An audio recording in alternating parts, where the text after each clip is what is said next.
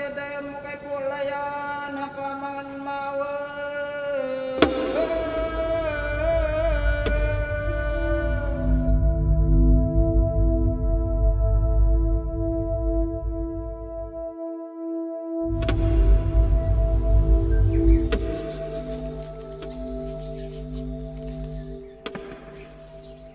Ate, nagay mo kung pinapanak. Kung nakakuha, panahan ka ta. Are, puso. Dito na mabiro-biro. Para kung ko ay mas labay ko itaan niya ipakahalili na. Liaud, manika pa ko malaka at trabaho. Taman maipana bandi. Tapag bira ko, may kita na. Tadi kita tamang bali.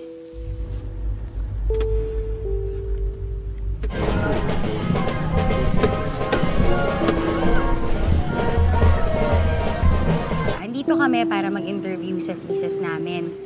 Rain, Thank you. Pinagay mo ng lahat, pero may kulang pa rin. Tapos hindi mo alam kung ano yung kulang na yun. Sana lahat ng lalaki kagaya mo, no? Salamat at nakilala kita.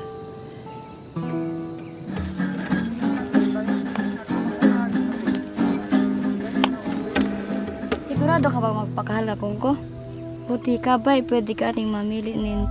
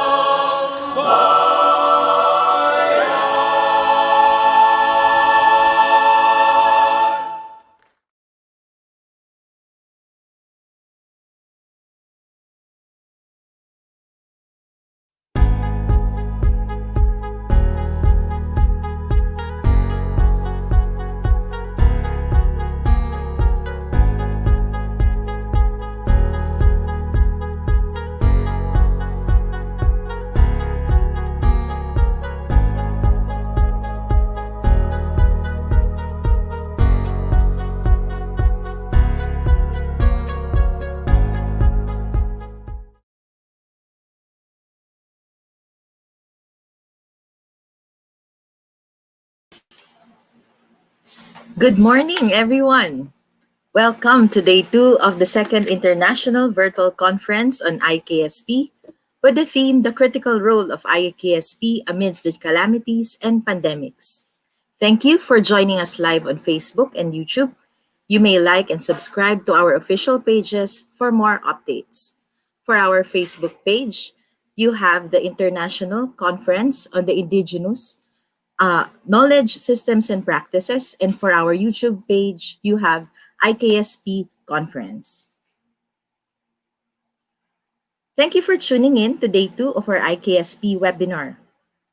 Please be reminded to refrain from flooding the chat box with unnecessary comments. And of course, don't forget to enjoy the program. You may also follow us on Instagram at IKSP Conference.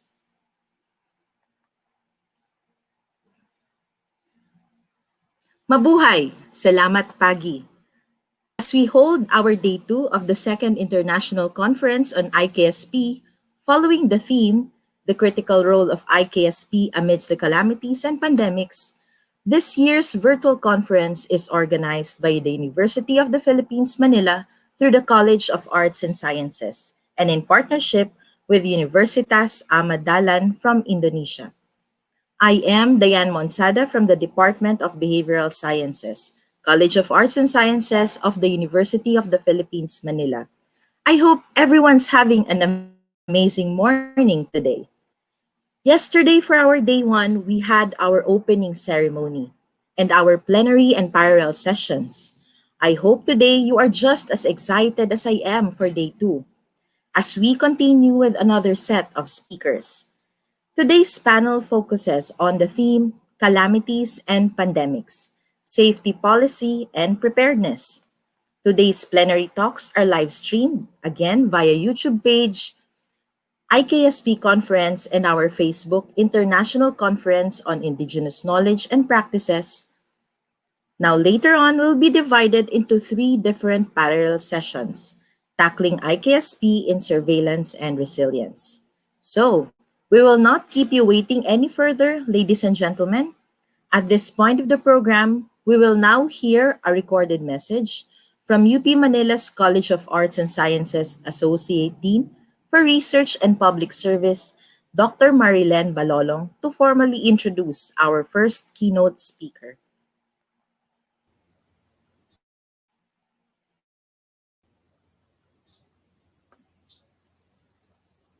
Good day, mabuhay. Today, I'm going to introduce to you our keynote speaker, Dr. Pons Benagen. He published works in various journals on sociocultural change, culture and development, indigenization of the social sciences, indigenous learning systems, indigenous peoples, biodiversity conservation, renewable energy, and ancestral domain economy. In addition to that, he published a handbook on capability building for sustainability for culture communities. This is through the UNDP GF, the Royal Netherlands Embassy Small Grants Program in 2004. And lastly, he co-edited the following: Sweden Cultivation in Asia, 3 volumes, UNESCO Bangkok, 1983, 1983, and 1985, Consulting the Spirits, Working with Nature, Sharing with Others, Indigenous Resource Management in the Philippines. This is Sentro para sa Ganap na Pamayanan, 1996. And Mapping the Earth, Mapping Life, an LRC KSK Friends of the Earth and Alternative Law Group, 2000. Friends, everyone, please help me in welcoming our keynote speaker, Dr. Pons Benagen.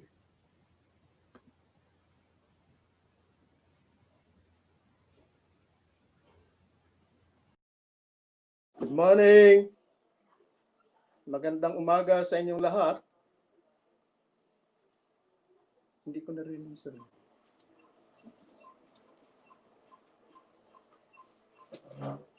Good morning!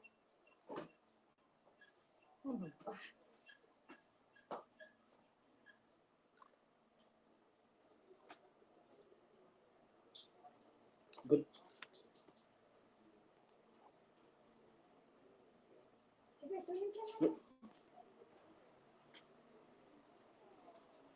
Magandang umaga sa inyong lahat na nandyan. Yung mga galing sa Indonesia, nasa Indonesia. At iba pa na nakikinig sa ngayon. Maraming salamat sa pag-imbita dito sa inyong international conference. At sana ay patuloy yung pagsulong natin ng IKSP para sa tuloy-tuloy na ginhawa ng tao at ng kapaligiran. A few things. One,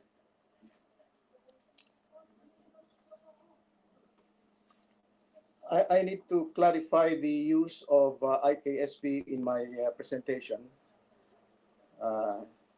Usually the reference to IKSP is those produced by so-called indigenous peoples that are legally recognized as in the Philippines. Because there are also indigenous peoples that are not legally recognized in the sense that those legally defined as indigenous peoples in the Philippines are those who have struggled for the right to self-determination, whose rights are already inscribed in the Philippine Constitution and a law, which is called the Indigenous Peoples' Rights Act. In other areas, there are also indigenous peoples by self-ascription and recognized by others who continue to struggle for the right to self-determination as distinct peoples. But there is a generic sense also of indigenous in terms of origin or birthplace, where they come from and where they live. And I shift in my usage of indigenous in these two categories. One, legally recognized, self-ascribed and recognized by others in their continuing struggles for their collective rights as distinct peoples. And then in its generic sense, as those being born in a certain place, living in a certain place. Okay, with that, I shall now begin with my presentation by referring to this diagram. Is it there? Could we flash the diagram? This one.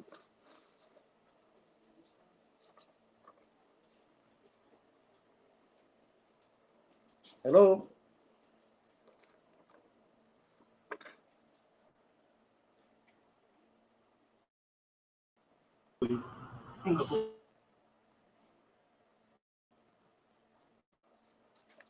Anyway, there you are. There you are. In the title of my paper, I asked the question of whether IKSPs can be sustained and upscaled for the health of people and planet Earth. As I said in my outline, my hopeful and tentative answer is that yes, as I will try to show in the examples that no, I don't think. Can you see this? Hello?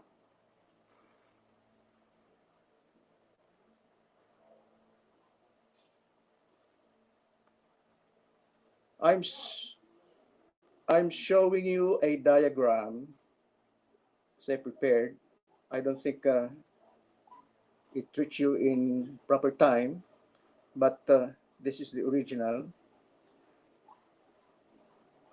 I indicate here the dynamism of KKK in Filipino, katutubong kaalaman at kakayahan, which when added to with other indigenous knowledge systems from other areas represented in the DKKK, dagdag kaalaman at kakayahan, become transformed into BKKK, bagong kaalaman, katutubong kaalaman at kakayahan. In other words, what I'm saying is that indigenous knowledge systems are not static, because there's a tendency to assume that it's out there and we have to look for them, which in a way is true because some of them have been suppressed, forgotten, or for one reason or another, not too visible to the outside observer. But within its own dynamics, there are changes taking place in response to changes in social relations amongst peoples and between peoples and the natural environment. But there are other sources of indigenous knowledge from other locales, other locations, other ecosystems. And in their interaction, they emerge as new ones, which I will discuss the following. Now, to explain why I said that I am optimistic that IKSPs for human and ecosystem well-being can be sustained. Let me draw examples from the Philippines, which is I'm more familiar with. But I wish to assure you that in a brief internet search, there are other areas where this dynamism is taking place amongst indigenous peoples, local communities, international organizations, and other state. And surprisingly, even including private corporations, as I hope to show in my paper. In my attempt to find out, discover, as it were, or identify the sources of the dynamism of indigenous knowledge systems and practices, I also have in mind the idea of trying to look underneath the surface observations into underlying principles and which people build in order to respond to ever-changing social relations as well as relationships with the environment. And I do it at two levels, three levels: the local community, the national community, and the global community. One, I will cite specific examples, although there are other examples. My first example is that of the Tedoray and Lambangian indigenous communities in Maguindanao, which is part of the Bangsamoro Autonomous Regional Government in southern Philippines. In the Tedoray and Lambangian community, they have had memories of kind of infectious disease called dulet. And in their protocols, in their responses to the pandemic, there's a striking similarity in terms of prevention of transmission and in terms of healing and even treatment with what we have now as so-called minimum health protocols and standards, with the possible exception that they didn't have masks then. In any case, they did manage to communicate by rising up to higher grounds and communicate with their neighbors. But there's an interesting difference in terms of implementation. As we all know, there are differences between communities and even governments in terms of the willingness or resistance of peoples to go through the minimum protocols and standards. The Tedoray Lambangian insist that they do follow their own minimum standards and health protocols simply through self-discipline without benefit of external coercive force like the police. They don't need police to implement these health protocols. What is interesting in the Tedoray and Lambangian case is that they attribute the pandemic to the disruption of the harmonious relationship or the cooperative relationship between peoples in their community and between the community and the natural environment. And for me, that's very interesting because there is also a growing recognition that indeed these zoonotic diseases can be attributed to the disruption of the functional relations between peoples and the environment, especially with the advent of massive extractive industries leading to deforestation, which disturb the normal habitats of human beings, as well as those sources of parasites. For me, that is an important consideration in terms of upscaling the principle that there is indeed a direct relationship between pandemics and the disruption of human nature relationships, human and nature relationships. This is usually forgotten, given the immensity of the challenges that we are currently facing. Now, with this kind of understanding of the infectious disease and the pandemic, they have revived, they have intensified a system of livelihood management, which is called Sulagan, which integrates biodiversity conservation as well as sustainable livelihood concerns. Underpinned by, of course, this whole idea of, as we expressed in one book, because of the sacredness of the land, they have sanctioned their practices ritually.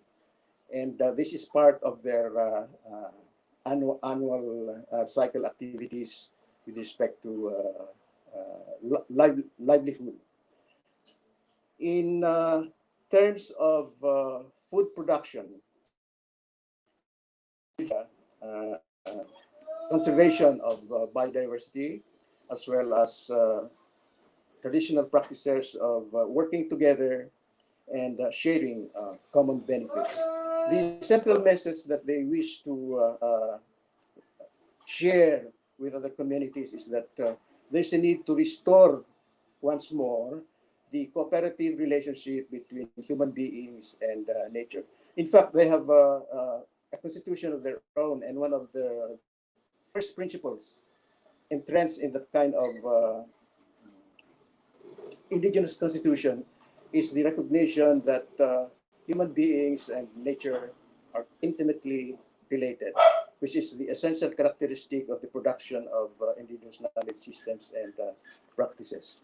Incidentally, let me know when my time is up, because this can be endless. My second illustration would be the elaboration, the use and the elaboration of a concept of work exchange groups, voluntary in its very nature, but meant for achieving mutual benefits, that is to say, the common good. I've done work on this, and I've presented some of my findings when I was still with the university in some academic symposium. And I recall that one of my first graduate papers in economic anthropology was on work exchange groups, traditional practices of local communities and even urban communities. It's called in Filipino language, bayanihan, with the base word bayani, meaning hero. So it's kind of, let's be heroes together. Okay. One illustration that is very recent is a local urban community here in Quezon City, within Metro Manila. Gulay-nihan, they call it, which is composed of gulay, meaning vegetables, and then nihan, coming from bayanihan. It is a recently established collective vegetable project in an urban community, which applies the organizing concept, bayanihan, to help sustain household food. So there's sharing of work and sharing of produce. The whole idea here is working together. Another is coming from, surprisingly, the corporate business. Although they do this every time, some private corporations have what they call social responsibility departments in an attempt to share some of the resources, services with local communities, particularly in times of calamities, in times of disaster. But what is interesting in one radio TV network, GMA, is the conscious use of bayanihan. For instance, they say, magbayanihan tayo at labanan natin ang COVID-19, mga kapuso. It's very interesting as a marketing strategy, the way that they elaborate on indigenous concepts and a kind of invented sociality, which they utilize in terms of attracting attention and getting a consistent consumer-producer relationship, kapuso. So let me translate that. Magbayanihan tayo at labanan natin ang COVID-19, mga kapuso. For our Indonesian friends, that means let's go bayanihan to fight COVID-19 fellow kapuso. When you say fellow kapuso, you mean we of the same heart.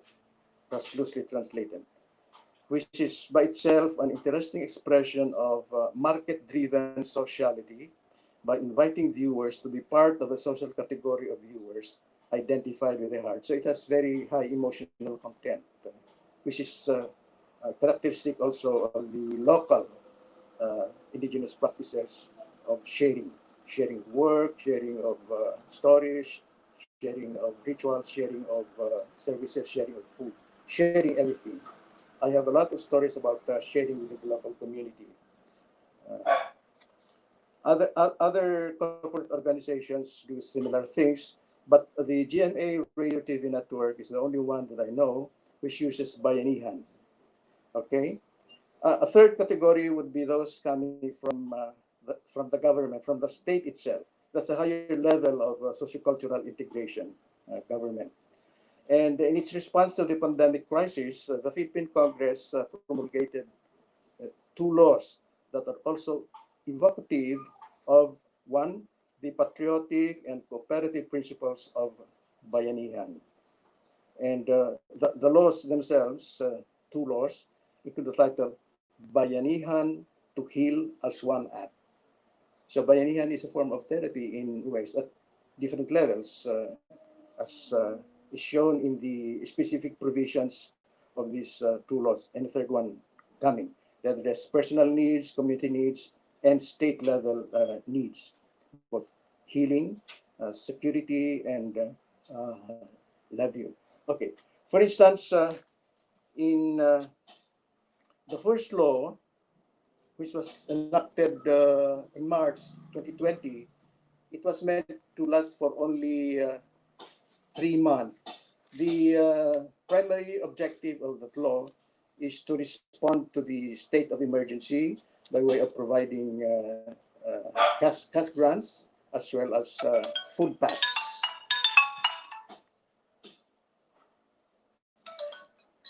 Anyway, technical intervention. Anyway, in the second law is an attempt to go beyond just the emergency responses or providing cash grants and other supportive goods and services. It attempts now to provide means to recover from the crisis, particularly in terms of the economy at different levels, again, local and national.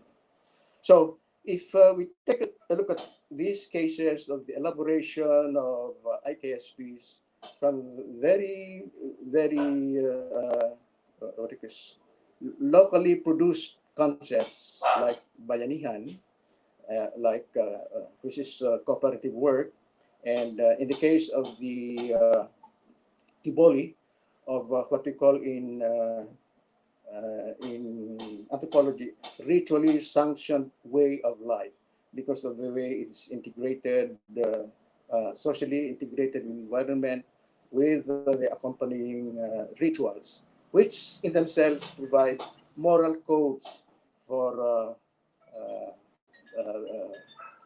practitioners in terms of keeping the practices of sharing, of working together, and in recognition of the idea that land is sacred and that land is life. This is, I think, an important message that the indigenous peoples are sending to us. In a certain way, this combination of practices, including those rituals, are amplified already in the attempts of larger sociocultural integrations, such as the nation state and the global order.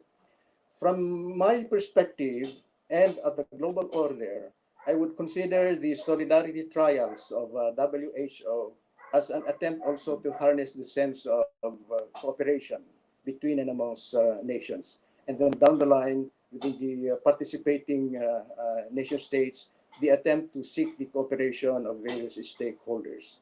So the key principle here is to really to solidify, to bring together, to unite.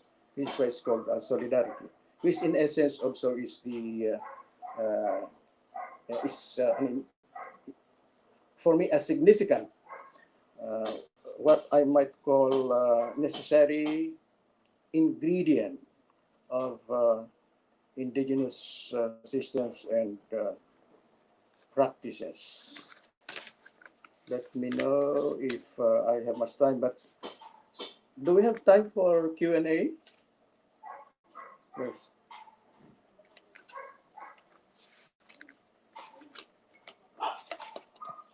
Let me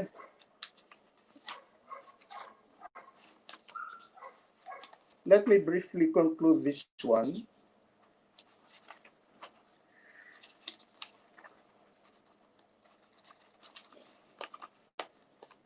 Uh, so we don't get lost in the proliferation of data. Let me just read my concluding remarks. By way of a conclusion, the answer to the question of sustainability and upscaling is a tentative yes, but it is a hopeful yes based on experience and the unlimited human capacity to learn and to act. For now, it is incumbent upon us all to continue learning lessons from enduring IKSPs and continue to adapt these to meet challenges that continue to confront humankind and its home planet. And as we do this, let us listen to and heed the call of the leader of the Teduray of Maguindanao.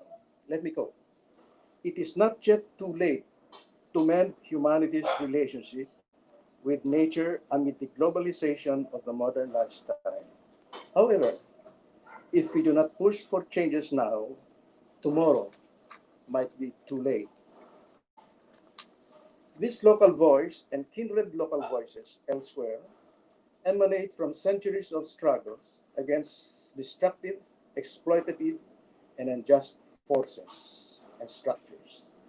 In a very real sense, these voices represent dynamic hopes, with emphasis on the dynamic hopes.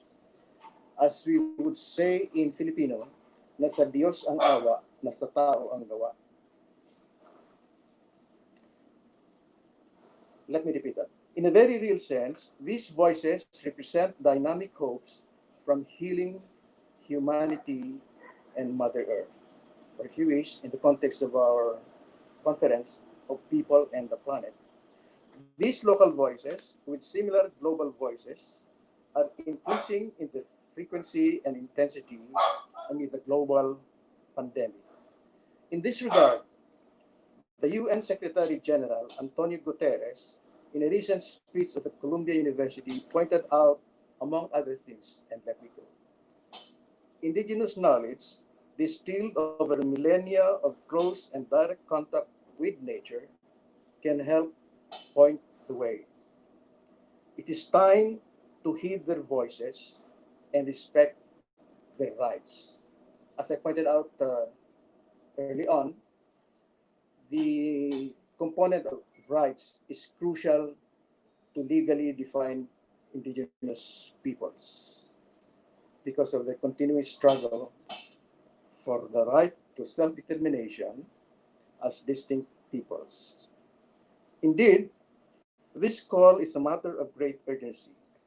But let me add that the recognition of IKSP role in local and global or planetary health equally applies to other local communities.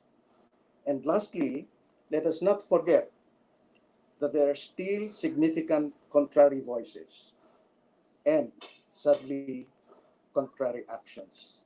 In the current context of complexity and confusion, in my own vocabulary, indigenous vocabulary, I call this state of kalibugan, which means in ethnography and in the dictionary, state of complexity and confusion, but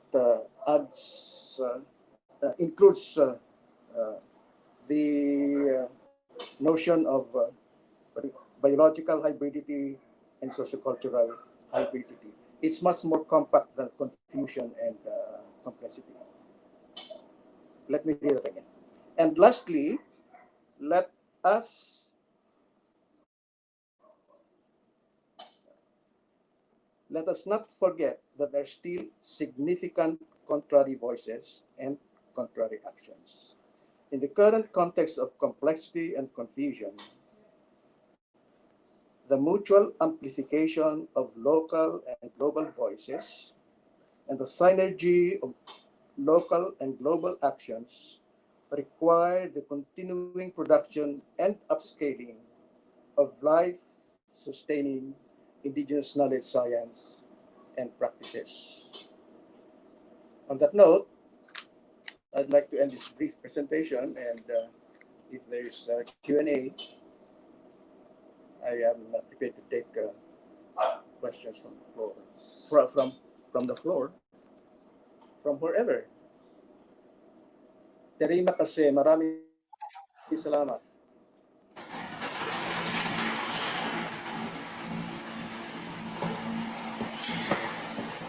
Thank you very much, Prof. Benagen.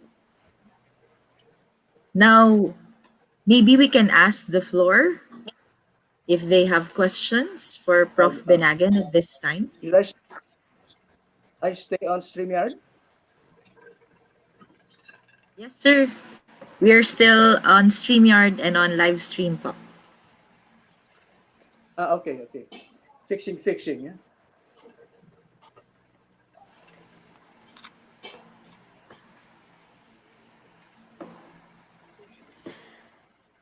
Good morning, Doc J. Dalet. Hi, Doc good J will also morning. be Good joining morning, us. Diane. Good morning, Sir Pons.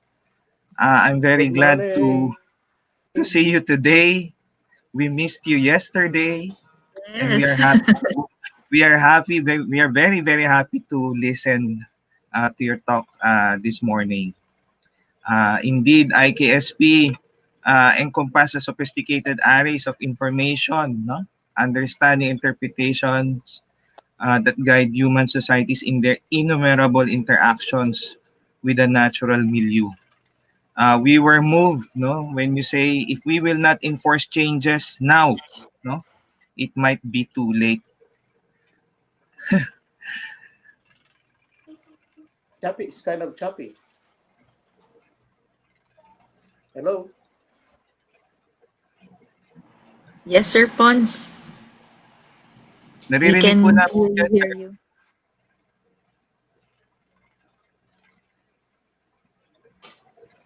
It's choppy.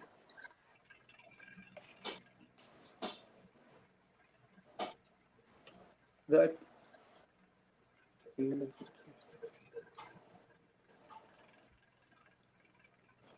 Sir Pons, are we clear to you?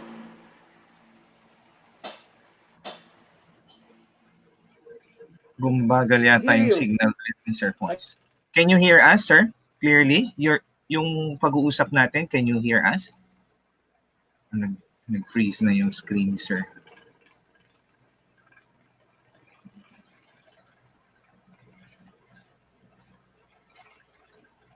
Okay, so maybe we can... Okay, let's read some comments for the meantime. All right, so from Herlina with Diana, happy to see you all in a day of second IKSP International Conference. We will live from, I think we are live from Universitas Ahmad Dahlan, Yogyakarta, Indonesia. So good morning. Good morning, Herlina and family. Okay, from Whoops Carey. Okay, good morning, watching from Romblon State University, Philippines. Ayan. We love you too. Heart, heart. Heart. Sir, kaya mo yan. Okay, from Devi Damayanti. Assalamualaikum. Good morning. Good morning. Okay, so I'm actually checking on our messages if we have a question here. So far, what we have a Assalamualaikum. comment. Sir Pons with us again.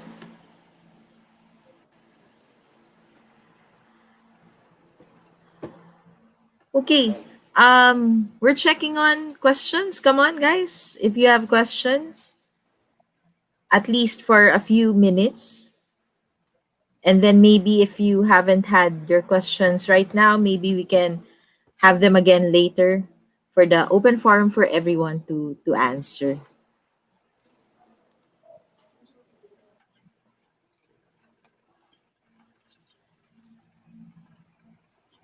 Okay, it says here the answer to the question of sustainability and upscaling is a tentative yes. So for now, it is incumbent upon us all to continue learning lessons from enduring IKSP and continue to adapt these to meet challenges that continue to confront humankind and its home planet. Um, when I was actually looking at, I think, looking at the programs that the government is implementing, how do you think, how is it that the IKSP or our indigenous communities are actually being considered in the process of developing the programs to respond to COVID-19? As one of the things that struck me during Prof. Benagen's talk has something to do about the direct relationship between pandemics and human nature relationship. I'm pretty sure that we want the interventions to reflect IKSP practices, but as an initial move, probably yes. There's the Bayanihan Act.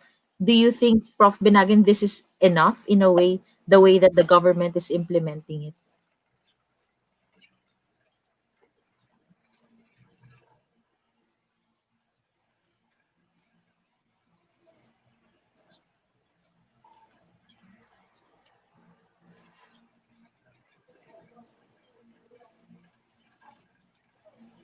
Sir Pons?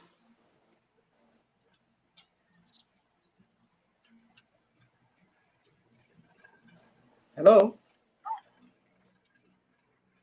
Saying. Sir?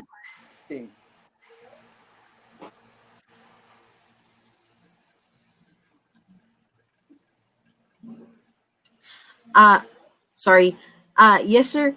I was thinking with your points earlier that there is a direct relationship between pandemics and human nature relationship with the Bayanihan Act that is being implemented and is being developed Can, over time. maybe you can just.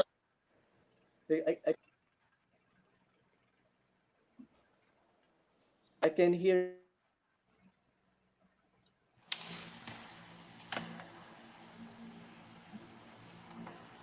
I think we're having some difficulties. I will just chat Prof. Pons the question and maybe he can respond to us later.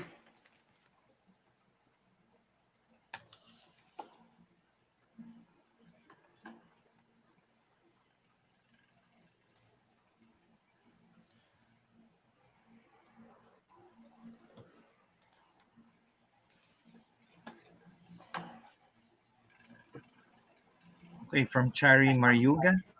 Okay, she's greeting us. Good morning from Romblon State University, Philippines. Hi, Chari.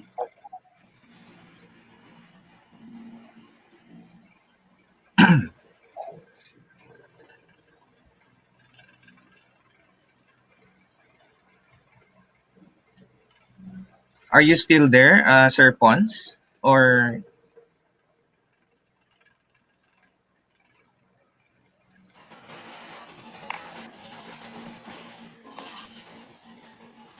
Stage.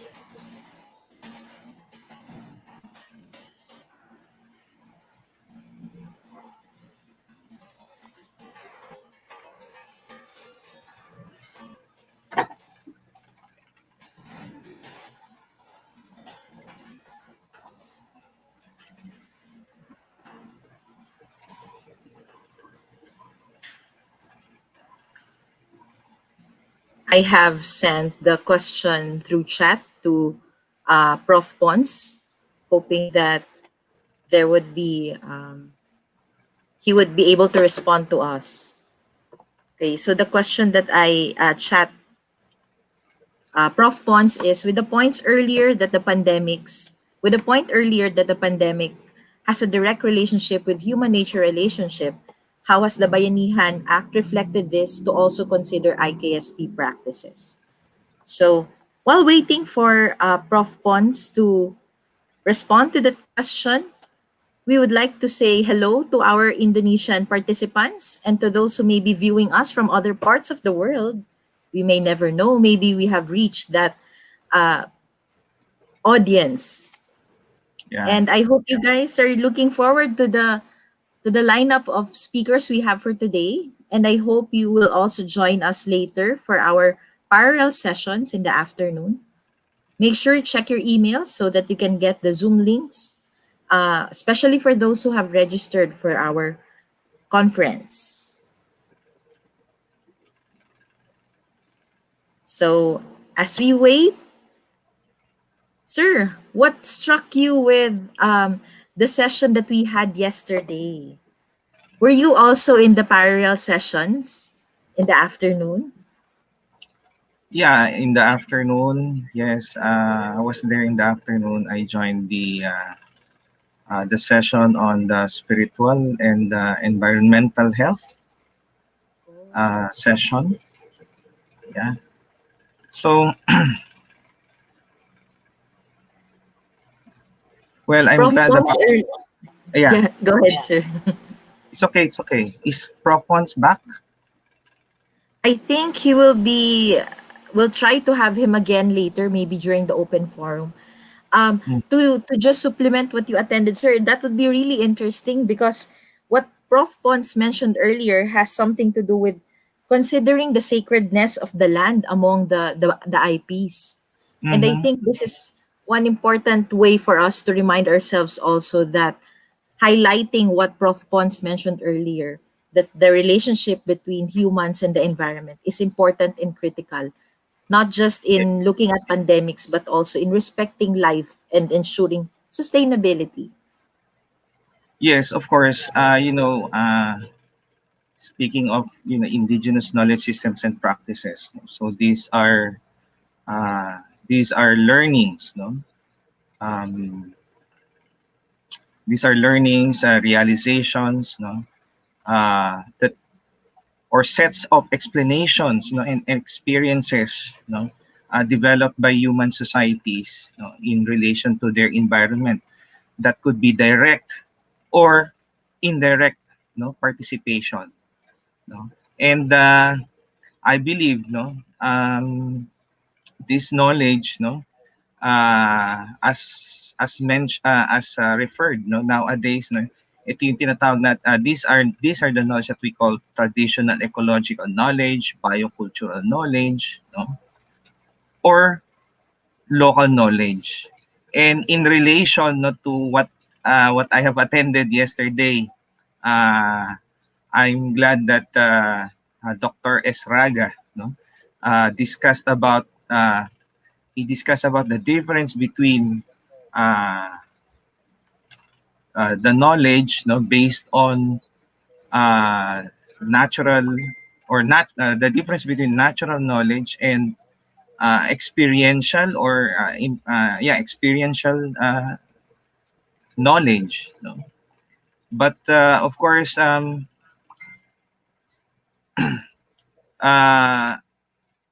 indigenous knowledge is based on several perspectives, no. uh, it's holistic, no, and integrative. Okay, so this knowledge, no, has provided our indigenous peoples, no, the broad understanding on how to live, no, sustainably, no, in unison or in union, no, with their environment. So as I mentioned earlier, no, when I reacted to Prof. Benagen's Prof. Benargen's talk, no, this knowledge, no, has became the basis, no, for agriculture, no, food preparation, healthcare, education, conservation, and the wide range of other activities that sustain societies in many parts of the world. So, Yes, uh, in fact, Doc it J, is, when we, it, I it is, sorry. sorry, actually, uh, it is actually grounded, no, grounded on culture, norms, and values, no, of the indigenous peoples, which is entirely different from, no, it is not necessarily based, no, it is not necessarily based on science. Yeah. In fact, Doc uh, J, I'm really looking forward because yesterday I attended the psychosocial and mental health, and I heard our next speaker has something to share about that. And there is also something about their policies in the government. So, mhm. Doc J, maybe let's look at our next speaker. Yeah, sure. Okay, I think it, Okay, it will be so our interesting. next speaker is the Vice Mayor of Yogyakarta City. He is also a consultant in media politics and branding. In 2017, he was a lecturer at Akindo, and he used to be a journalist in several media. So, friends, let's welcome our first plenary speaker, Doctors Hiro Parwadi. Good morning.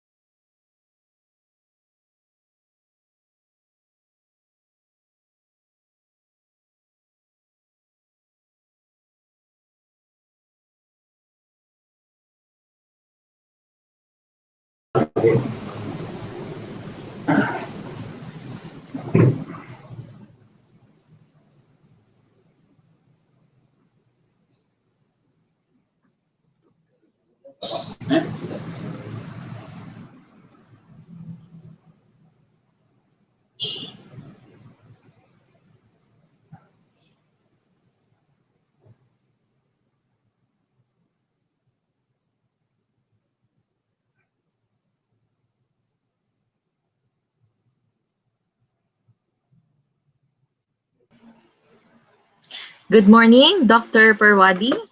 Yeah, good morning. Yes. Good morning. Yes, you may now begin your talk. Thank you. Oh, we beginning. Okay. Thank you, ladies and gentlemen, all speakers and participants of today's second plenary. I hope slide-nya tolong di. Ya,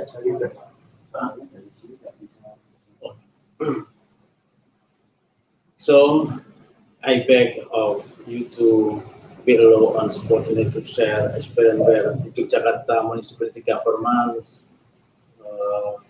handled the COVID case, which was also experienced by all countries and people.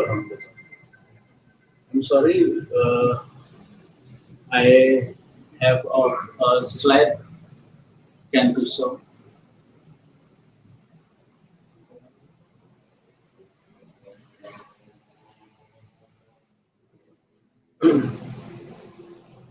During this pandemic, I think that every government has a duty of overcome the spread of the viruses of 19 and is also tasked with building economic recovery in their respective city and countries. Both are tasks that are not easy, and there need to be cooperation and togetherness to overcome them. The first thing I need to say is that Yogyakarta is the municipality of education and tourism. There are 300,000 students in 116 colleges in the city, which is the source of community economy. Community economy move to serve meal and housing needs of students. So when online learning is carried out and students return to their original hometown, the people income immediately decreases. As a tourist city during this pandemic,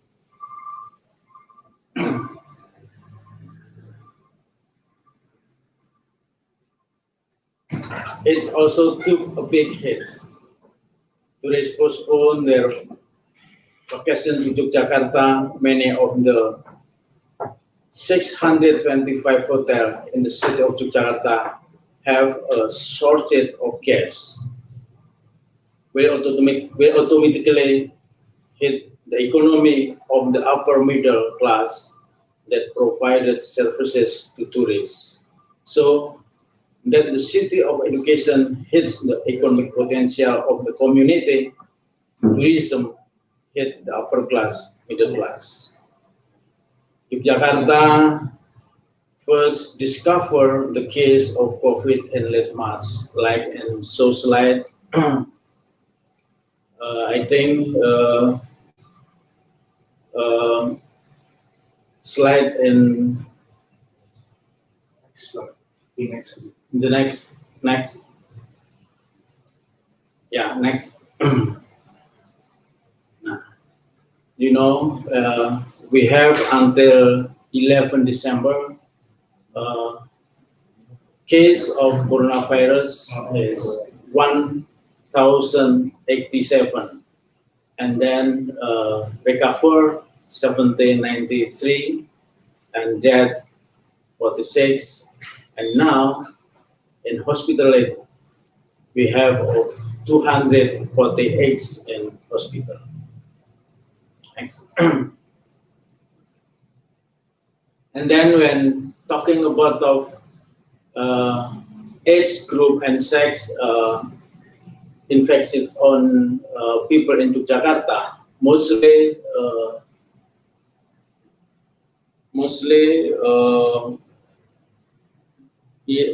20 until of 70 age infection, and then balance or male and female. Male, I think, talking about of 47%, and female is 53%. And then when talking about of death case, I think mostly, next slide. Mostly case by age of elderly, 50 until 80 years. And then when talking about of causes of the people in Yogyakarta death, next. Yes. Mostly is high blood or hypertension, and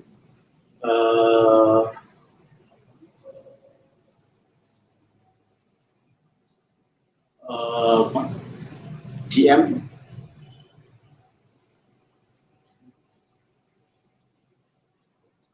Is gula darah. Next.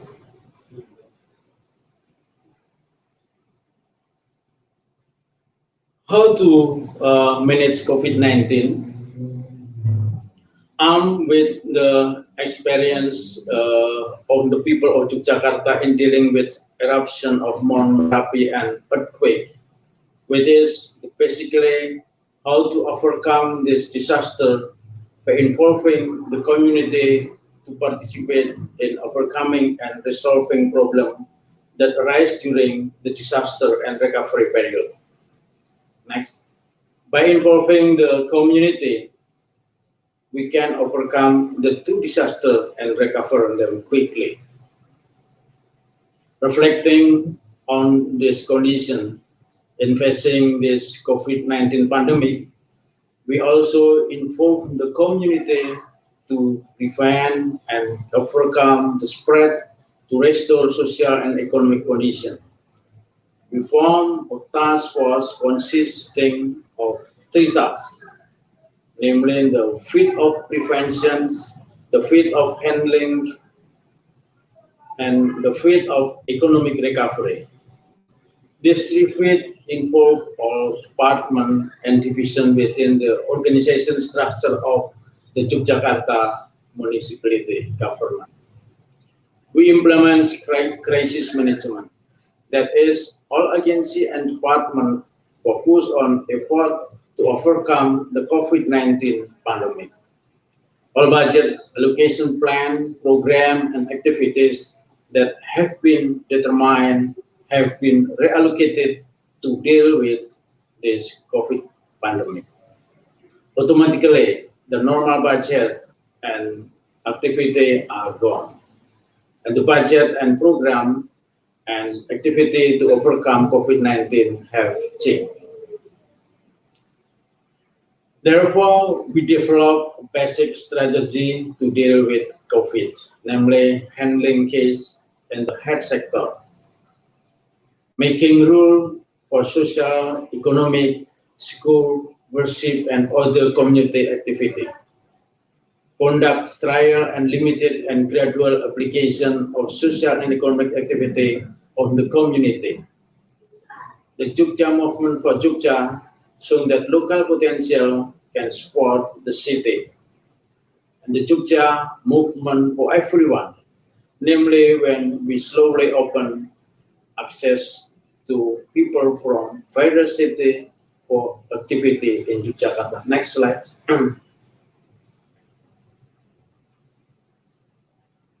Furthermore, we formed a COVID-19 task force for the city of Yogyakarta with 3 task areas, namely of prevention, management, and economic recovery sector.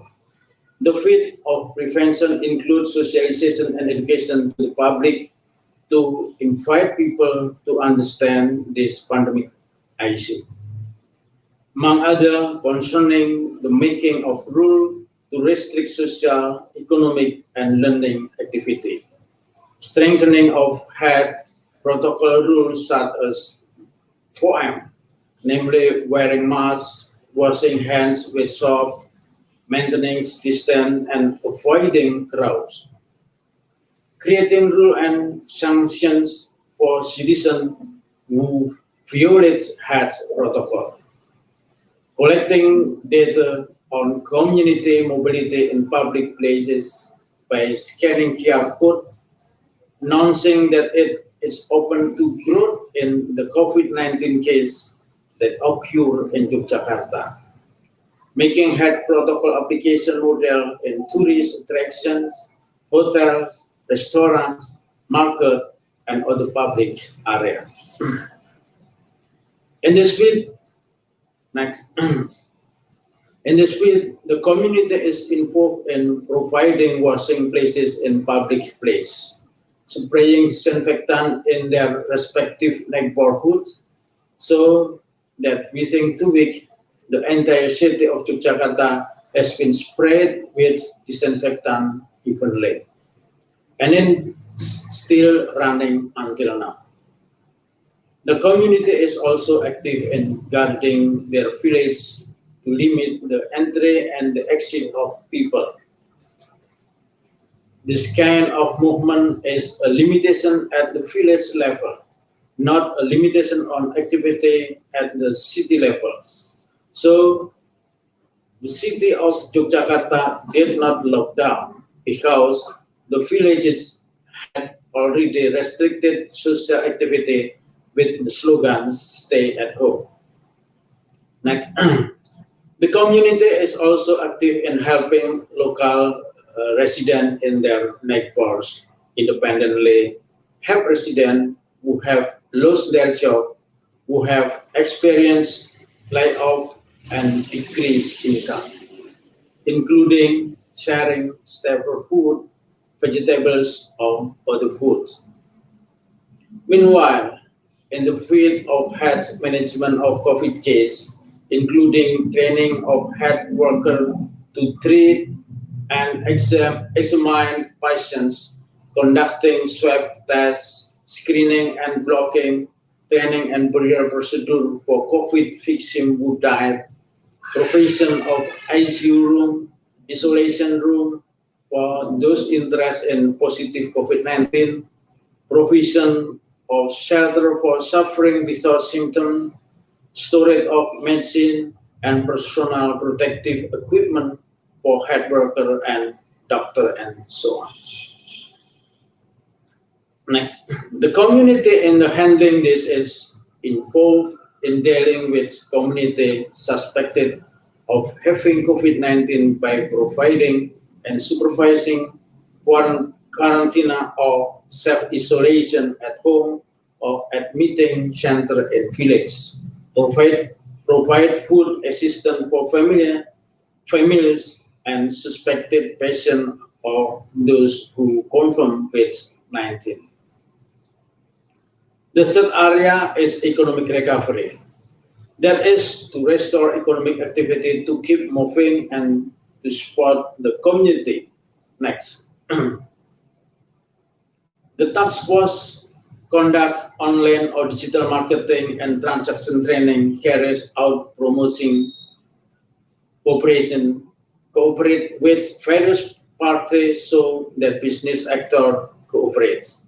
So the traditional market in the city of Yogyakarta can serve online transactions in collaboration with motorbikes, provide cashback for postage, do promotion at supermarket and mall in Yogyakarta for 9 months or 6-month online promotion. 5. The economic with tourism for local resident and resident from other city.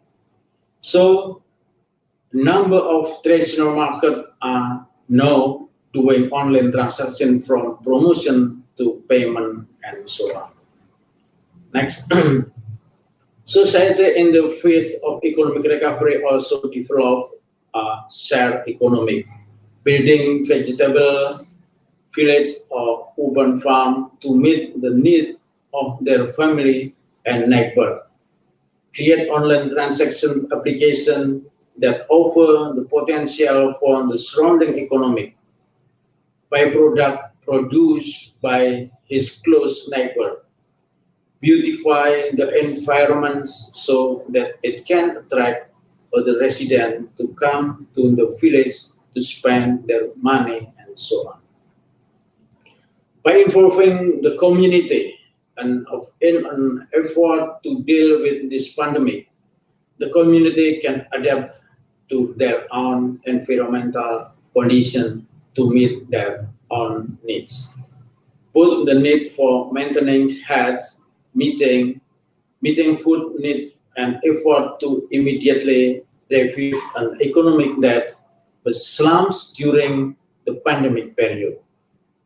With the Jogja for Jogja movement, namely maximizing how local residents can support their own city, has helped the economy of the city of Jogja as a city education and tourism.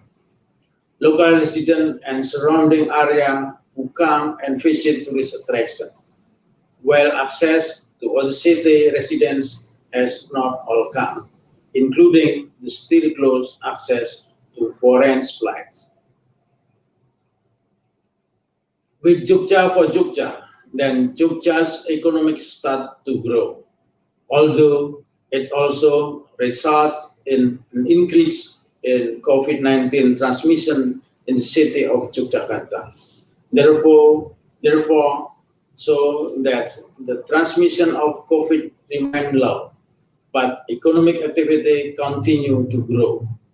Together with all party created an atmosphere that Yogyakarta is a city where health protocol are carried out seriously, which hopefully can be in line with better health.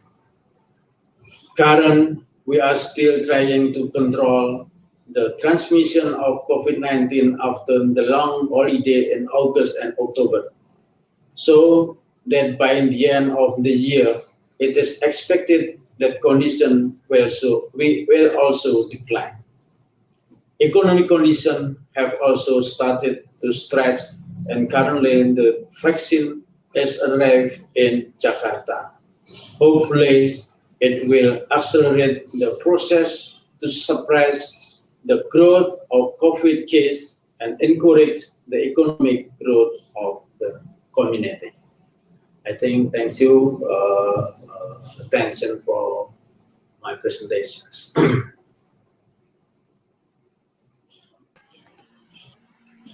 Thank you very much, Dr. Spurwadi, for your sharing on how your government is actually responding to COVID-19.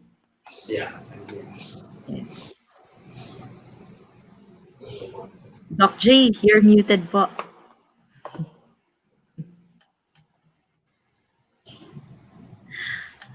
Sorry, let me continue. Okay, thank you, sir, for sharing with us. Yeah, how your government identifies ways and means of sustaining your people's well-being and focusing its importance, no, particularly to a range of stakeholders, no, both within the context of work and beyond. Okay, thank you. Welcome. Thank you very much. Now, we once again would like to thank Dr. Hiro Perwadi for his time. We were very much honored to have him with us. Unfortunately, he cannot stay, so we will now proceed to the next speaker, who will also be giving a keynote address. Our second keynote speaker is the president of the Philippine Indigenous Peoples Community, Conserved Territories and Areas Consortium, or the Philippine IKA Consortium, or Bukluran para sa Pangangalaga ng Kalikasan ng Pilipinas, or the Bukluran Incorporated. Let's give a warm welcome to Mr. Giovanni Reyes.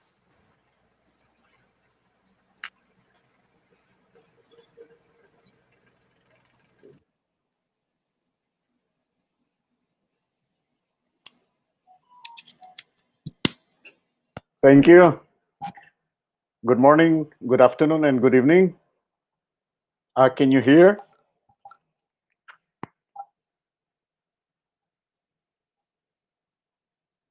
Can you hear? Yes, we hear you. Okay. Thank you. Okay, sige. Thank you. It's nice to be back to at UP Manila. I was there in 1987, having studied development studies under Professor. Wala na, nakalimutan ko na.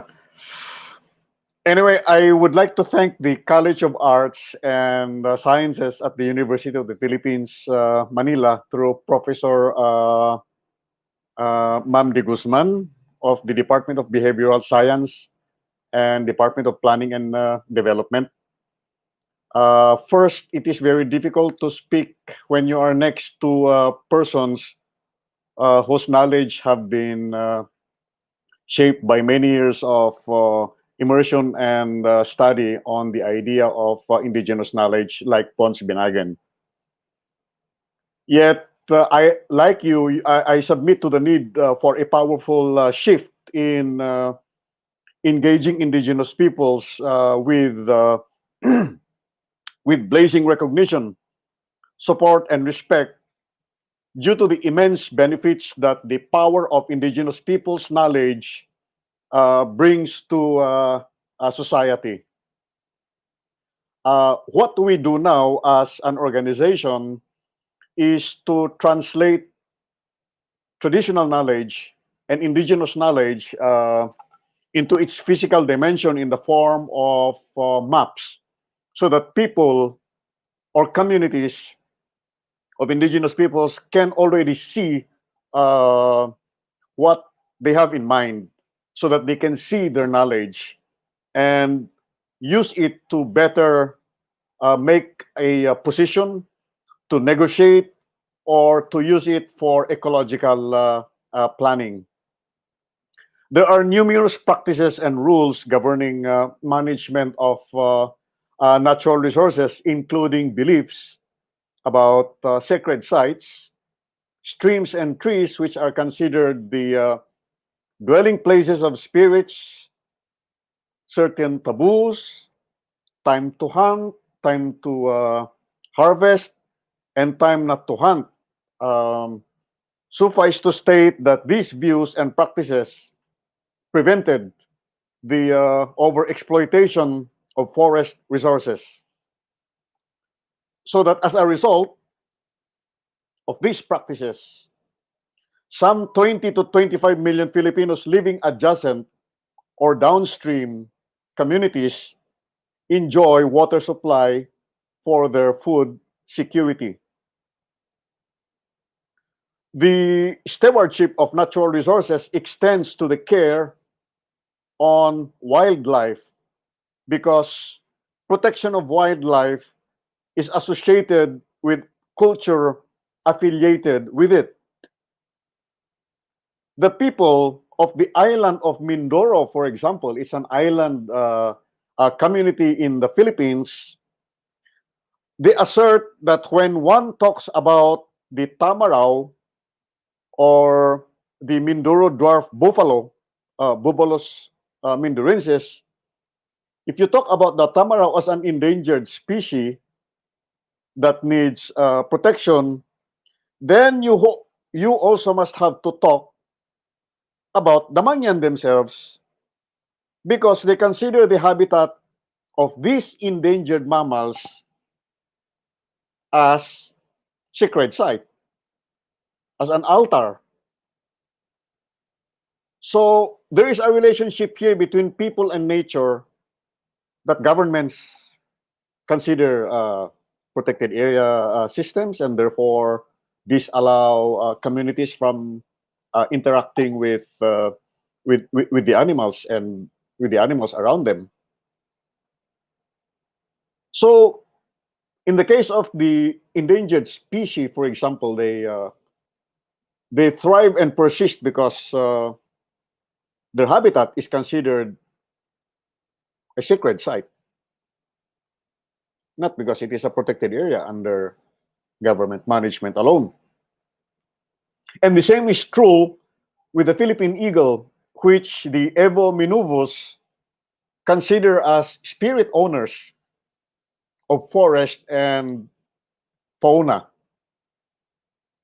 The eagle here is not seen by the Evo Minuvu as a monkey-eating eagle, that romanticized view of the eagle, but it is treated as a resource owner.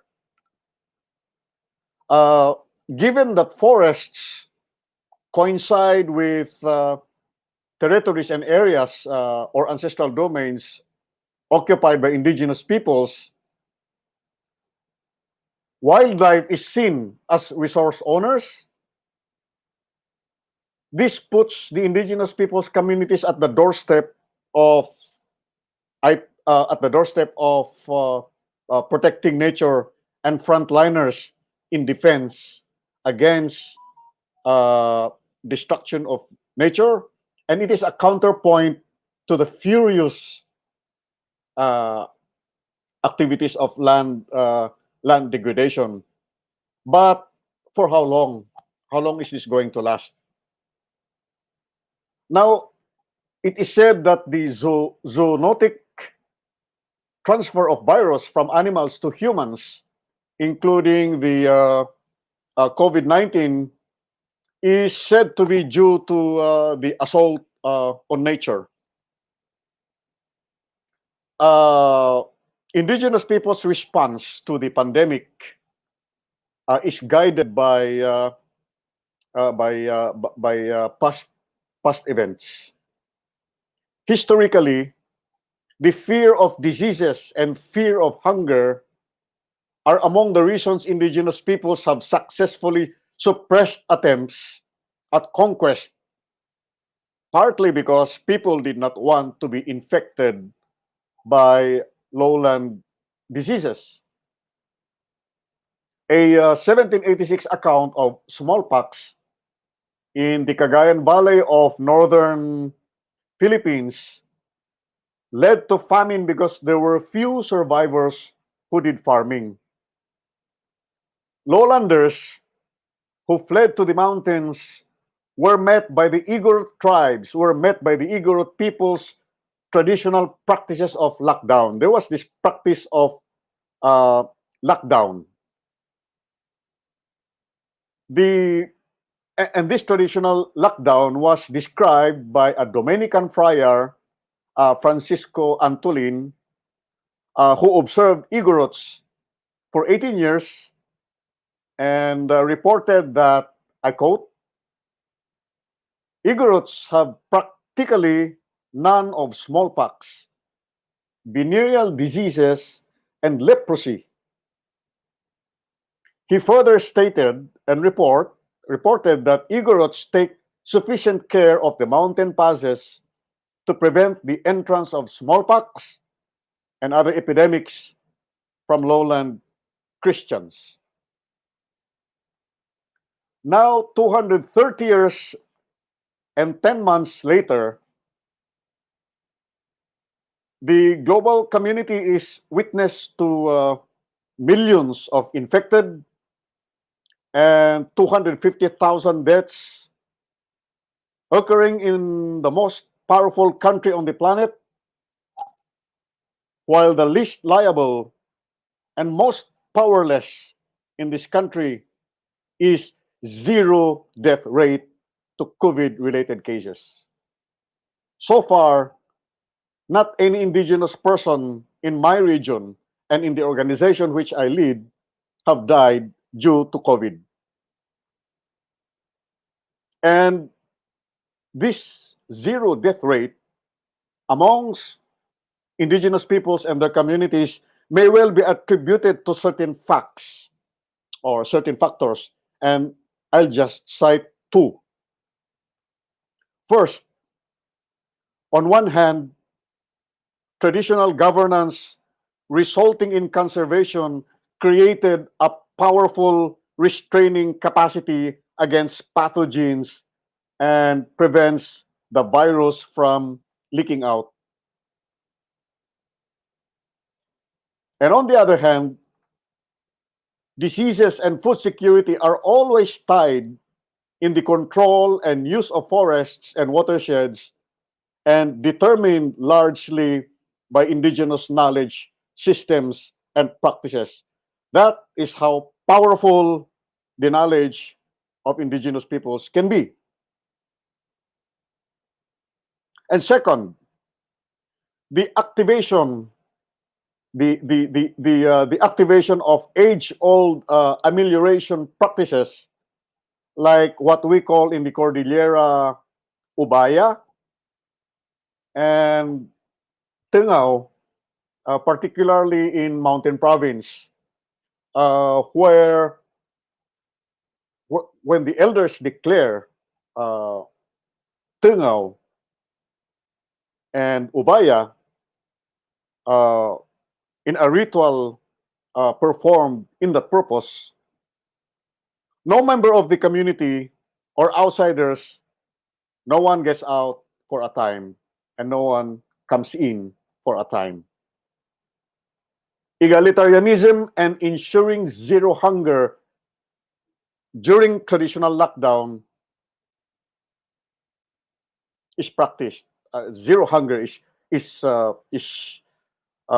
prevented due to the indigenous rule of inayan. It's a Kankanaoy Igorot term to mean admonition to do no harm. Therefore, when you say inayan di mauwat, or it's taboo that amongst us goes hungry. Inayan. So during pandemics, during disasters, during calamities, among the Igorots and among indigenous peoples, inayan di mauwat. It's taboo to suffer or experience hunger. The other is, there is this, what we call agamang. It looks like a hut, wooden hut, made of wood. It's a rice granary rice granary as food storage to ensure food supply. The idea of an agamang is that the rice eaten now is last year's supply, while the new harvest or the present harvest is next year's food supply. That is the function of agamang as traditionally practiced for many generations, and that has been reactivated during the pandemic. There are similar techniques, including staying away from homes and out into the fields to till the farm and go home only to bring the harvest. May I end by saying that traditional knowledge is indeed a power. Who was it that said knowledge is power? But in this case, how are indigenous peoples using this power? International findings reported that areas governed under traditional knowledge have higher biodiversity levels compared to formal protected area systems managed by governments alone. Conversely, deforestation is higher in areas declared by governments as strictly protected compared to traditionally conserved areas. Also, another latest finding is that traditional knowledge has led the Intergovernmental Science Policy Platform on Biodiversity and Ecosystems Services, or IPBES, to report that indigenous peoples are often better placed than scientists to provide detailed information on environmental change. And finally, the failed Aichi targets is ascribed on governments not understanding the scale of the challenge faced by the natural world, as reported by the UN Convention on Biodiversity's Deputy Executive Secretary. Any ambitious global targets to protect the environment and counter global pandemics in the next decade will not be possible without the leadership of indigenous peoples and local communities. Because after all, 80% of the planet's biodiversity are located within traditional territories of indigenous peoples, in the same way as the only remaining forests in this country, 6.5 million hectares of them, are located in indigenous peoples' territories. Thank you very much. Thank you very much for your talk, Mr. Giovanni Reyes. In fact, nakakatuwa. It's nice to, sorry, I can speak pala in Filipino. We have international audience with us. Uh, I was actually made to reflect again because it's a reality that, as Prof. Benagin also mentioned earlier, how the nature and humans have this relationship, and that deviating and say putting on in Tagalog lamat no dun sa relasyon in that relationship can actually create the pandemic or that those illnesses. And it made me it reminded me, it struck me the inayang and agamang, because when I heard that as you were explaining it, it was like they already know what to do when they are encountering, say, this pandemic. And I was thinking, was the government even open enough to consider it, think about it, and then take note of it and how it can be integrated on how would address we would address this pandemic.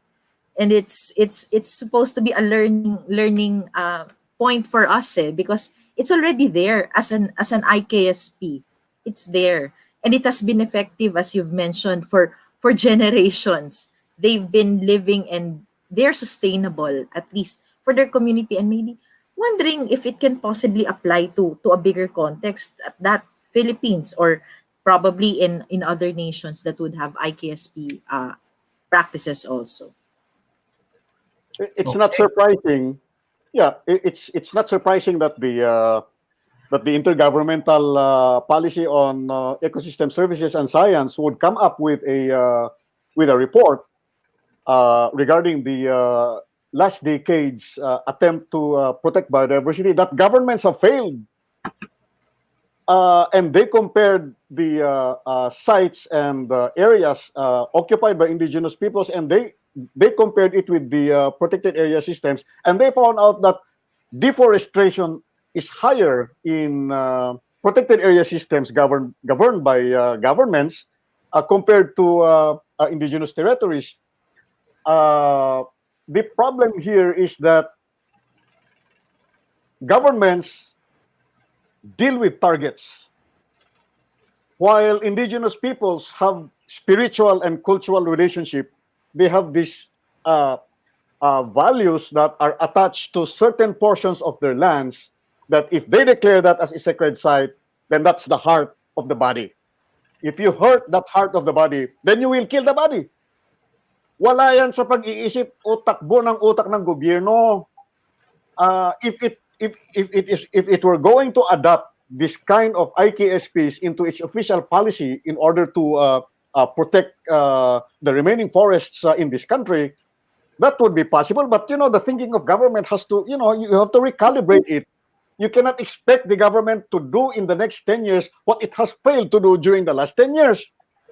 Ang laki-laki ng pondo ng ginastos niya compared to yung mga IP communities na walang pondo, they were able to retain the remaining forests in this country. So yun yung parang problema natin dyan. So what we do now is to merge scientific methods of analysis with indigenous knowledge, so that what we do now is for IPs to translate their traditional knowledge into its physical dimension in the form of maps. So yung nakikita nila doon sa kaisipan na sacred sites, watersheds, hunting grounds, it translate nila yun into a map so that they will position themselves in a better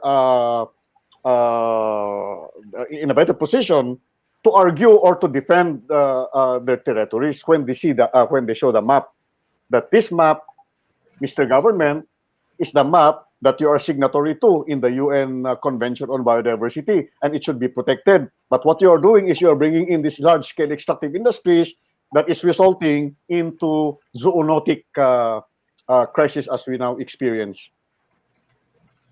Thank you very much, Mr. Reyes. Very well said.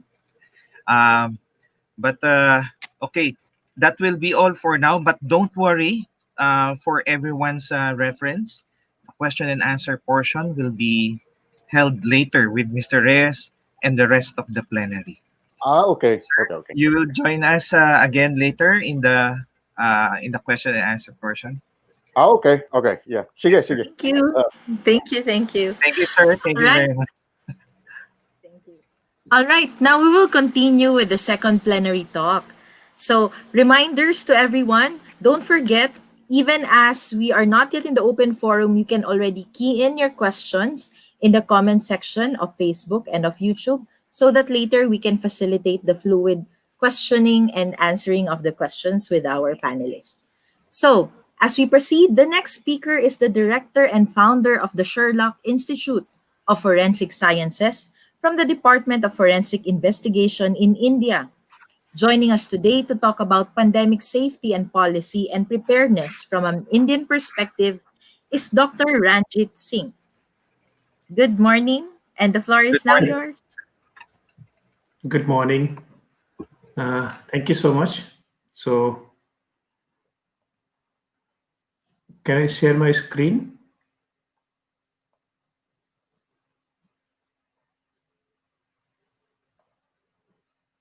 Yes, sir. Hold on. Let me pull up your presentation. Okay. So, I must congratulate the university for conducting the second international online conference. And I delighted to be a part of this conference.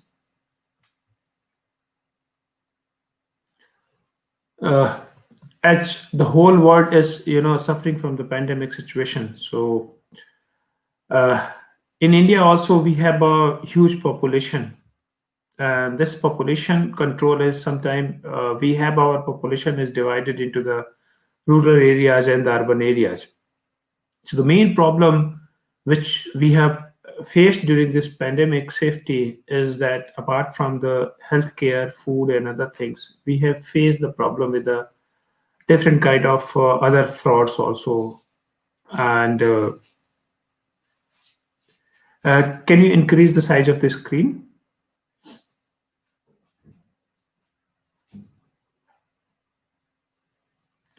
So by this, I request and I must congratulate all the organizer of this conference for taking out the issue and for discussing the pandemic safety policy and preparedness. I'm going to discuss about that Indian perspective, what we have, our government have done in India, and how we have recovered more than 95% people in our country with this COVID-19 effect, because we are in a, if affected numbers is considered, we are in number 2 in the world, and as it has a land area of 3.3 million square meter. India is a huge land area country and the overpopulated country also. So we have a 28 states, 8 union territories, and with a population of 1.36 billion, account of 2.4% of the world surface area, sustaining and 17.7% of the world population. In 28 states, we have a weather variation also. That is a one major change, as discussed by the many people who are in a pandemic expertise, and they know that weather sometimes they have said that weather is also an important role for spreading of this pandemic. So in India, we have a different weather zones. Like in the South India, we have a different weather zones. In the North India, we have a different weather zones. In Central, we have a different weather zones. So that is the one problem which is very huge faced by our country, because it was started in last March. A pandemic in our country started in last March 2020, and we started with the lockdown. So considering the land area of 3.3 million square meters, uh, India, we have a healthcare workers and healthcare workers facility. As I discussed, that our population is huge. This in huge population, we have faced that issues of many other things. So in this we have faced the issue with this land area, apart from this weather condition and also the healthcare force in the facility. So as far as the healthcare facility is considered, so we have around 2.2 million healthcares in our country, and with this with this healthcare facilities, we have around 27,000 plus public hospitals, plus 43,000 plus private hospitals, and with the facility of 0.7 million public beds and 1.1 million in the private beds. So initial we were not prepared for such kind of pandemic. So ventilator and other things arranged by the government and the central government and the state governments. By this, we helped, and as I shown in the graph, healthcare. So you can see that the percentage of the healthcare workers, like in allopathic doctors, Ayurvedic doctor, homeopathic, Unani, dental, nurses, pharmacists, and traditional. So all the health workers was employed in the different sectors by our government, and they have helped a lot to recover the patients from the different kind of effect of this COVID-19. So also, as I discussed, we have a 28 states and the 8 union territories. So in the next slide, you can see that how that we our hospitals and beds are prepared for this type of condition. So as a more populated states have the more beds, and government accordingly they given a more concentration on the other on that particular states. Like you can see that Uttar Pradesh, Karnataka, Maharashtra, Tamil Nadu, West Bengal, Telangana, Kerala, Rajasthan, Andhra Pradesh, Madhya Pradesh, Gujarat, Punjab, Delhi. So Delhi, as we have a less number of beds in Delhi, but here even in the world news you have heard that Delhi is highly affected. Maharashtra is also highly affected. Mumbai is highly affected by this pandemic. So government they tried their best to arrange the maximum beds so that we can be more and more death. Less and less death, and recovery is more and more. So that we can see that we have in our country we have recovered more than 95% people. So what, as we all know, that COVID-19 novel coronavirus was started from this November 2019 from the Wuhan, and got implemented in the preventive measures by the different districts and different countries. They have a significant in our country. We have a significant investment of around 15,000 crores for a response and the preparedness team, where they have created different parameters for this public safety and the recovery, and more. Many government offices now working, but not with the full force. But we have start working here in country with a strict surveillance and the measure of the social distancing. Schools are still closed, and many few colleges started from the November 23rd in our country. So we government is more focused on strengthening the healthcare systems. They are preparing more and more beds, more and more hospitals, ventilators. They are trying more and more with the help of several other non-government organizations also, so that they can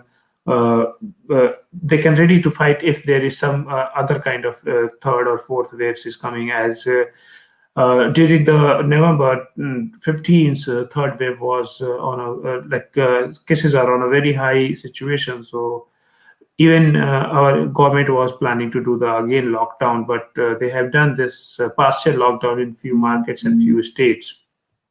So with this, government always sets government. Apart from the government, many others. Apart from the government, many others, industry, apart from the industry, many others, other area people, they have given safety policy, and by this safety policy, they have only come to the one conclusion that prevention is better than the cure, and if you are more prevented, definitely a cure will be for sure. So what the policy was government given to all the citizens of India, and they have discussed through the different resources like social media, through the film address, through the caller tunes, also all the phones. Once you start calling, you will heard the prevention methods for this COVID-19, and in this prevention method, they have discussed in a lot that clean your hand, cough or sneeze on your bent elbow, not on your hands. Avoid touching your eyes and nose and mouths. As what opted this prevention criteria. Similarly, our government also prevented with the effective media like a film actress, like the local people, local leaders, and others. So limited social gathering, time is spent in the crowded places. So this also because in India the marriage season is on a very high from last month, from November and then December also. So every day you can find the thousands of marriages. So for that they have also given a state-wise policy. Few states where the cases is high, they have given the only criteria for the 50 people gathering, not more than 50 people, and where in the countrysides they have allowed to 200 people. And by following all the pandemics, by following all the rules of maintaining a proper social distancing, in November, when third wave is about to start and more cases are start coming in a day in a states, we are having a 50,000, 80,000 cases in a day. So in this, government also given a rule that if you are not wearing a mask in a public area, you will be fined with the 2,000 rupees. So such kind of policies government introduces in several states, and with the grace of God, our cases have reduced from last 10-15 days, and now more and more recovery is coming. More than 95% people are recovering. So we started, as a word know, that we started a pandemic lockdown in March, and it started with the Janta Curfew, and Janta Curfew was initiative by our Honorable Prime Minister for the 14 hours on 22nd March. And he saw that case going to increase with a vision that case going to increase in the future. So we started a phasal lockdown. So in first phase, we started, you can move to the next slide. So yes. So first phase, we started from the 15 March to 14 April. And in this, all the services like factories and other things are suspended. And it was a complete lockdown. No one is allowed to move from any area. Few days, they have allowed the flight around 28 March so that people can reach to their places. But as I discussed, the more the population is are concentrated into the urban area for their works and for their industry. So many industry like state like Odisha, Punjab, Maharashtra, Karnataka, West Bengal, and Telangana, they have extended their lockdown also, even in the first phase by the central government. So state government automatically they have started with the more preparedness, and they found that yes, this is going to be a huge loss, so that they started to do and more time for the lockdown. Similarly, the second lockdown by the central government was done from 15 April to 3rd May, and third lockdown was from the 4th to 17 May, followed by the phase 4 from the 18th May to 31st May. And in this, National Disaster Authority and the Ministry of Home Affairs extended lockdown for the 2 weeks, with the demarcating these few areas into the green zone, red zone, and the orange zones. And red zones are containment zones, and the buffer zones where the more and more cases are found. And government has started doing the sanitization of the places where people are going their home. Sanitization also in the red zone area, they have blocked all the way so that no other people can enter into that area, and easily can be such cases can easily be avoided to make in such situation. So as I discussed, we are not prepared for such kind of pandemic in earlier stage in March 2020. But yes, after this, our many healthcare workers and the Ministry of Health worked a lot, and they have started more and more cure. Then, as India, we have a 4 kind of religion: Hindu, Muslim, Sikh, Isai. So we have a different rituals for the dead body management. So in dead body management, they are handling in the mortuary, because many family, they do not want to go for the autopsies in the earlier stage. But as government, they started to do the autopsy in the earlier stage. But now in later stage, they found that no, it should be avoided. And dead body management should be done even if they in till April, May, they have not handing over body to the families, because there will be very strong chances to spread this COVID virus in a family and the other area. So government is doing the body management, and even if a person is from any rituals, they are following the same dead body management criteria by having a full competent PPT, and use round scissors for use this, and all the dead body management criteria. At cremation grounds, they have closed the oral, nasals, and the rectal parts, so that virus should not be spread. Those who are helping in the dead body management, touching body is completely not permissible, and it was from the hospital to the dead bodies area, either for the burial or for the cremations. So it was completely covered. As this is the one challenge which was faced a great by the government. just because we have a different ritual system for the body management. Then we start recovering, and by start recovering, our government given some guidelines for unlocking this industry, few offices, few government offices, and they have started with the unlock, having a few criteria for reopening the having an economic focus. They have not allowed any red zone. They have allowed uh, orange zone with a less area, and green zone people can go and they can reopen their shop, they can reopen their industry. They can start by maintaining the following rules by social distancing, cleaning, and the government made compulsory to put that sanitizer and other things in every offices, in every home, and other things. So by this, they have even few public transport also they have started. All educational institutes they have tried to start a reopen for not for the students but for the faculty, so that examination and other things can be conducted online.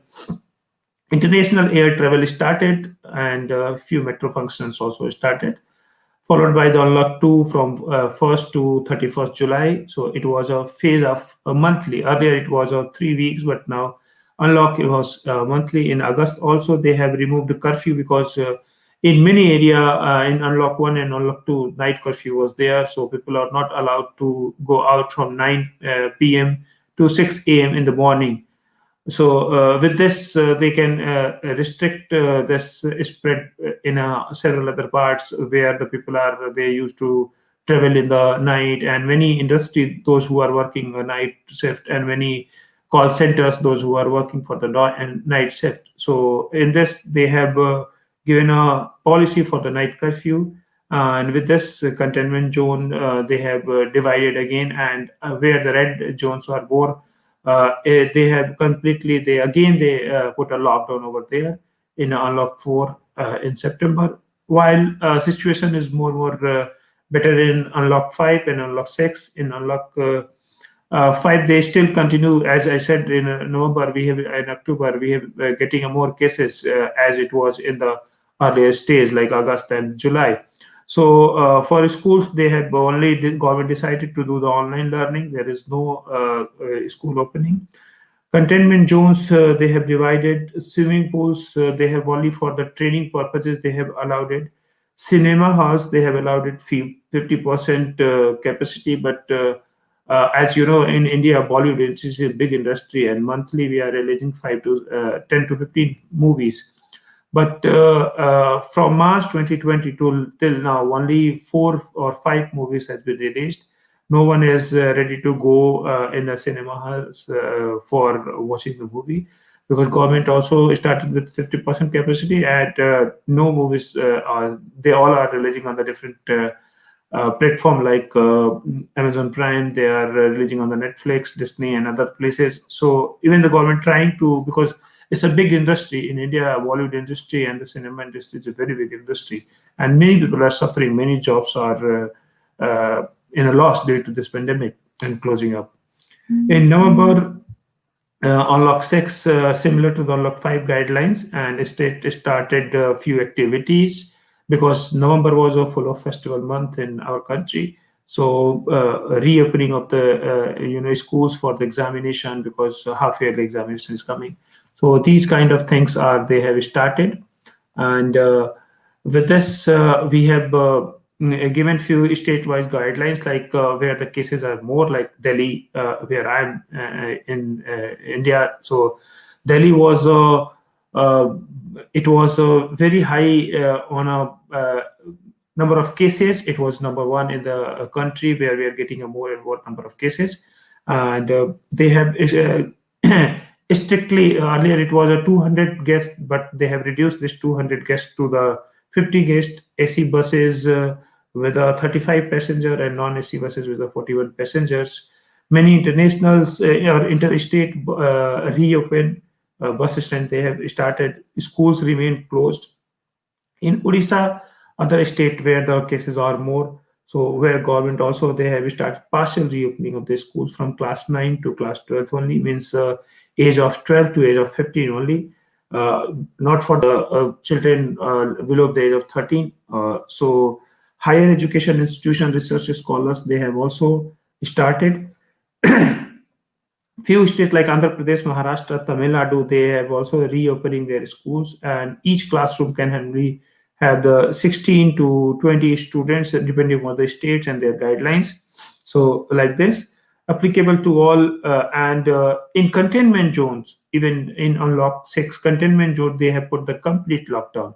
And night curfew is again, and few crowded places where the more and more public is going, they have stopped completely lockdown in that area, so that more and more less and less spread can be done. And with the help of UNICEF and the Jeevan Rath, they are providing the ration kit also to the many people, those who have lost their job and those who are in the pandemic area. And this ration kit can be on the donation basis by the people. So in this, they have put the mask, soap, sanitary pad, toothpaste, water bottles, and all the necessary things so that needy people can get with the help of the non-government organization called Jeevan Rath. So as you can see that highest peak was on 16 September in India, and in a day we received 90,000 plus cases, 97,000 plus cases. Although the situation now, current scenario is getting down and down and down, but we are still a few persons, we have a few area we have in a lockdown stage. Government of India, they have introduced many things, like they have given a Arogya Setu app, so that by this applications we can see that how the people are affected by the COVID, who are the affected, because they have connected with a Aadhaar policy and the Aadhaar card number, and they are giving alarming situation that 5 meter away from you or the 100 meter away from you, people are affected from the COVID-19. They are giving the other things. So this is the one Arogya Setu app they have introduced, which is very helpful. Then poor households, they are giving a 5 kg of the cooking gas, 8 free refilling for 3 months. Plan of 20 lakh Suraksha stores provided daily essential. Ujjwala scheme, they are free refilling of the LPG, so that with this 8.3 crores poor women are getting a benefit. They are releasing 18,000 crores of the tax refunds, so that industry can revive and they can start their businesses again. Medical insurance for the health care workers, they are giving 50 lakh per persons. And they are giving the Atmanirbhar Bharat Abhiyan, a self-reliant India mission by the PM, Honorable PM Narendra Modi. Also on September 16, the 62,970 intensive care units and beds were newly more introduced in the other parts of the country, where we have the less ventilators and the other facilities. 13.1 lakh dedicated isolation beds without oxygens, and 2.3 lakhs with a ventilator in the oxygen facility. Maharashtra state of the Mumbai got the maximum number of ICU beds, and followed by Tamil Nadu, as it was a cases is more in Tamil Nadu, Maharashtra, and Delhi. So you can see these are the graphs where you can find the numbers, how this number of beds are available, and how this increase in a time being. Earlier we were, as I said, we were not prepared, so you can see the numbers in April, and you can see the increased numbers in November. So more and more beds are arranged by the government for the citizens. In a final stage, we are waiting for the vaccination, as the world is waiting and the other part is waiting. So few companies of our country also, like Covishield, Covaxin, Novax, and collaboration with the Pfizer's. Few phase trial 2 COVID, Zycovid-D with the Cadila, and Sputnik with the Ready clubs in collaboration with the Russian. And 3 candidates vaccine by the Bharat Biotech, Zero Biotech, Biological. They all are in the preclinical phase. So testing is started, as we all had heard that vaccination started in the UK with the Pfizer. So we are also waiting for such kind of things in our country, and the government is doing their best So dog at the so in the last, as Albert Einstein say, we owe a lot to the Indians who taught us how to count, without which no worthwhile scientific discovery could have been made. But yes, it was very difficult time for the industry, for the people, and everyone. If for the world, I can say for the world, it was a very tough time. But yes, now we are interacting. Now we are trying to do our best. And with this, thank you so much for giving me opportunity. Thank you, Professor Teresa, for giving me opportunity to speak with such a lovely audience. Thank you so much.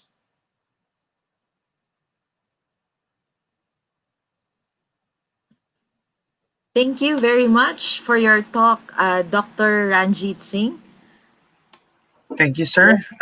That is indeed very inspiring. While all sectors of society are involved in pandemic preparedness and response, the national government is the natural leader for overall coordination communication efforts. And it is indeed a national preparedness and response that reflects a whole of society responsibility. So, Ma'am Dayan, so are we going now to proceed with the Q&A with Yes, our plenary speakers?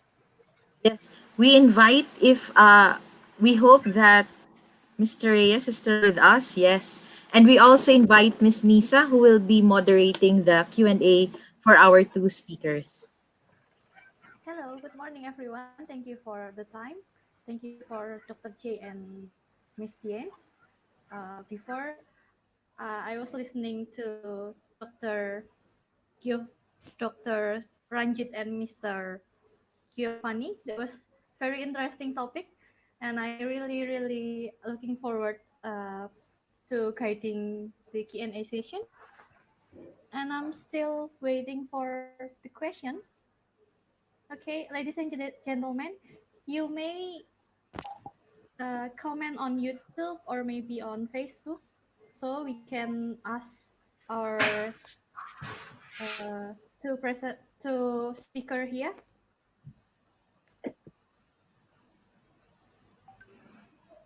Okay, maybe we still waiting.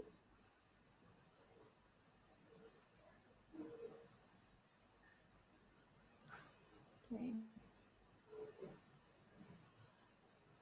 Let me check. Maybe I missed some question. And sir, we will try to answer 3 questions. Is it okay for you, Bud? So maybe one Hello. for yes. Hi, Nisa. Yes, actually, I'm checking our Facebook page, and I Okay. see some comments. If you'd allow me, I can read them. Yes, Okay. coming from Jay Nolasco Carriaga, it says here, Sir Reyes, in conducting IP researches, we have to pay the certificate of precondition. We pay the honorarium of NCIP officials when we go to the sites and during validation. In short, it is very expensive to conduct IP researches. May I request that all the fees involved should be shouldered by the NCIP officials as part of their job? Can you please look into the possibility of amending the IPRA law, Sir Reyes? There's a comment there. Okay. Please go The ahead. researchers can go directly to the community and speak to the traditional elders who govern the territory. Once you get the trust and the support of these communities, you don't have to go through this bureaucratic red tape of going through NCIP, because the NCIP's role is supposed to facilitate just the process and not to decide. Who decides on who to on what to do inside these areas is the there are institutions of self-rule of indigenous communities, and it is these elders that you can directly talk with. Sayang naman ang mga researchers. I mean, it would be a waste of time and effort if you go through a process, one that is bureaucratic as one you find at NCIP. Kasi sayang yung ano for example, this research on the impacts of climate change and biodiversity loss, where science groups were supposed to interview communities, hindi sila napayagan. You go straight to the communities and get the free and prior informed consent of these elders because that's what belongs to them, the free and prior informed consent. Ang ginagawa lang ng NCAP, what the NCAP's role is to just monitor, not to stop the researches. What's the other question? Yeah, if we can amend, if we can amend the IPRA law just because of that. Unfortunately, because of the neoliberal economic tendency of this government, baka it might whittle the entire IPRA law and make the ancestral domains further into an economic system that will cause its destruction due to development practices. Development practices as defined and designed and promoted and implemented by government. Thank you very much. I think there is another, and I think this can be answered by Dr. Singh. No, it says here there's a background actually. It says under International Convention on Civil and Political Rights, Article 1, an international covenant on economic, social, and cultural rights under the UN Declaration of Human Rights, there is the provision about self-determination of peoples, and one of the rights included here is to freely determine or pursue their political, economic, social, and cultural development. So the question is that are the IPs enjoying the self-determination principle when it comes to disposing freely their natural wealth and resources like the herbal medicines found in their ancestral domains? Is that for me? Or both po. You have Dr. Sims can answer for India, and maybe Mr. Reyes can also answer at least how it is in the Philippines. Thank you. Yeah, as for the India is concerns, government is taking a help of not only the allopathic healthcare workers, but they are taking a help of all the things and natural wealth and the resources. The first things which was kit was introduced by our own, our own Indian company called Patanjali. They have started giving a kit with a natural wealth and the with the things having homemade things by which we can be more with the name coronel. They have started giving the coronel. So government is as in our country, they are not putting any force that you have to do this or you can. They have they can yes, people can do the self determination, but yes, following the policy by which they cannot destroy the existing parameter. They cannot destroy the existing things, and these cases can be controlled. Sir Reyes, you have anything you wish to say? Well, the indigenous peoples, the term indigenous peoples and self-determination is mentioned 113 times in the United Nations Declaration on the Rights of Indigenous Peoples. And there are at least 6 provisions in the 1987 Constitution that pertains to these rights to customary laws and rights to the resources, as well as the IPRA law and as well as the recently passed Integrated Protected Area Systems law. When we do resource inventory, it is the people themselves who will identify the plants and species in a certain area in the mountains around them, so that they will determine the state of health of their forest. It is their option whether to release the results of their findings. Kasi kung re-resource inventory ka, if you conduct a resource inventory in a forest area to determine the state of health of the whole territory, then you have a data, you have a baseline by which to refer to determine the state of health. And in terms of herbal plants that are found in this, they have the option. The indigenous peoples have the option to release the names of this species. So yun yung that's the one that we do. We mix the outcome of resource inventory by the local communities themselves, including the map that they have translated from their knowledge. So you have here the territory in the form of a map, and you have here the state of health in the form of a data gathered from species identified, and that is what they will use in conservation planning to prevent pandemics, to prevent calamities like soil erosions, like floods, etc. Okay. So I think that both of Indian and Philippine have their own unique ways, right, sir? Yes, yes. Yeah, that's good. I'm so happy to hearing that. Okay, maybe we will proceed to the next question. Okay, this is the last question I think for Dr. Ranjit. This for me? Oh, sorry. Yeah, maybe yeah, because the Facebook got some problem. Maybe I will ask this for both of you for this time. It's okay. Yeah, this question is for Sir Reyes. Yeah. How Maybe we can we can. slowly Yeah, how can we slowly but surely change the group of mindset of government official, maybe this present and in the future, to be more mindful of IKSP tradition? Maybe we can ask Dr. Ranjit and Mr. Reyes to answer. Is it okay? So we can. Yeah, this is Yeah. question I think Reyes sir can answer in a better way because this is particularly I think asked for the government of the Philippines. So as far as the Indian government is considered, yes, many youth, educated people, those who are usually they avoid to come in the politics, but now they are coming. Many highly qualified and the bureaucrats they are coming into the politics for changing the government. From the many movement, people are coming as a politicians to change the government officials to come into the system.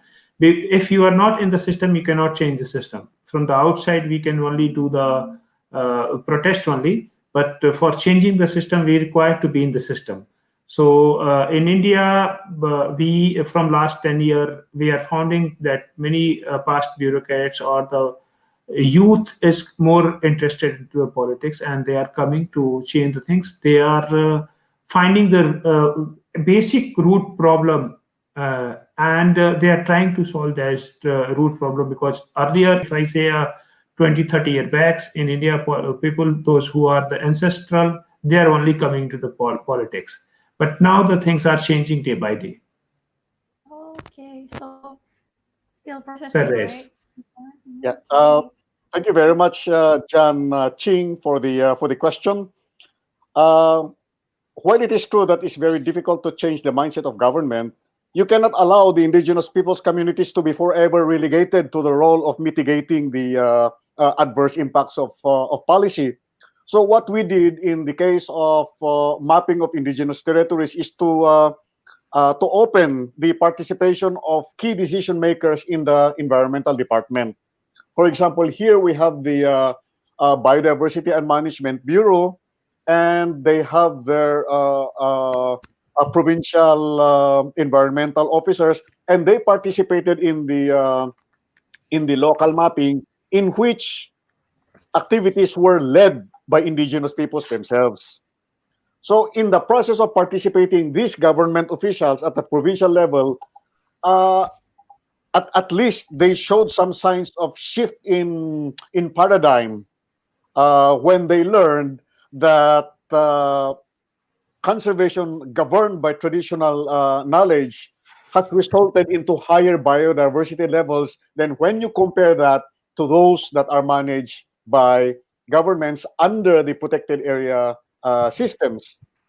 So when the mapping took place and when the resource inventory activities took place, we allow them to be the keynote speakers. You have to invite these people as keynote speakers so that at least they will have some kind of that position of power still remains.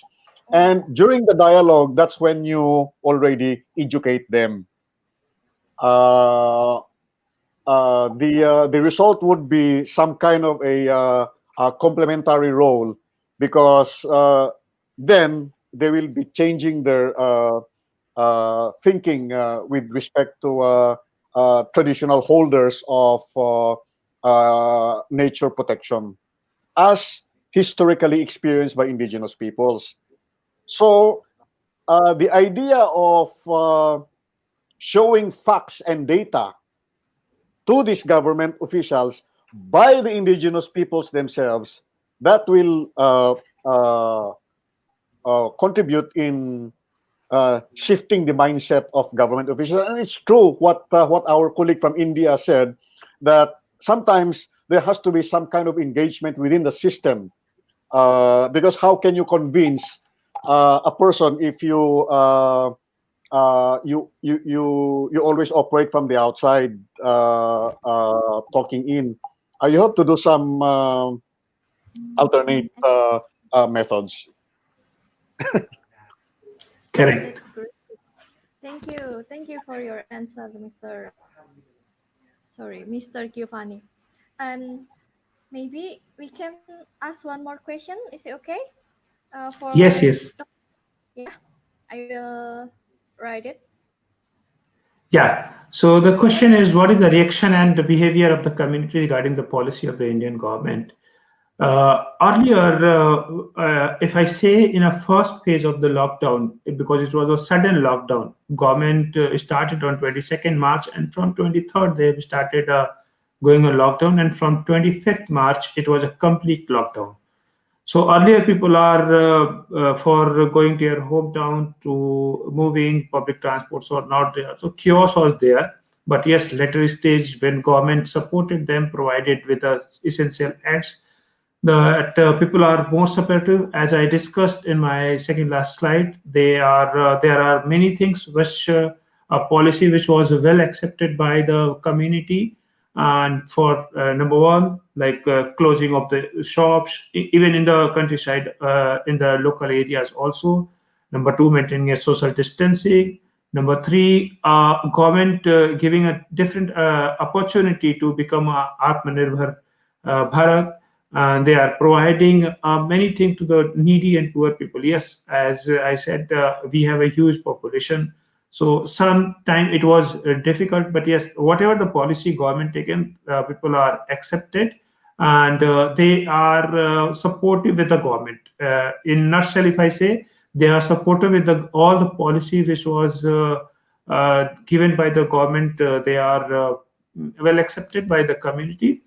Sometimes they have, like at present we have a issue with the farmers, so you all can see in the news that in India we are having the issue of the farmer. But yes, many policies during the pandemic, if I say the government, whatever the government giving the policy, people are more acceptance, giving the more acceptance. Yes, but yes, 100% acceptance cannot be there. What then? What the opposition will do if there will be 100% acceptance?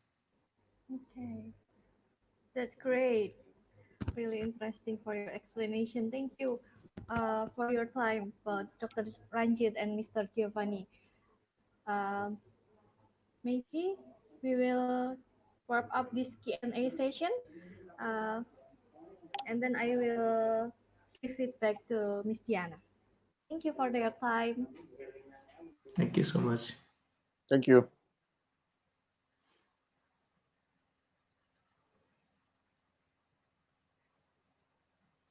Well, I sent a map to Julian Baldonado. I sent a map to her.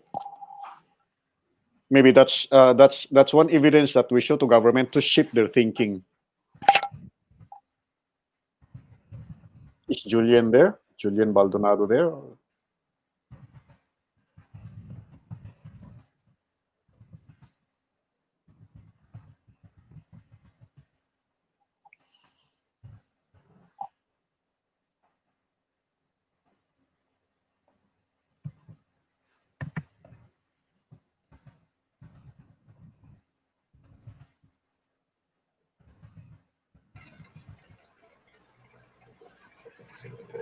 Let's now proceed to the awarding of a certificate to our distinguished speakers.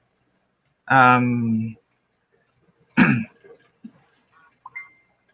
in behalf of the Facultas Psychology, Universitas Madalan University, and the University of the Philippines, Manila, we award the Certificate of Completion uh, to Dr. Ranjit Singh, a speaker in the Second International Conference, Critical Role of Indigenous Knowledge Systems and Practices Amidst the Calamities and Pandemics, held in the 11th and 12th of December 2020, signed by the Dean of the College of Arts and Sciences, University of the Philippines, Manila, Leonardo R. Estacio, the Dean of the Faculty of Psychology, Dr. Eli Noor Hayati, and the Chair, Program and Plenary Committee of IKSP 2020, Dr. Olia, MCMM Psycholog. Thank you very much, sir, and congratulations. Thank you so much, Jason. Thank you all the organizer, and congratulations for organizing a successful event. Of course, we also award the certificate of completion to Mr. Giovanni Reyes, a speaker for this second international conference on critical role of indigenous knowledge systems and practices amidst the calamities and pandemics, held on the 11th and the 12th of December 2020, signed by Dean Leonardo Stasio, Dean Eli Noor Hayati, and Chair Dr. Aleo, MCMM Psycholog. Congratulations, Dr. Giovanni Reyes. Thank you very Sir, much. thank Thank you you very very much. much. It was a privilege. Thank you.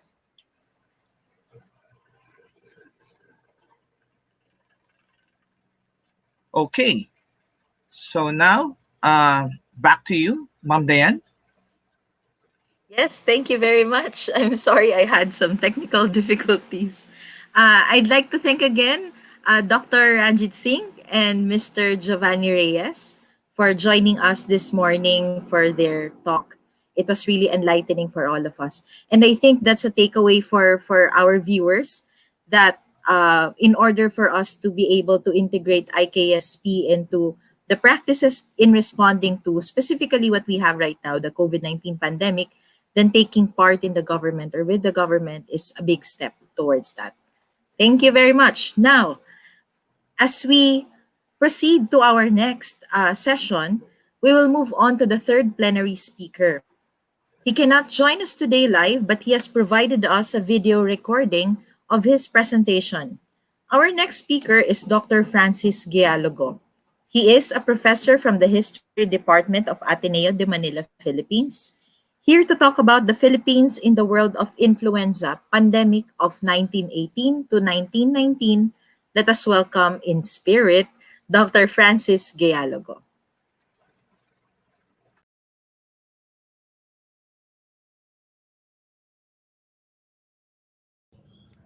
Good day, everyone. I'm Francis Gialogo, Professor of History at the Ateneo de Manila University. For this day, I will be talking about my presentation entitled Influenza and Empire, the 1918 influenza pandemic in the Philippines, and the challenge of Philippinization of American public health programs in colonial Southeast Asia. The 1918 influenza pandemic was one of the most virulent to have ever visited the modern world population. It was estimated that there were 40 to 50 million people who died in the pandemic. There were actually more people who were killed as a result of the pandemic than those who died in combat during the First World War. There were more people who died of influenza in its 24 weeks of existence than those who died of AIDS in its 24 years of existence. One fascinating thing about the influenza pandemic was a great deal of othering in the nomenclature of the pandemic. It was mistakenly called the Spanish influenza because during the First World War, Spain was a neutral power, and therefore they were not censoring the news items or reportage regarding the outbreak of diseases or epidemics, which may compromise their position vis-a-vis the other combatant powers. The other major powers, on the other hand, censored the reportage on influenza and called it um, an epidemic that originated in Spain. But in Spain, it was called French flu. In France, it was called the Chungking fever. It was called the Flanders grippe by the British and Blitzkatar by the Germans, um, pointing to its supposed Russian origin. The 1918 influenza pandemic was a three-wave epidemic. The first wave occurred from May to June of 1918. The second from October to December of the same year, while the third occurred from February to March of 1919. One major feature of this epidemic was that it was virulent for most of the young adult population, whereas in most common epidemics, the very young or the very old were the ones who were affected. But this was pretty much unlike what happened for the influenza pandemic. The 1918 influenza pandemic happened at the time when um, the authorities in the Philippines designated certain diseases to be reportable diseases like cholera um, or many other socially transmitted diseases. But influenza was not a reportable disease until after the first wave. The Manila Times reported very high morbidity and mortality experiences for most of the archipelago, happening not only for the first, but more importantly for the second wave. The second wave had a greater number of both morbidity and mortality experiences for most of the population. Newspaper reports have noted that even grave diggers were in short supply for most of the affected areas at the height of the epidemic. Doctors and practitioners were themselves affected by the pandemic. The very first Filipino director of public health, Vicente de Jesus, himself fell ill. Farm workers failed to harvest rice and sugar, while laborers failed to report to work in some of the basic industries.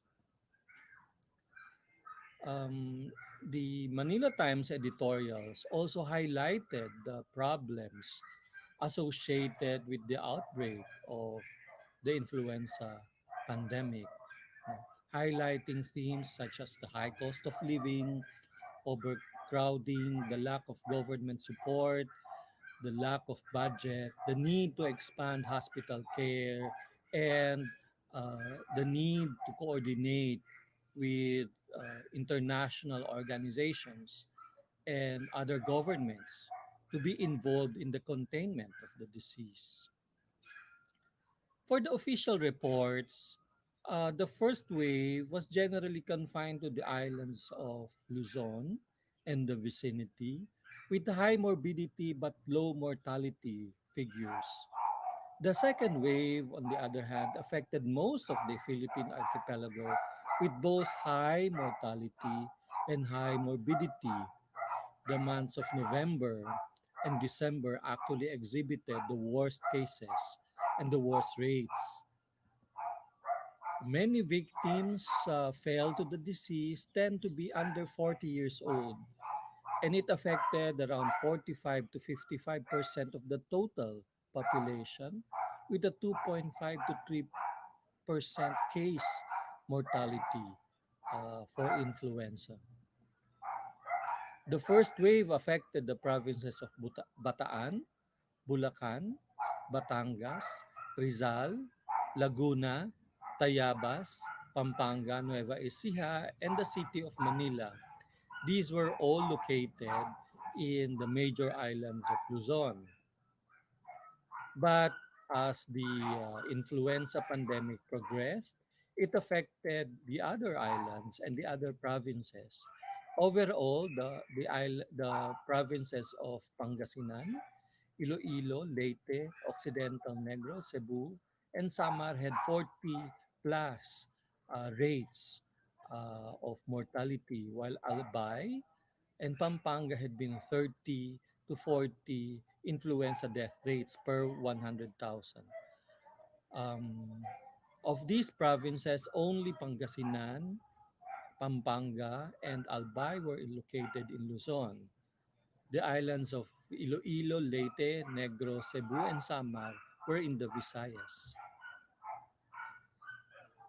The Bureau of Health also reported the depletion of personnel through resignation, reassignment, and the war involvement in the First World War. There were also a lot of scientific and medical reports and health service advisories with several conclusions regarding the pandemic. They concluded that the epidemic that raged from May to July was indeed influenza, but was given the local nomenclature of trancaso. It's very interesting because, unlike the other countries reporting that the pandemic was not their national disease, the local terminology of trancaso being attributed to influenza made it something like an autochthonous disease for most Filipinos, as officially reported. Second, the disease had a preference for the age groups between 10 to 29 years old.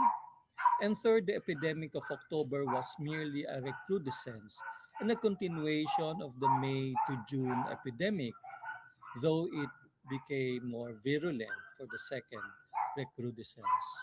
The attack of influenza during the first period of the epidemic somehow conferred immunity against another attack in the second.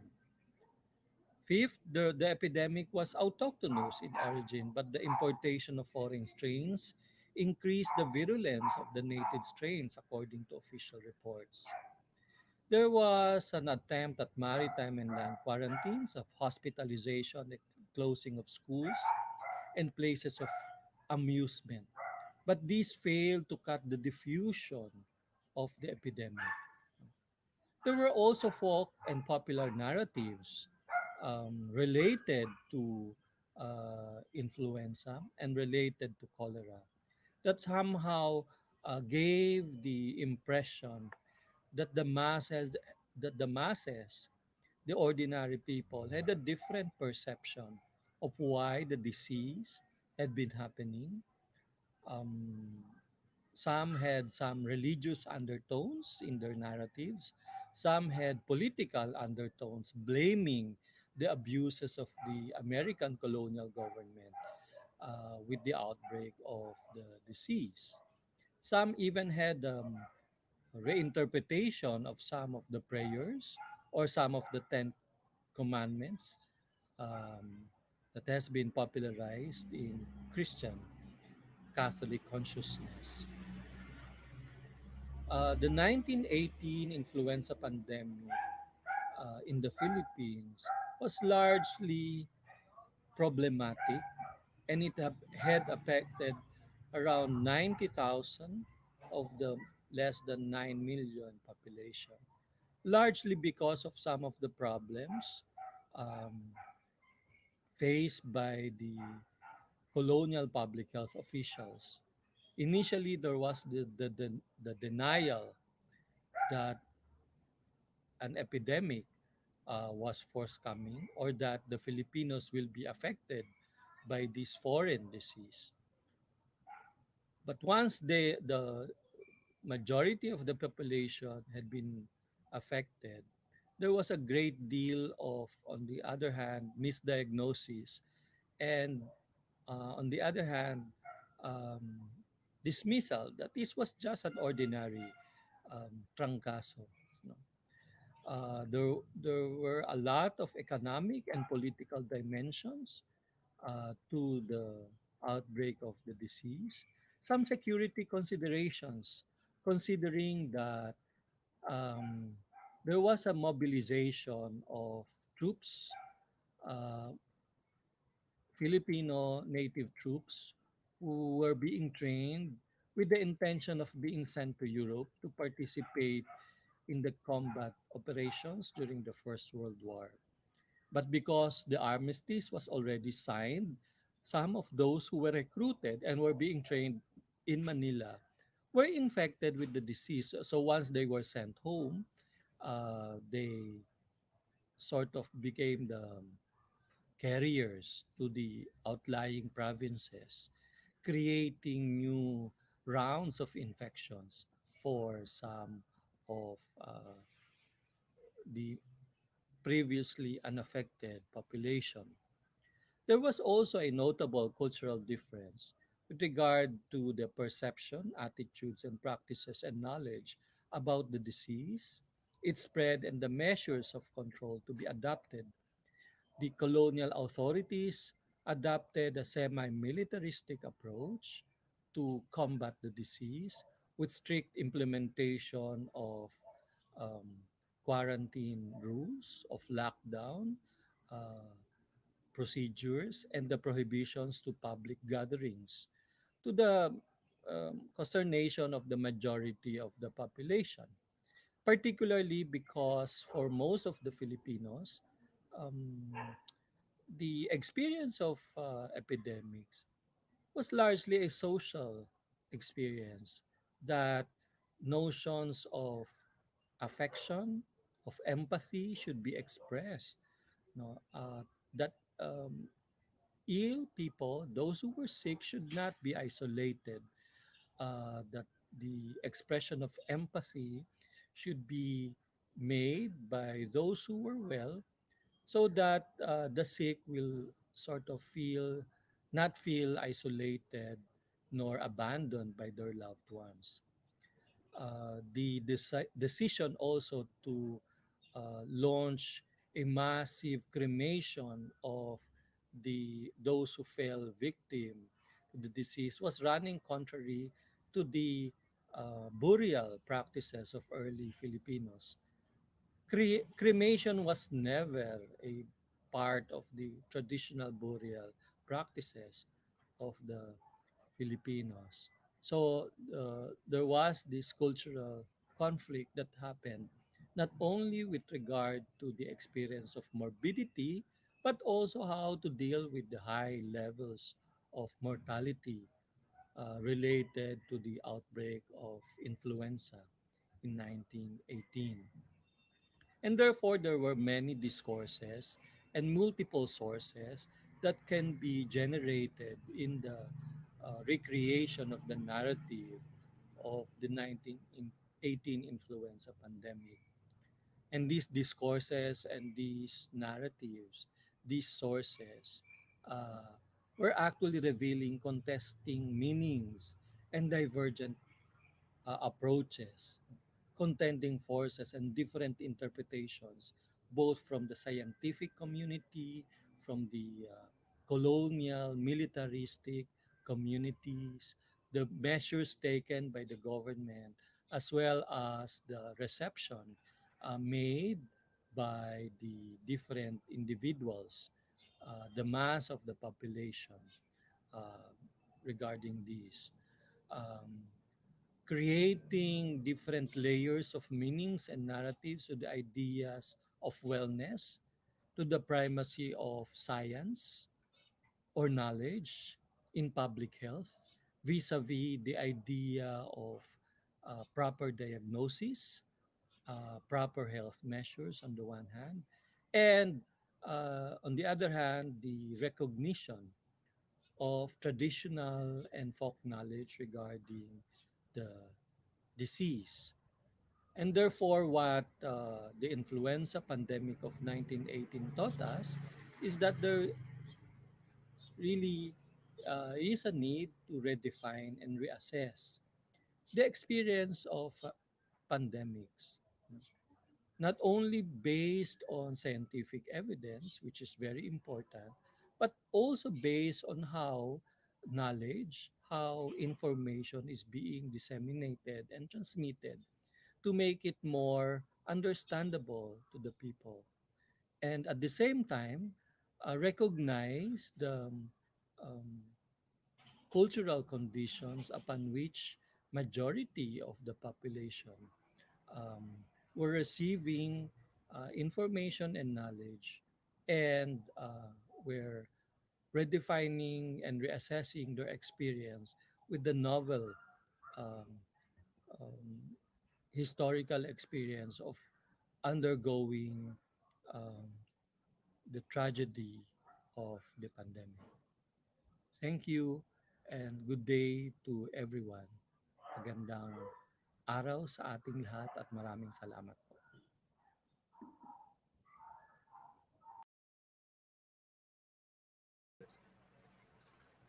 All right.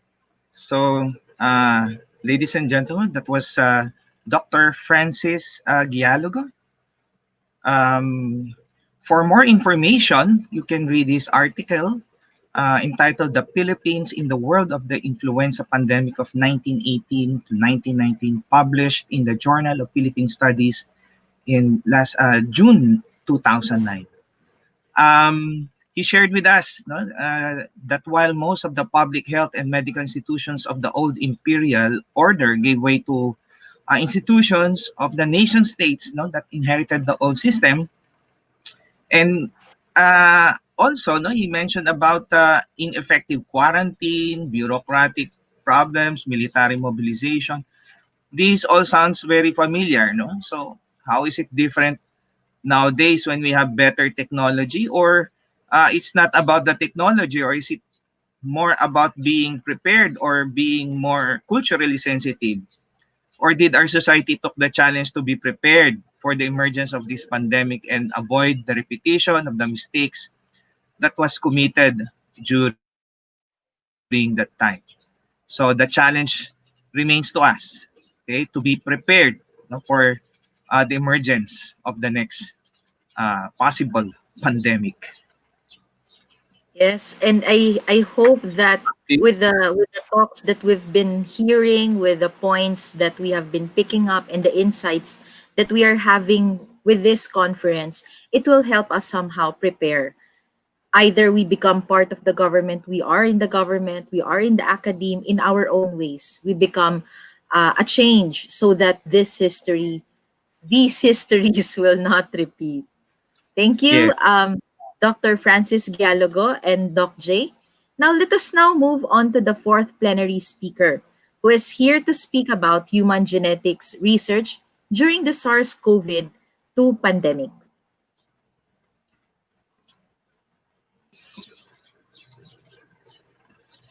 Dr. Maria Corazon A. de Ungria had spent more than 10 years of her life in Australia, training to be a research scientist in the life sciences. Upon her return to the Philippines, she was immediately appointed as head of the DNA analysis laboratory of the UP Natural Sciences Research Institute. Her work generated more than 50,000 SNP data for three regional Philippine populations, one indigenous Philippine group, and five Philippine Negrito groups. Dr. De Ungria also focused on utilizing forensic DNA technology to improve the Philippine criminal justice system, to protect the rights of women and children, and to maximize the use of science in disaster victim identification. For her efforts, Dr. De Ungria had been awarded several prestigious scientific awards. Currently, she is the director of the Philippine Genome Center Program on Diversity, Forensics, and Ethnicity.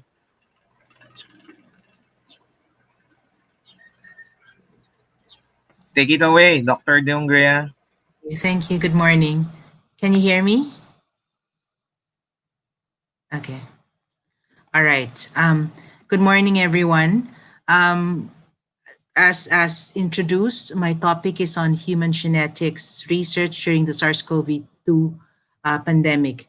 Please note that I will not be discussing the SARS-CoV-2 genetics. The request that was sent to me was to discuss what happened in the laboratory for human population geneticists because of the pandemic and how it affected our work, our research in terms of pushing the targets, the research targets that we've had at the beginning of the year. All right. As you know, the aggressive nature of the virus, its far-reaching and airborne transmissibility via liquid droplets and the presence of viral particles, especially in body fluids and tissues. And note, body fluids include saliva, which is the primary sample we collect when we do population genetic studies. And the persistence of the virus on different types of surfaces pose serious concerns for scientists. In other words, at the beginning of the year, we were really scared of first going into the communities, traveling from our laboratory here in Metro Manila to the communities, and one, being carriers ourselves because we do not know whether we have the virus, or reaching site and there would be virus transmission there through the community. So what we decided to do was to actually stop collections, and so this talk will, I will tell you if you will go next. So this talk will basically cover the common reasons why genetic research are conducted. I'll give you a brief background in IP communities in the Philippines, the institutional clearances required, and the challenges that we now face as we now face during the pandemic. Finally, we propose creative solutions as to how we are able to access biological resources, since we cannot go to the communities in order to engage communities in order to collect samples from these communities.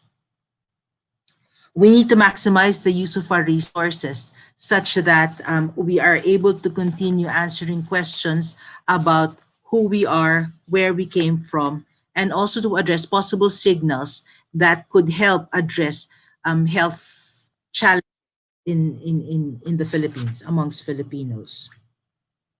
So when we talk about human population genetics research, many would think about the many and diverse populations we have globally. As you can see here, I've shown a photo from the Broad Institute where many of the genes or DNA that are responsible for global diversity can also be detected visually. Are being detected visually. Sorry, okay, there. Next. Nonetheless, human genetic variations have two phases or components. One, as you can see here, we have enough similarities in our DNA to determine relationships. Relationships being mother, father, siblings, etc. And what we found in the communities that we've had several projects ongoing. We have ongoing projects, namely our studies with the different Mangyan groups in Mindoro, which I reported last year in the first conference. We also had an ongoing research project with the different IPs in the Sulu Archipelago. And in the Sulu Archipelago, we mean Tawi-Tawi, Zamboanga, Mapun Island, etc., Basilan, etc. And then also the Pan-Asia project, which we are involved with, that looked at 30 to 34 Negrito populations in the entire Philippine archipelago. So what we've seen is that there are enough similarities, and in fact, some of those communities are highly consanguineous, i.e. that there is a lot of intermarriage across families and very close families. And then the second phase of studying human genetic variation is that we could also see enough variation in our DNA to determine our identity. So some of the questions we ask are such questions as what makes us the same amongst our community and what makes us different. And in those questions, we provide answers. Next, please. For the three main purposes of our research. Next, please. One is health applications, where DNA studies actually help us in the prevention, diagnosis, and treatment of disease. I'm hoping that in the future, when we get the opportunity to really go through all the DNA that we have in our hands at this time, we're able to find selection signals that will tell us if there are certain DNA that could help us survive or avoid acquiring that disease. And if being able to do so, we then are able to help in the search for cures or preventions for that matter in these types of challenges. Next, please. Forensic science application. So the second application would be to select highly polymorphic DNA markers for human identification. We know that there are certain types of alleles or certain alleles which are more prevalent in some groups than others. In other words, we can talk about ancestries, i.e. some groups would have more of this type of DNA than others. And therefore, we are able to differentiate these different groups in order to identify certain markers that could help define that particular group. Also, in those highly polymorphic DNA markers for human identification, we can also select markers that can help us individuate a particular person, such as what we do when we do mass disaster identifications or investigations in relation to crime or in relation to civil purposes. Next, please. And lastly, the third purpose of population genetics research is molecular anthropological studies. We study variation within populations and the forces which shape these populations over space and time. These forces include mutation, which is the main driver of change, selection, migration, and genetic drift. Next, please. Next, please. All right. These are not my photos. I took these photos from Jacob Men's. Back, please. These photos were taken from, back, please. Yeah. From Jacob Men's website, and I've cited it. I've credited him there.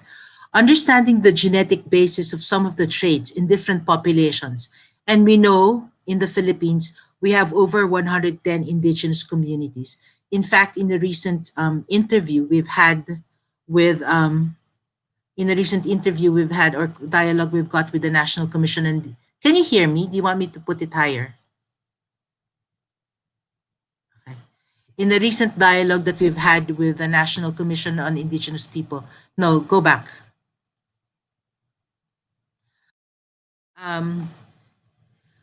The number of different indigenous communities are even increasing. The number of different indigenous communities that claim that they are different from one another is reaching up to 211. We understand that the genetic basis of some of these traits in different populations help us to appreciate the life and culture of different groups. Don't move forward until I say, please. Okay, help us to appreciate the life and culture of different groups of people. How persons are able to adapt to diverse environments, being able to balance, and this is a concept that we need to understand, being able to balance nature and nurture to survive. In fact, this conference provides us a good purview of how indigenous knowledge systems and practices plays a critical role in the adaptability of different IP communities amidst the challenges we face in the Philippines. As you can see here in the photos, these are not the same environments that many of us encounter. However, many of our IP communities are able to survive these environments, the harsh environments, maximizing what they know and what they have in their genes, what they know, what they learn, that is nurture, and what they have in their genes. Next, please. Based on international policies, i.e., such as the Declaration of Helsinki and the World Medical Association and the Council of International Organizations of Medical Sciences, or SHOMS, all researches involving human persons must be reviewed and cleared ethically. I bring this up front now because we have discovered in many of the communities that we've been in, there had been individuals or persons or researchers that have gone into the communities, likely not knowing that they require some form of ethical review. This ethics review provides us guidance in terms of how we conduct our research, whether we observe ethical, both local and international guidelines, when we actually go and do a research in the communities. This requirement for ethics review was reinforced by a joint memorandum or joint memo in 2012 from these four organizations, DOST, DOH, CHED, and UP Manila, and that this ethics review should be facilitated by an accredited research ethics committee recognized by the Philippine Health Research Ethics Board that we have in the Philippines. FREB is the agency under DOST mandated to formulate and implement ethics policies pertaining to research in the Philippines. And in fact, if you look at the actual slide here, which I captured from their website, there are 3 different levels of review, depending on the nature and the scope of the project. Generally, human population genetics research, which I report to you today, fall into either Tier 2 or Tier 3 level of ethics review. Next, please. To help guide local researchers, the Philippine Health Research Ethics Board provided a guideline, and this particular guideline is available on their website. It is good to read this particular set of guidelines because there's a specific chapter on researchers conducted in the indigenous communities.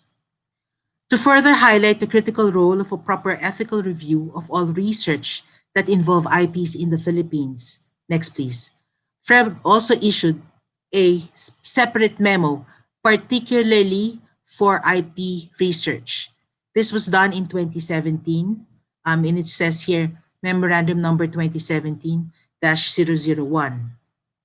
And it says, subject policies and regulations regarding research involving indigenous peoples and indigenous cultural communities. We need to help each other to follow these requirements from ethics, from the OST, in order to protect the participants and their communities, which I will expound in the next slides. This my memo is also available on the FREB website. Next, please.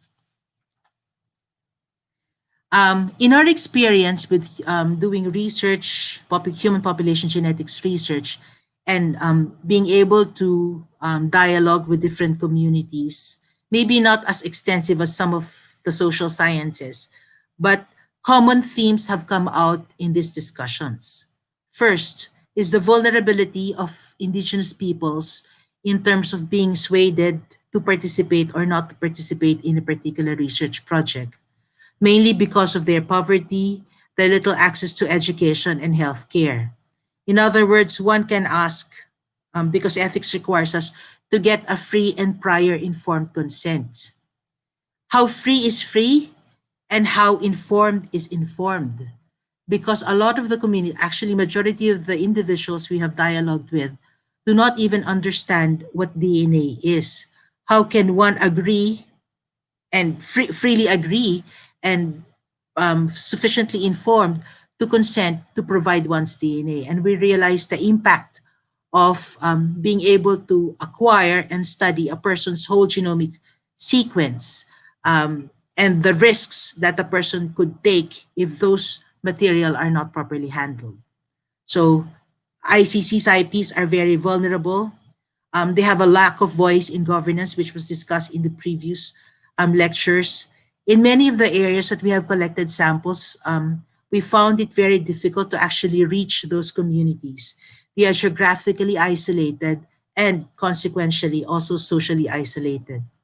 In fact, in some of the areas that we've been to in Tawi-Tawi and in Mindoro, it takes quite a considerable effort and expense to reach the communities that are actually isolated, not only because of the location, but also because no one really cares, or no, I wouldn't say really cares, but no one access to those communities in terms of provisions of healthcare, etc., are very little.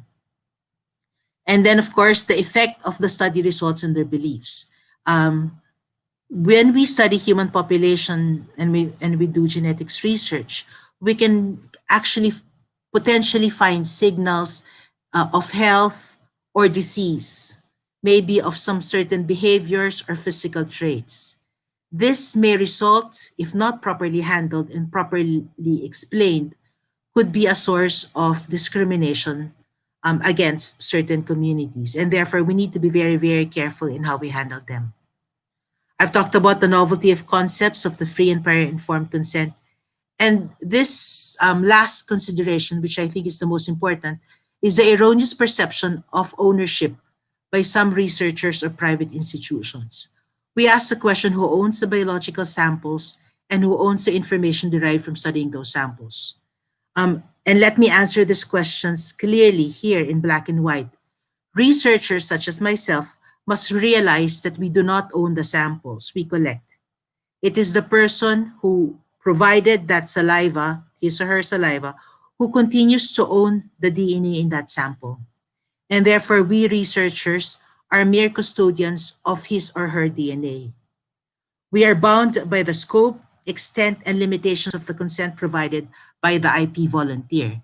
This is why, ethically, we need to make sure that the informed consent that that individual signs or marks with his thumbprint must explicitly state the scope and limitation of his consent. It cannot be a broad consent for himself or his community. All right. And then that we as researchers, we have to make sure that we responsibly account for the trust and the samples that those participants have provided to us. Next, please. I've summarized here, and I took this from the Philippine Health Research Ethics Board website also, the National Structural Framework for Human Protection in Health Research.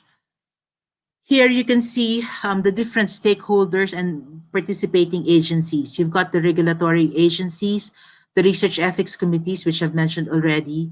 FREB is not a research ethics committee. It actually formulates the policies for ethics in all research. It also is responsible for accrediting research ethics committees, but in itself, it does not review particular research. We've got our sponsors, our funding agencies, and our research institutions, and of course, us, the researchers. But I highlight here that at the center of this entire figure are the research participants. We all play an important role in our research, but we should recognize that the center of all our interactions are the research participants, because it is their DNA and it is their it's their own to a certain extent indigenous knowledge that we are studying. The research activities must put primary importance to the safety of participants in their communities. This is the primary reason why my team at the beginning of the year decided to stop all field work in 2020 so as not to risk community transmission of the SARS-CoV-2 virus from us to the IP communities. For those who have had the opportunities to actually go into community consultations and community living, a lot of those communities have houses which are next to each other.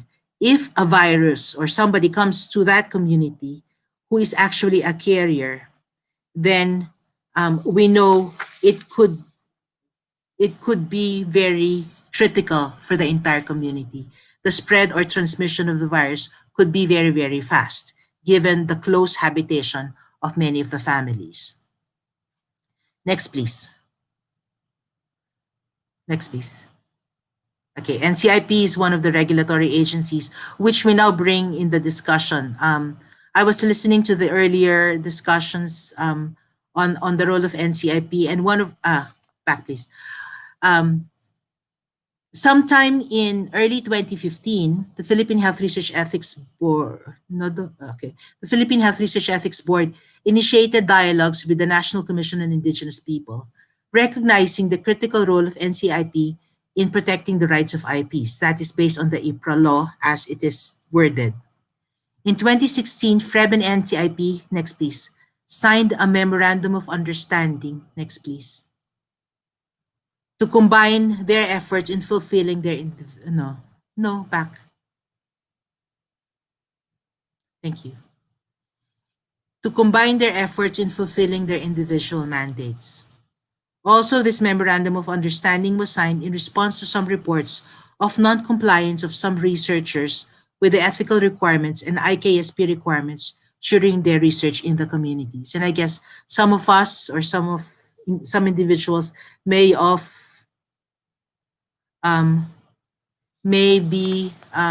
have encountered some of those individuals who have not complied with either an ethics review or the AO number 1 of NCIP, or both.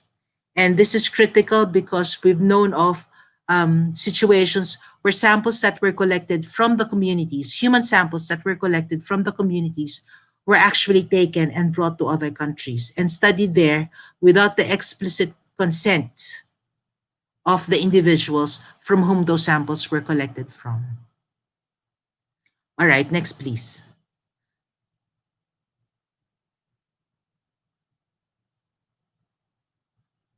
Okay. So I just put here the AO number 1, the Indigenous Systems and Practices and Customary Laws of 2012, which we follow when we go into the communities.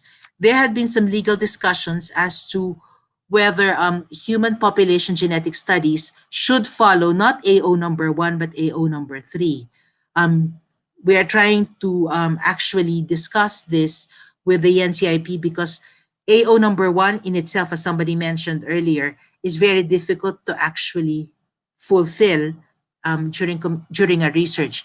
If this is made into AO number 3 for genetics research, it is almost impossible, if not absolutely impossible, to actually conduct human genetics research with IP communities in the Philippines. So that's something for our government agencies and perhaps policymakers in the crowd to actually think about.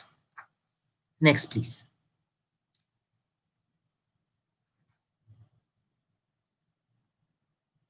Next, okay. So now we discussed this free and prior informed consent that is the basis for AO number 1. Next, please. AO number 1 helps us to reach, next please, help us to reach this objective to truly obtain a free and prior informed consent.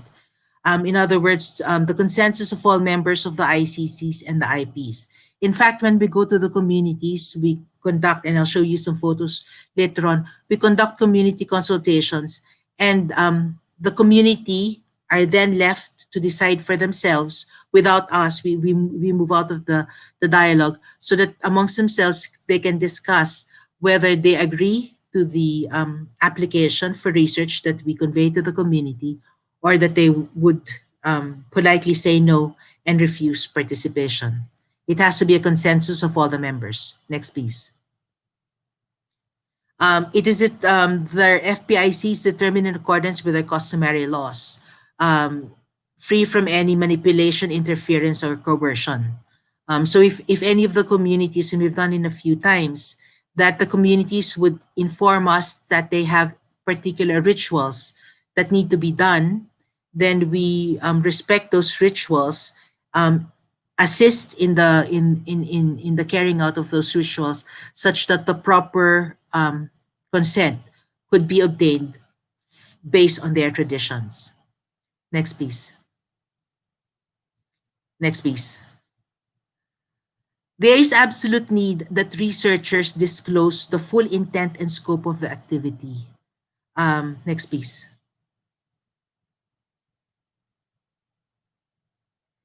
This scope must include any intent to bring the samples overseas and to transfer the custodianship of the samples to another institution, especially if the new institution is not a Philippine agency. We must realize that a saliva sample, regardless of what volume it has, already contains an individual's entire DNA.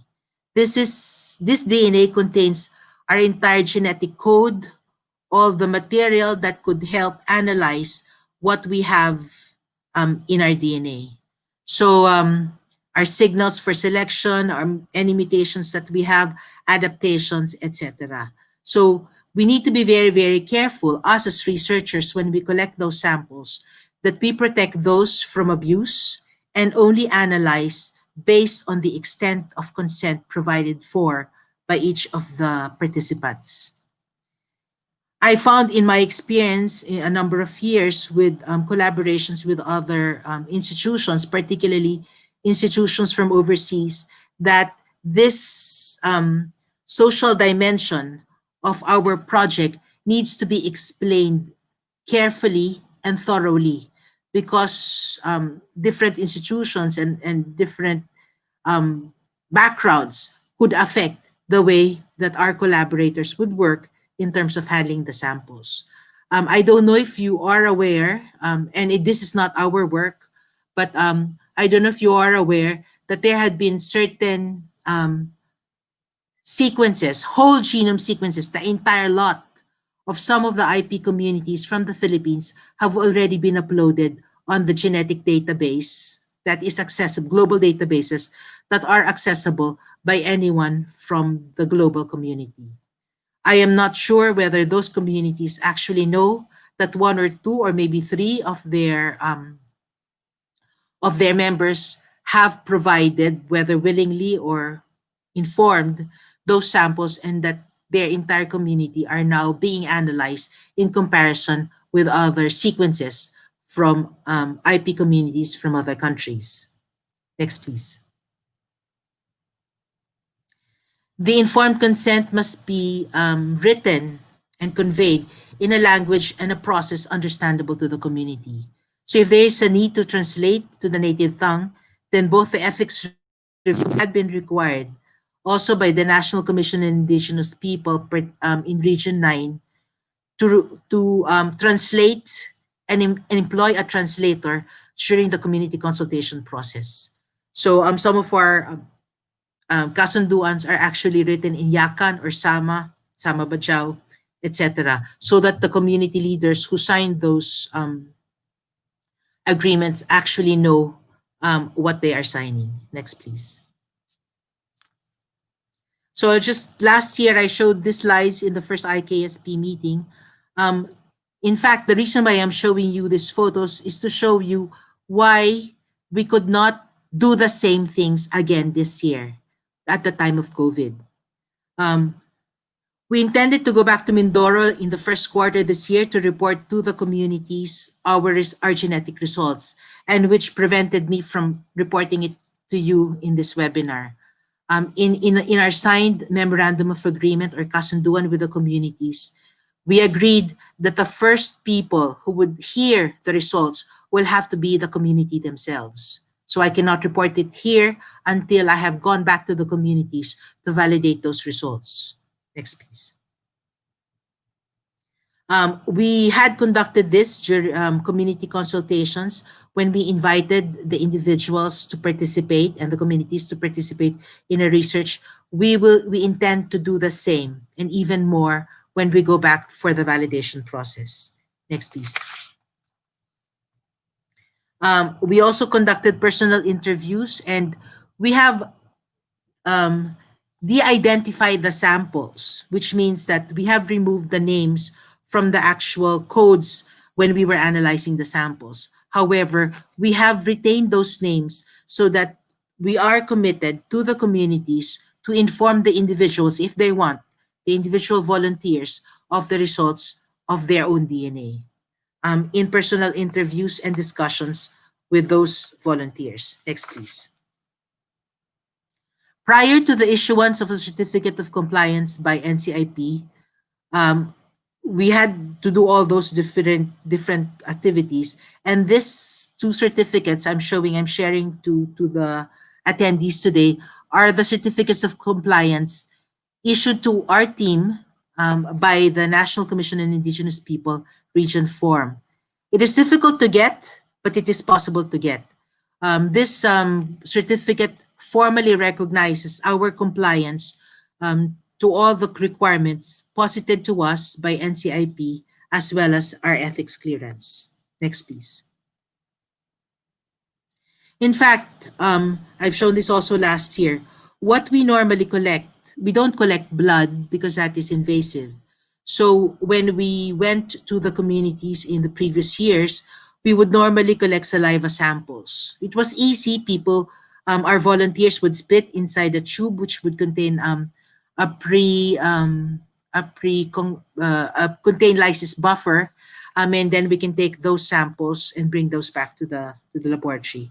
At the time of COVID, this will be posing considerable risk of transmission to and from the volunteers, as well as all the other individuals around the community. If you can see, there are two kids here watching their grandfather spit inside the tube. If any of us were carriers of COVID, that would pose a considerable risk for all the individuals included in this photo. Next, please. So at the time of the pandemic, which started last March 15, our first response was not to go to the community. We actually stayed put in Metro Manila. Next, please.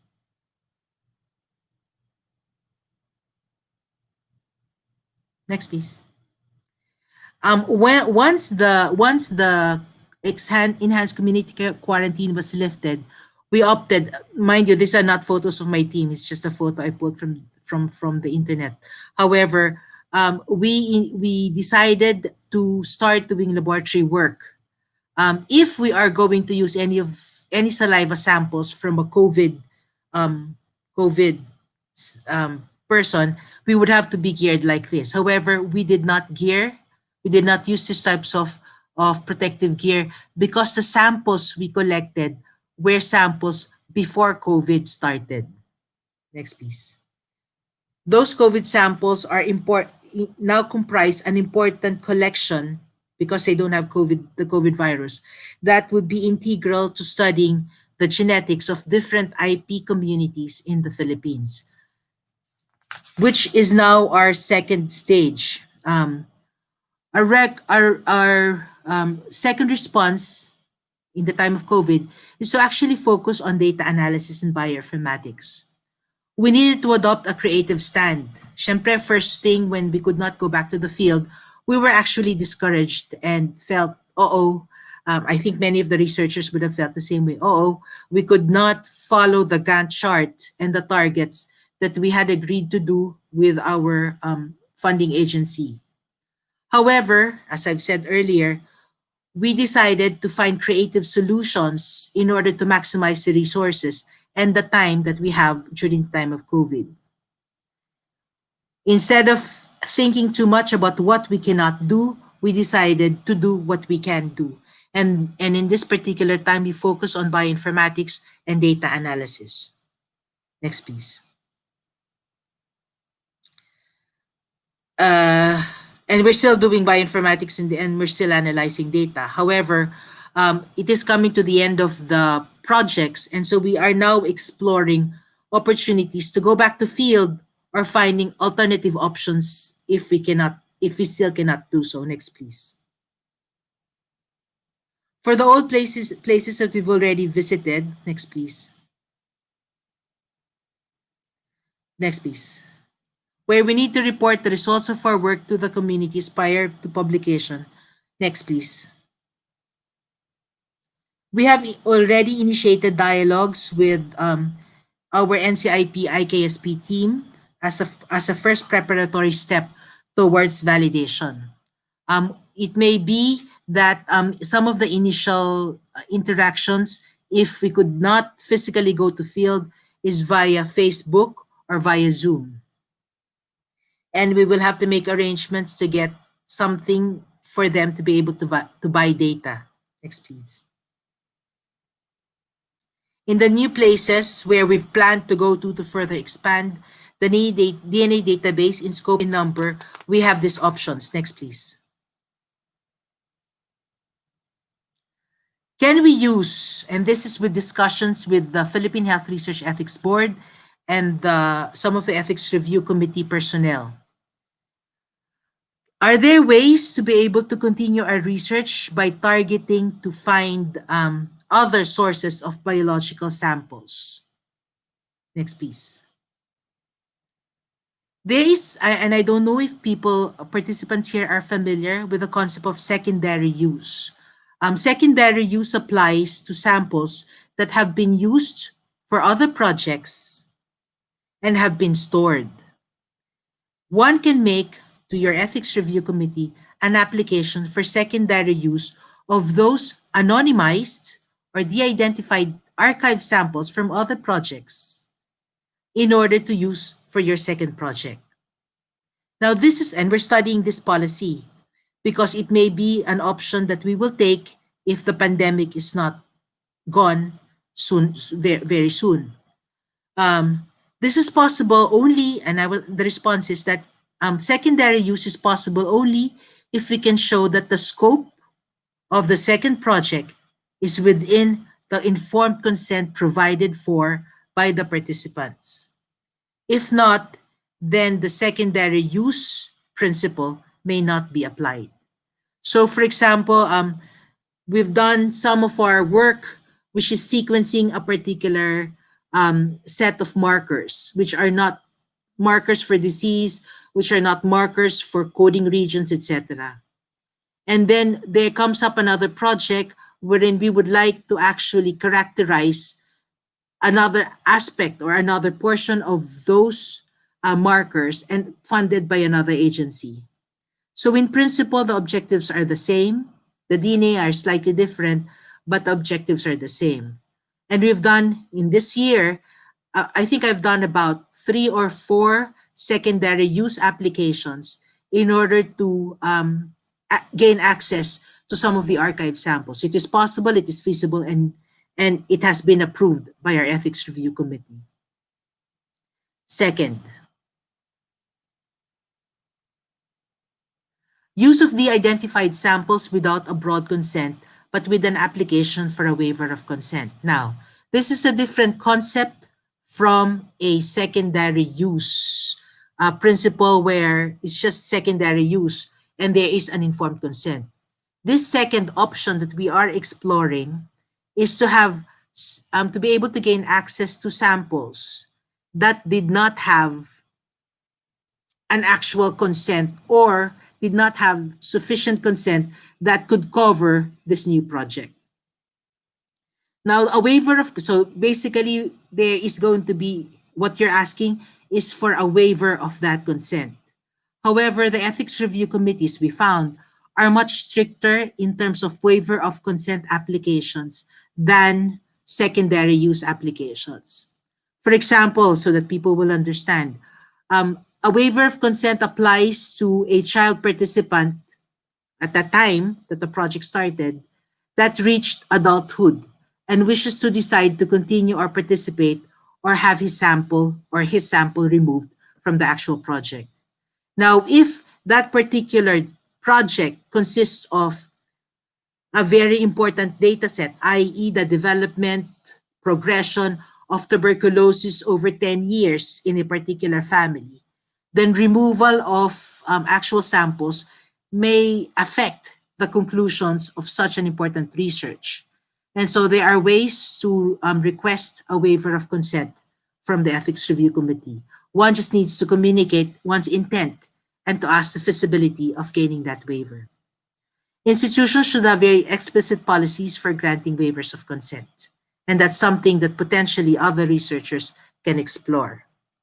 I think from all the applications we've done, we were able to get one approved waiver of consent. Next, please. All right. This is another creative solution, and I call it a creative solution that we've been exploring, which is a DNA collection and biobanking. I was trying to look for a list of biobanks in the Philippines. These are institutions that would have stored samples, archived samples, and the volunteers that actually have provided those samples signed the broad consent. The consent, the scope of the consent is quite broad, such that many more projects could qualify for secondary use. Unfortunately, I could not find a list of biobanks in the Philippines except two, and I put one here, which is the PGH Biobank. Collaborations with institutions that have biobanks and data sharing or data access policies. It might be worthwhile to actually dialogue with those institutions if you need a certain number of samples, and that if they are able to provide those samples, it will limit the amount of time and expense that researchers could have when trying to do their research, if the appropriate samples have been archived. Next, please.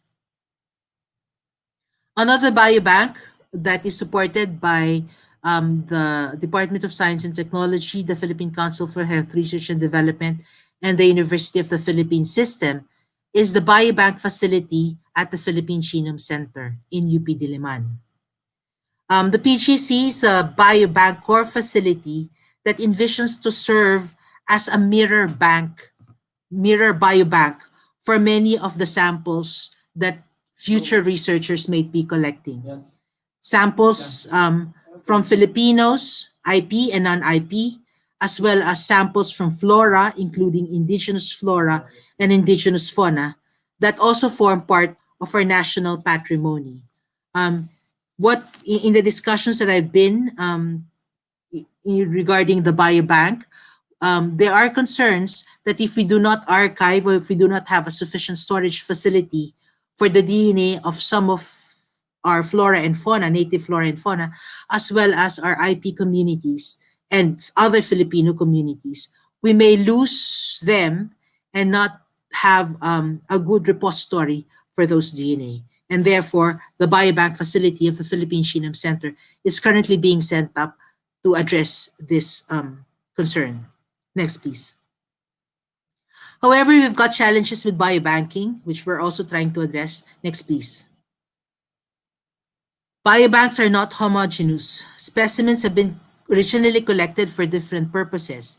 They could be collected for clinical or maybe for research. And therefore, the state, the level of contamination or the level of purity of those samples will vary immensely. Next, please. They are operated by different entities. For the clinical samples, they would have been collected by physicians. It could be by NGOs or patient groups or population-based cohort studies. Next, please. Next, please. Next, please. And that access may be required by different researchers for different purposes. Academic is fine. However, there are certain clauses, particularly in the ones that I've encountered with indigenous communities, that they do not approve and will not approve categorically any access to commercial firms without gaining prior consent from them again. So these considerations have to be properly documented and archived such that samples are not released beyond the scope of the consent. Next, please. So now we conclude this particular talk with some recommendations. Next, please. Human population genetics research in the Philippines is very challenging because of time, money, and governance. And at the time of the pandemic, we tried to actually address some of these challenges by putting time and money where it counted, such as bioinformatics, policy formulations, addressing queries of other researchers in other areas, such that we can maximize the use of our limited resources to carry out a broader scope of research. Next, please. Next, please. And that we need to partner. I think this time and age, and that's something that we've been learning more now in the time of Zoom meetings, in the time of StreamYard or whatever, that there is really significance in partnering with other institutions with overlapping mandates, such that the course of our research would be shortened and our resources maximized. This discussing with funding agencies, with ethics review committees, with NCIPs and NGOs, with other researchers and institutional biobanks. We realize that now, while we're sitting in front of our computers and we have a bit more time to be able to dialogue with different stakeholders rather than running around as we normally do in our laboratories, we are now able to formulate better policies, hopefully, that would address different queries or questions posited by the different stakeholders, but primarily, and we hope soon, by the research participants themselves. And with this, I'd like to thank the organizers for giving me an opportunity to share this presentation with you. Thank you.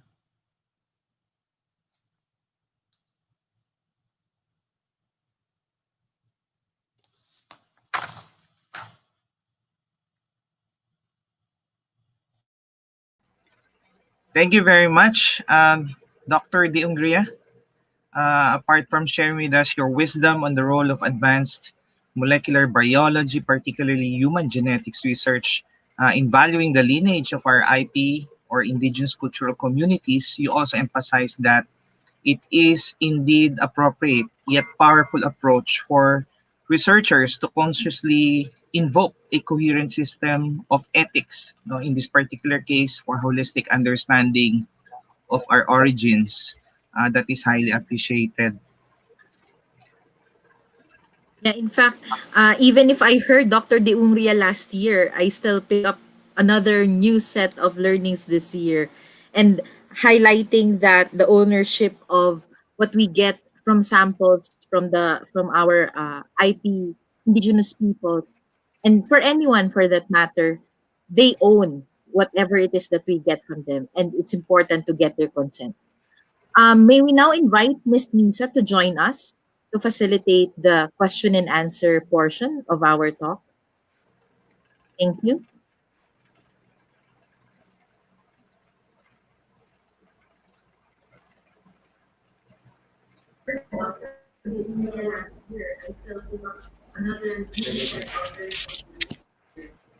Highlighting that the ownership of what we get from samples from our IP indigenous people, and for anyone for that matter, they own.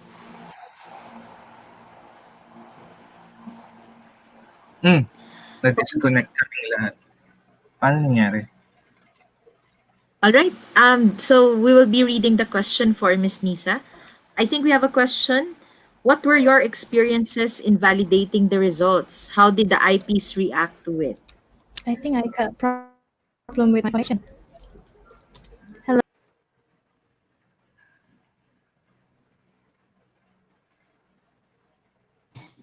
All right. I'm going to answer already. So we actually haven't started validating the results. That was what we were supposed to do before the pandemic hit. We've gone to Mindoro twice to discuss the results with NCIP Provincial Oriental Mindoro and NCIP Provincial Occidental Mindoro. We realized that in the initial discussions, and this is a challenge for all researchers, particularly in genetics, I think, because the concepts are far too different from the words and their environment in the everyday, we realized that even the NCIP had difficulties in understanding the concepts that we were sharing. I mean, they had active input because we already saw. Sorry, I could not share. I was hoping to share it this year, but I could not because I haven't validated yet. But we already saw how certain groups are grouping together, how some are influenced by geography, by language, etc., etc. So we're seeing that in our preliminary results, and we tried to explain that. We explained that to our IKSP team, provincial, and we realized that they tried very hard, but I think we need to communicate better. So now during this time of pandemic or during this COVID, we're actually engaging social scientists, primarily Ma'am Mix Padilla, and I'm opening our projects to other social scientists. This is why I'm saying when we do genetics research, it's not just for pure scientists. We need to engage different disciplines. We could not explain, and that was our shortcoming. We could not explain the material in a way that was packaged and the people could understand. So now the challenge is how do we do the packaging? And this will be the next stage of the next few months. So to answer your question, we have not fully experienced the validation, but I think it will be a learning experience for us.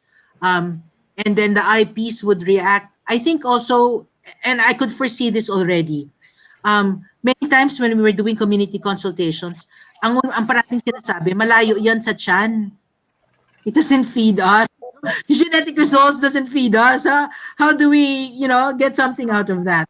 So we need to find a way, and this is the challenge. We need to find a way of being able to share the data such that it is worthwhile for them to listen. And I don't know the answer yet. Thank you. Actually, I have a question before this question, and it's in a way the step before this question. Like, how do we approach the communities when we are to collect data from them? Like, how to explain the informed consent, the objectives of the study, like the challenges on how to make it like relevant for them. Because definitely it's relevant for science, but how can we make it relevant for them to the point that they will be really fully know their participation in research? We've had different experiences, and of course that is influenced by the background of the communities and the extent to which they have been invited in the past. So there are certain communities that have been over researched, i.e., many people have gone to the communities, have collected samples, have never gone back, have never told them what that meant, and therefore there is a considerable amount of prejudice. So when you are encountering prejudice, it is harder to overcome rather than going to a newer community when you've got a clean slate. When nobody has gone there before, they're pretty excited by they've never heard about DNA. What you're telling them is something very new, and therefore they are excited about a new thing. So those social factors one needs to take into consideration when preparing how you will discuss with the consultation with the communities. We have been very fortunate that I guess just being simple people, no, you don't just being simple people, you just basically go to the community or to the people that are helping you with your IKSP team, and we tell them SOS. You know the community more than we do. Or we go to social scientists who have had previous experiences in the field. And you're basically really humbly asking, we do not know how to do this. Could you help us? And so it's really patience and humility. You have to go through the material with them. If they do not understand, you go over it over again, etc. But in the last analysis, one thing that I could see was an integral, important factor in being able to engage the community is when the community actually trusts you. We've gone to Mindoro and then also in the other communities in Tawi-Tawi and Sulu. Some of our teams there, not me so much, but my other team members. You go there repeatedly. You answer their questions patiently. You bring them what whatever thing that is could help in a way, to a certain extent. And then you build a relationship of trust. Because in the last analysis, and I know for our first year, second year molecular bio student, probably will not understand everything in DNA compared, I mean, imagine the IPs, they will still not understand.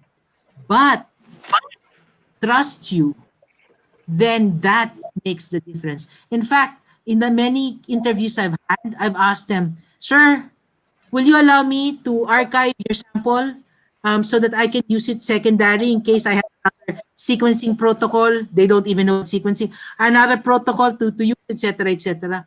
And you know what their common answer is? Ma'am, nasa yun na, binigay ko na, ano pa bang gusto mo? Basically. In other words, I trust you 100%. I said yes. What else are you asking for? And so that's now, when I was preparing this talk, I wanted to get to share that with the rest of the participants, that we must, when we're dealing with communities, particularly vulnerable communities, we have to put that trust as one of the primary foundations of our research. Kahit ano nang mangyari, whatever. And that's why my first reaction when I was told that there is a pandemic, I will not compromise the health of the IP communities. I will not be a carrier of the disease to the communities if I actually am a carrier. I will not go. And it took me a year convincing my team and the rest of the funding agencies of ethics, etc., that this is the best decision for this time of crisis. Yes, thank you for that answer. And that's a very strong reminder for all of us because they will definitely give the trust to us and it's really up to us to hold that trust. I think yun yung isang pinaka-importanting, one of the very important things that we need to hold the respect for these communities. Thank you. Sir, I think we have another question. Yeah. Thank you very much for answering the first two questions, Dr. Diungre. I believe here's another one as a joinder. Okay. So it is not surprising to hear communities say, malayo sa bituka, okay, regarding research items. What cultural and spiritual values of IPs have been found to align with DNA research? Wow. Ang hirap. Bagsak ako sa exam mo, sir. Ma'am, kung sino ka man. Anyway, one thing, the first thing that came to my mind when I read this question was the concept of family. That with DNA, you can, and I've said it earlier, you can find out who are related and who are not related. And that goes for the broad community. And I've said also in the lecture that I found many of the communities highly consanguineous. Kasi sila rin nag-intermarry. It's a limited pool of husbands and wives that you can get. So, yun. However, that is not the issue. What I saw in the communities is that they treat the whole community, many, as a family. You can basically go to any house, and if they have food, they give you the food, whether you are related or you're not related. And in fact, even we've done some questions in terms of, are you the father of this child? And we tell them the risks of not and yes, not. Sarah, if you participate, we will know. We will know if you are or you're not. I'm already telling you. But for them, it is not. I mean, you tease about it, you laugh about it over coffee, etc. But and then of course we are told by the others that it's really not their son, that they have a broad concept of family. If somebody gives you a child from another bayan or whatever, and you look after the child, the child is yours. So normally when it happened about 2 or 3 of the interviews, and we never tested them, so I mean, no, but then they will tell us, no, that is my child, with emphasis, like you would actually believe. But I was informed by the others that maybe not. So never mind, they're not biological, but the value of family is very, very strong. And I think that aligns very much with, I think, more than just the biological relationship. We see value of our common denominator, our common ancestor. We are all one Homo sapien. I think that's how I would say the alignment to. But the IPs have taken it in a broader context. Tayo hanggang isang anak, first generation. No, for them, anak is a wider community. Yes, thank you very much. And I think I also had similar experience Yeah. on that when we were doing community and field works. Yeah. In fact, it's about becoming foster children. And until now, my foster parent, my Aita foster parent calls me anak. So yes, because we spent our time, significant time there. So once again, we would like to thank Dr. De Ungria for being with us today, for engaging us again in another critical thinking session and another inspiring session to look at how we need to address IKSP specifically in research. So for today, we would like to award the certificate of appreciation to Dr. Maria Corazon de Ungria as speaker for the second international conference on the critical role of indigenous knowledge, systems, and practices amidst the calamities and pandemic held this 12th of November 2020. Signed, Leonardo R. Estacio Jr., PhD, Dean of the College of Arts and Sciences, UP Manila, Dr. Ellie Noor Hayati, MPH, PhD, Psycholog, Dean of the Faculty of Psychology, University of Amadalan, and Dr. Aulia MC, MM Psycholog, Chair Program and Plenary Committee of the IKSP 2020. Thank you very much, Dr. De Ungria. Thank you Thank you very very much. and All the congratulations. best. Thank you very much.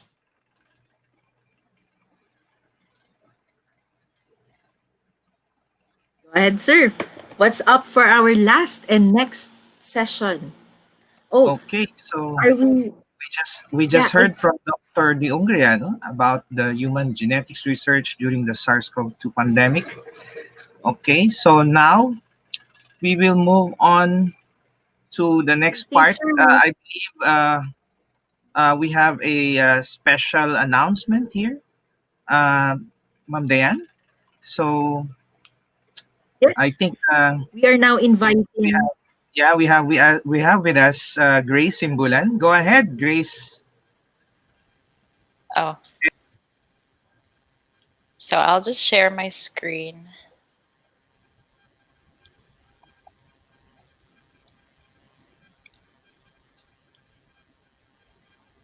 Oh, hold on. Share.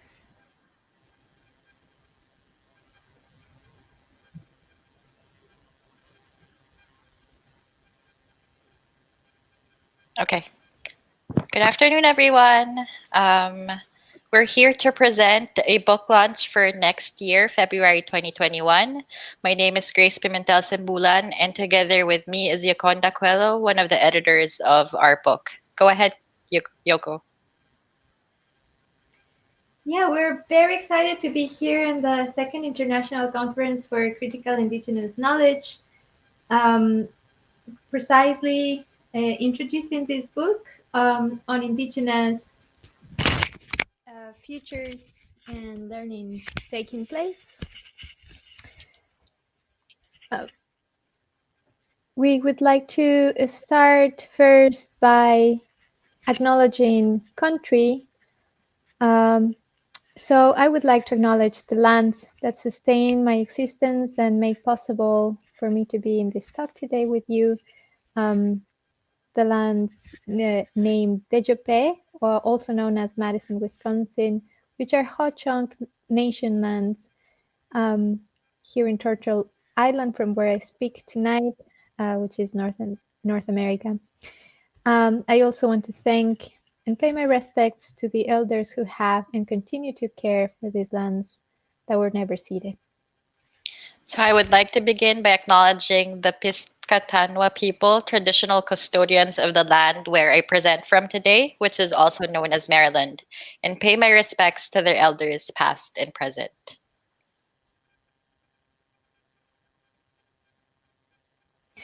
So as we were telling you, the book title is Indigenous Futures and Learnings Taking Place. And this idea of taking place is the intention that this book has to embody and world multiplicity across the landscape that sustained life, and that means across the world, especially three regions that we take that are part of this book: Oceania, Asia, and Latin America, and the Americas.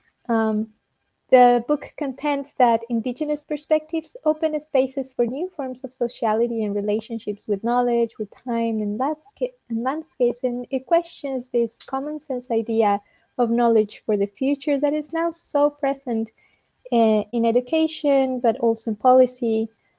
And in doing so, it offers various points of departure to story educational futures in a more responsive way to all the lives that have not yet become. So the book launch will be sometime in February 2021. The exact details of the book will be on our Facebook page. It's at Indigenous Futures and Learnings. It will be a virtual colloquium that would start with a panel discussion. We have 4 panelists, and the presentations span Indigenous knowledge from Mount Apo in the Philippines, Central Burma, and the Ecuadorian Amazonia. So after the panel, we will have comments by the Indigenous scholar. And currently, we're still in communication with the Indigenous scholar. And you can find all the updates again on our Facebook page at Indigenous Futures and Learnings. And then we'll have a Q&A after that. So just a few details or more information about the panelists. Leah Lopez Lopez, one of our editors, is also one of our contributors. She's a senior lecturer in the Graduate School of Education at the University of Melbourne, Australia. Yaconda Cuello, one of the other editors, and she's here with me right now. She's a doctoral candidate in the Department of Curriculum and Instruction at the University of Wisconsin-Madison. And me, Grace Simbulan, I'm also one of the contributors. I'm a master's student in the Southeast Asian Studies program at the University of Wisconsin-Madison. Finally, we have Nicole Tumaung. She's one of the 4 contributors. She's a faculty member at the Parami Institute for Liberal Arts and Sciences in Yangon, Myanmar. Next.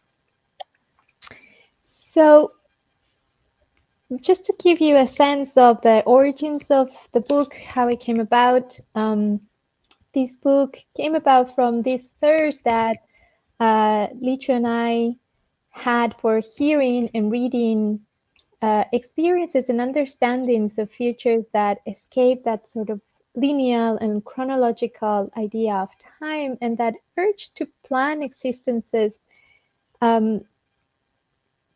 according to national plans, education plans, curriculums, and so this book is part of the series of anticipation and future studies of Routledge. And so we started to think about how would we talk about anticipation from a perspective that is not about reducing risks and it's not about predicting existences. And so we started talking with Indigenous scholars and reading more about their work as well. And we realized that anticipation can be a critical engagement with time precisely to break those sort of teleological linear thinking and disrupting those progressions in general, and especially in thinking about education in that sort of learning and becoming an educated person, becoming a citizen, and so on. Some more details that are very important about this book is that all the contributors of this book are women, Indigenous women, women with Indigenous backgrounds, Black, Red, and Brown women, and women whose scholarship has been throughout their life committed to Indigenous matters across the spaces and times. That means different geographies, different histories. And we're very happy, we're very honored that we could have this collective female work, precisely because in academia and also in publishing, the voices of women, but particularly of women of Indigenous women and women of Indigenous descent, are less represented. So we're incredibly happy to have amazing Indigenous scholars that have been participating in this project.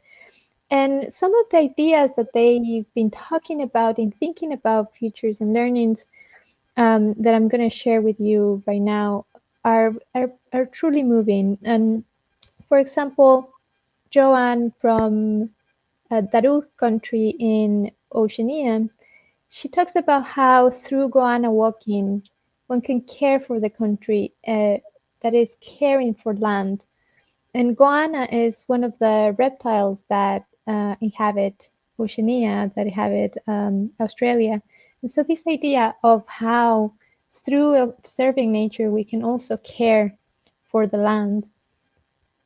From the Amazonian forest and the stories that Quechua people in Ecuador talk about, I weave some stories about how conjuring encounters between forests, humans, and more than human beings can be that space for dreaming and thinking about futures that are different from what we have now.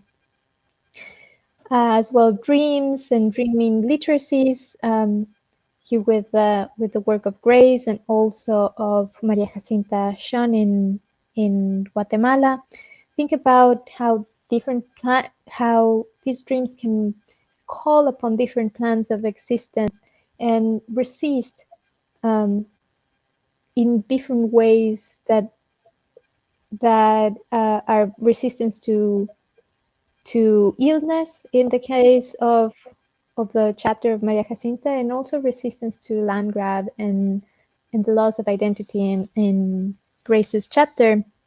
Then we have also the spirit realm taking place in the chapter of Burma, ancestral luchas or struggles of how the future takes place in these generational stories of families from Peru, how land pedagogies become a very important part of campuses in Canta, and how more generally this gratitude for continuing alive, this gratitude for the spirit within, in that resoluteness of taking care of life in the future. And so in this way, these chapters are a collection that become political, cultural, and historical statements challenging this singular order of the future, and rather go towards multiple encounters of all that is to come.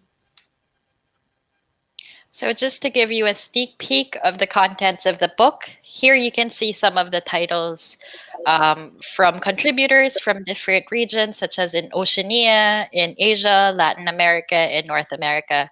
Some of the titles that some of the chapters that we have discuss the snake temples in Myanmar. My chapter is about the Obo Manobo in Mount Apo. And Yoko's chapter is about the Quechua stories of futures, or the narratives for otherwise good living. And then we have the conclusion by Leah Lopez Lopez and Yoko about the brown, red, and black to the futures. And just to close up, we're gonna thinking about how this conference is taking place around the idea of the pandemic, medicine, and health. We want to share with you just a little fragment of the third chapter of the book, which is written by a Mayan scholar from Guatemala, and she takes into account dreams as a form and also different Mayan perspectives on how health comes about and becomes possible. And so here it is, a little paragraph from this chapter that says the following. To be has a direct impact on the life of the human being in the time count of 260 days. It helps one to know the purpose of one's life, of one's existence. One's ignorance, according to this perspective, can lead to diseases incomprehensible to positivist science, auditory and visual hallucinations, mood depressions, and sleep disorders. According to Felipe Paul, a member of the Barefoot Doctors, the treatments that Indigenous specialists follow and recommend are not comprehended from the stand of positivist science. This incomprehension would be due to the differences on what Indigenous specialists and positivist science see as the cause of illness. Generally, the Quiche and the Maya perspectives point to socioeconomic realities and emotional issues of the family and social environment as the root of illnesses.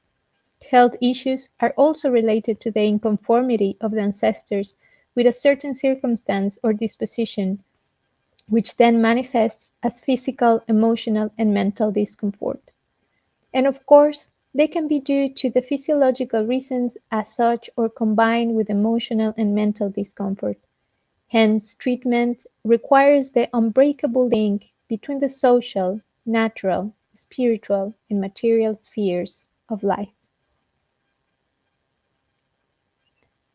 Okay, so just to wrap up our invitation, we forgot to thank our collaborator, which is the College of Arts and Sciences Department of Behavioral Sciences in UP Manila.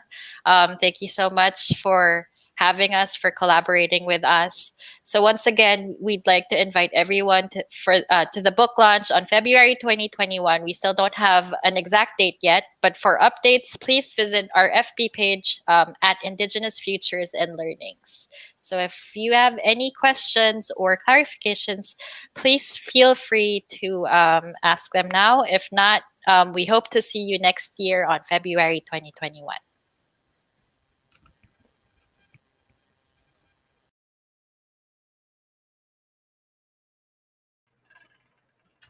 Okay, so thank you, Grace and Giocanda, for sharing us your book, Indigenous Futures and Learnings Taking Place Virtual. We wish you all the best for your virtual book launching on February 2021. Okay, so Okay, so now let us proceed to our last speaker for today.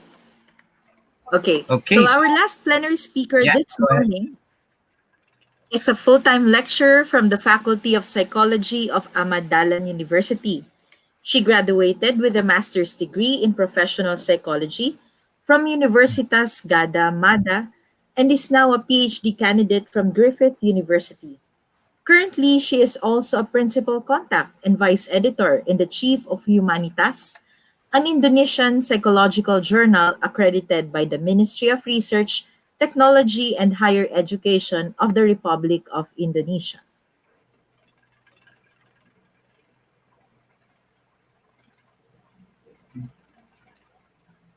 So, ladies and gentlemen, let us now call on our final plenary speaker, Ms. Arini Widyowati. Hello. Hi, good morning, everyone. Thanks for coming today. Can I share my slide now?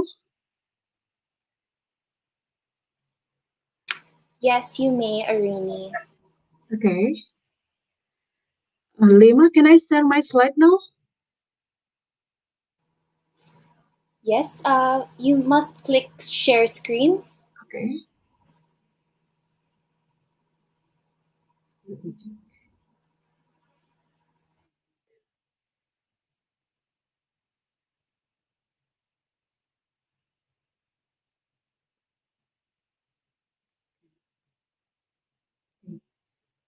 Can you see my slide? Yes, Can we everyone see my slide? Perfect. Thank you. Perfect. Okay.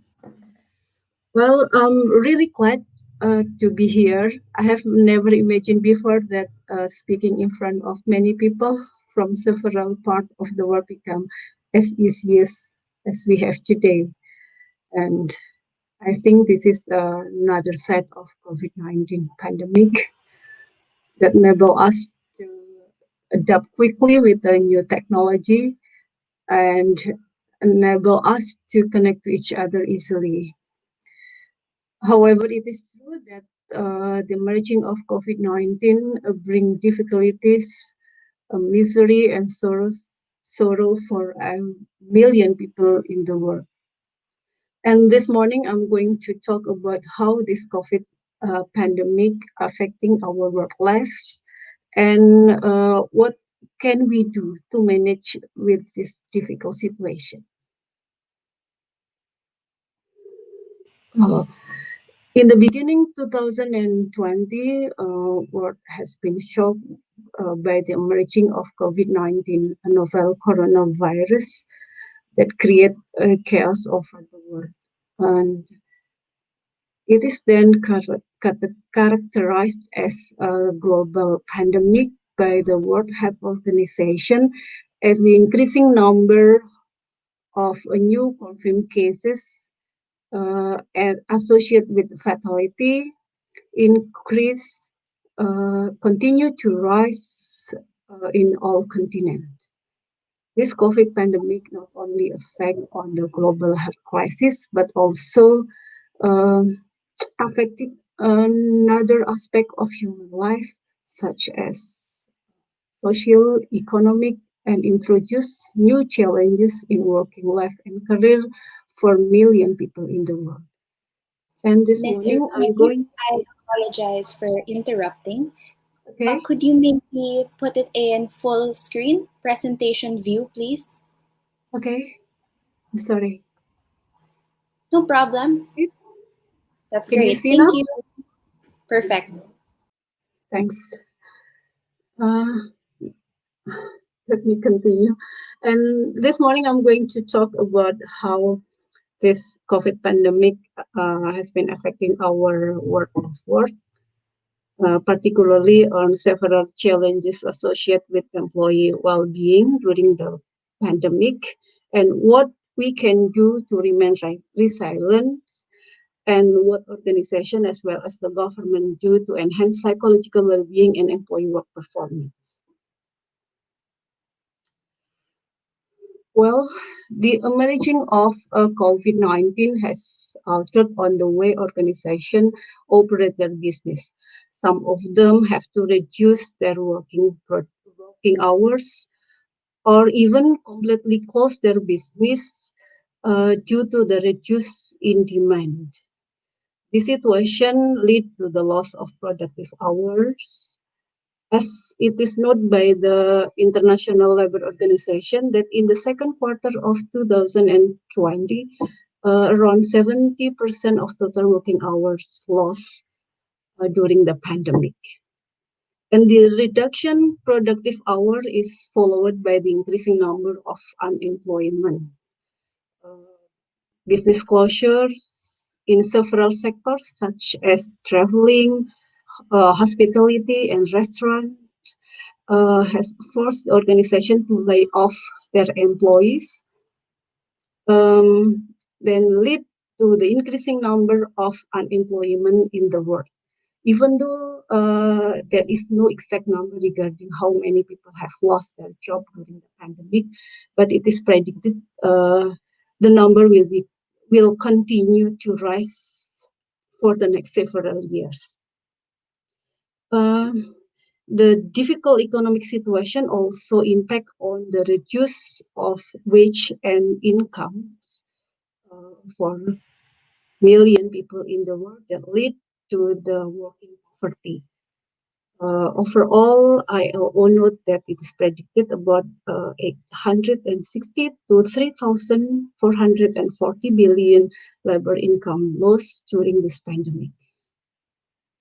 And learning from the previous pandemic, certain populations such as Older people, women, migrant workers, young person, and unprotected worker are those who most vulnerable population affected by the pandemic.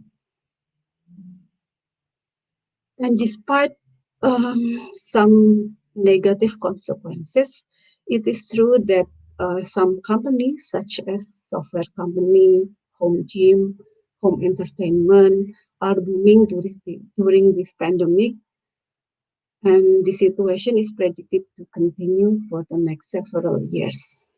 Other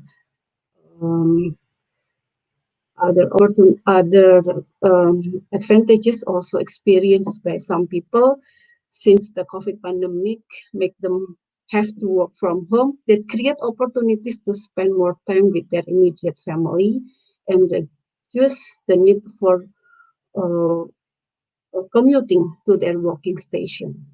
This is not only save their energy and time, but also reduce the potential stress related to work.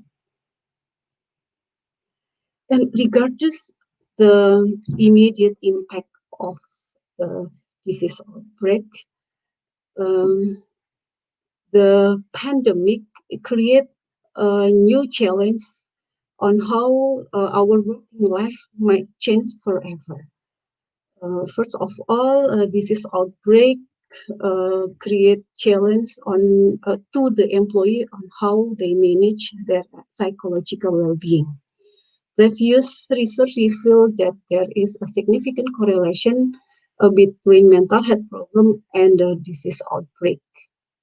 And among the psychological consequences, depression and psychological distress are the most common psychological problem experienced by the employees. Other research also found that the pandemic reduced employee quality of life and subjective well-being.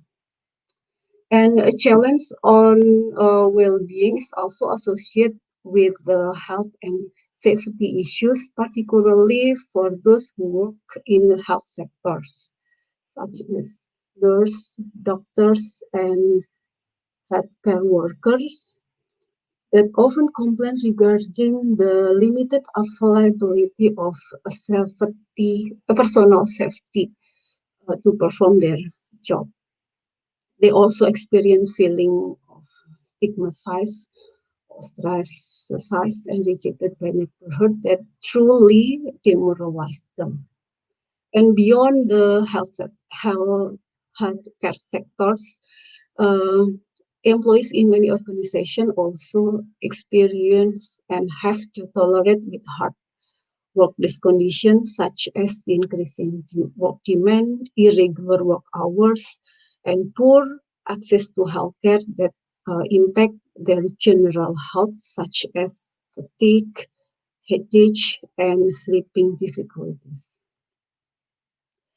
Next, the emerging of disease outbreak also create a challenge for the employee regarding how to face with the uncertain work environment and labor market. The business closure resulted in employee layoff, downsizing, and involuntary employment that threat job security among employees. And this situation is even harder for the young people, particularly those who are in the school to work transition.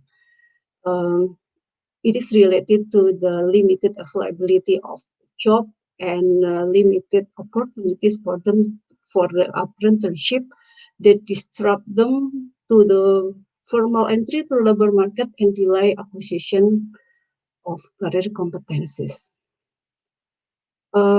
Previous research also revealed that disease outbreak increase employee anxiety and fear about their future option and opportunities and future of their job. Finally, the disease outbreak and pandemic also create challenges for the employee regarding how to manage their family and work balance. In order to limit the spread of the virus, governments issues a policy that force organization to make their employee work from home. And this policy is followed by the closure of daycare and schools that force working parents to take responsibility as a full-time child caring and school teacher, while they also adjust with a new work from home arrangement. Previous research revealed that managing in two roles in the same times potentially lead to the work-family conflict and psychological strain. And the need to balance in both role, this to underperform in both work and family domain that lead to emotional exhaustion, stress, and burnout. And what can we do to manage with this tough situation? Sofik and Kabadai propose that an integrative approach that involve individual in micro level, organization and industry, as well as the government is needed to help employees to cope with this challenging situation and improve their psychological well-being.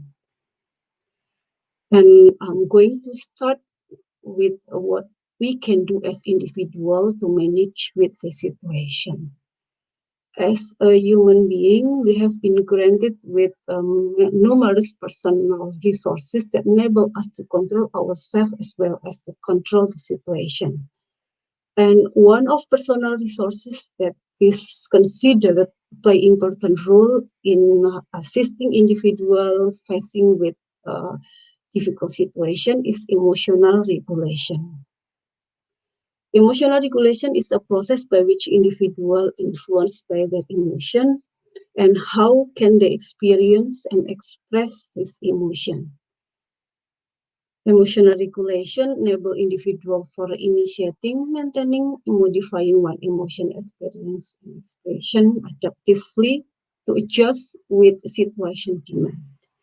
Previous research revealed that effective emotional regulation improve employee well-being, help employees manage their career-related challenges, and significantly relate to all career outcomes. And how actually emotional regulation could help employees to enhance their employees' working life. Previous research revealed that effective emotional regulation, such as teaching others to make them feel better, or keep ourselves busy with working to another thing, or engaging in enjoyable activity, effective in reducing psychological stress, and improve employees' job satisfaction. Other research also found that adaptive emotional self-regulation, such as tolerance and acceptance, effective to reduce stress and enhance employees' energy. Emotional regulation also assists individuals to enhance their career adaptability to cope with uncertainty work situation. In the uncontrolled situation as we have today, being adaptable and flexible is deemed important to facilitate individuals to keep going with their career trajectories.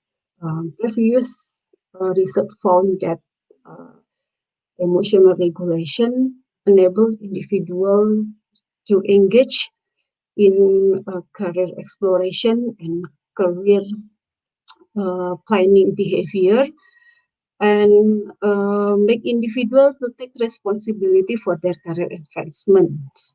It is also effective in reduce stress regarding to the career uncertainty. Emotional regulation also allow individuals to maintain their health work-life balance. I'm sorry, I have to turn off my phone cell.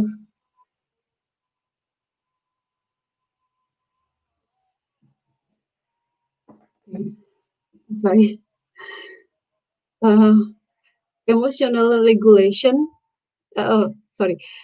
Since pandemic require individual or employees to work from home, taking responsibility as employees and parent at the same time make them vulnerable for work, family conflict and emotional and psychological stress. And emotional regulation effective in the helping individual with work overload and reduce their stress through ability to resist emotional distraction and facilitate for positive social interaction, building relationship quality and provide emotional and instrumental support to others. And beyond the emotional regulation, employees can improve their psychological well-being through acquiring new skill and knowledge, particularly related to the new technology and digitalization that deem important to perform their work in this current situation. Being mastering in technology not only effective to improve their work performance, but also impact on their mental and financial well-being. Other thing that employees can do to improve their psychological well-being is provide social support to their supports and their co-worker. Previous research found that support for co-worker make individual more valuable and make their working environment more pleasant and rewarding. And now, what can organization do to facilitate employees to reduce their stress and improve the employee well-being? Sonnenfeld and Newsworthy reveal several strategies that organizations can employ to help employees to improve their well-being. First of all, organization must acknowledge the stress or psychological problem that exists in the organization. It is an important step for the organization to take a further action to assess and find the core problem that associate with the performance and mental health issue among the employees. Organizations should also provide feedback and receive feedback regarding their effective leadership behavior from their employees.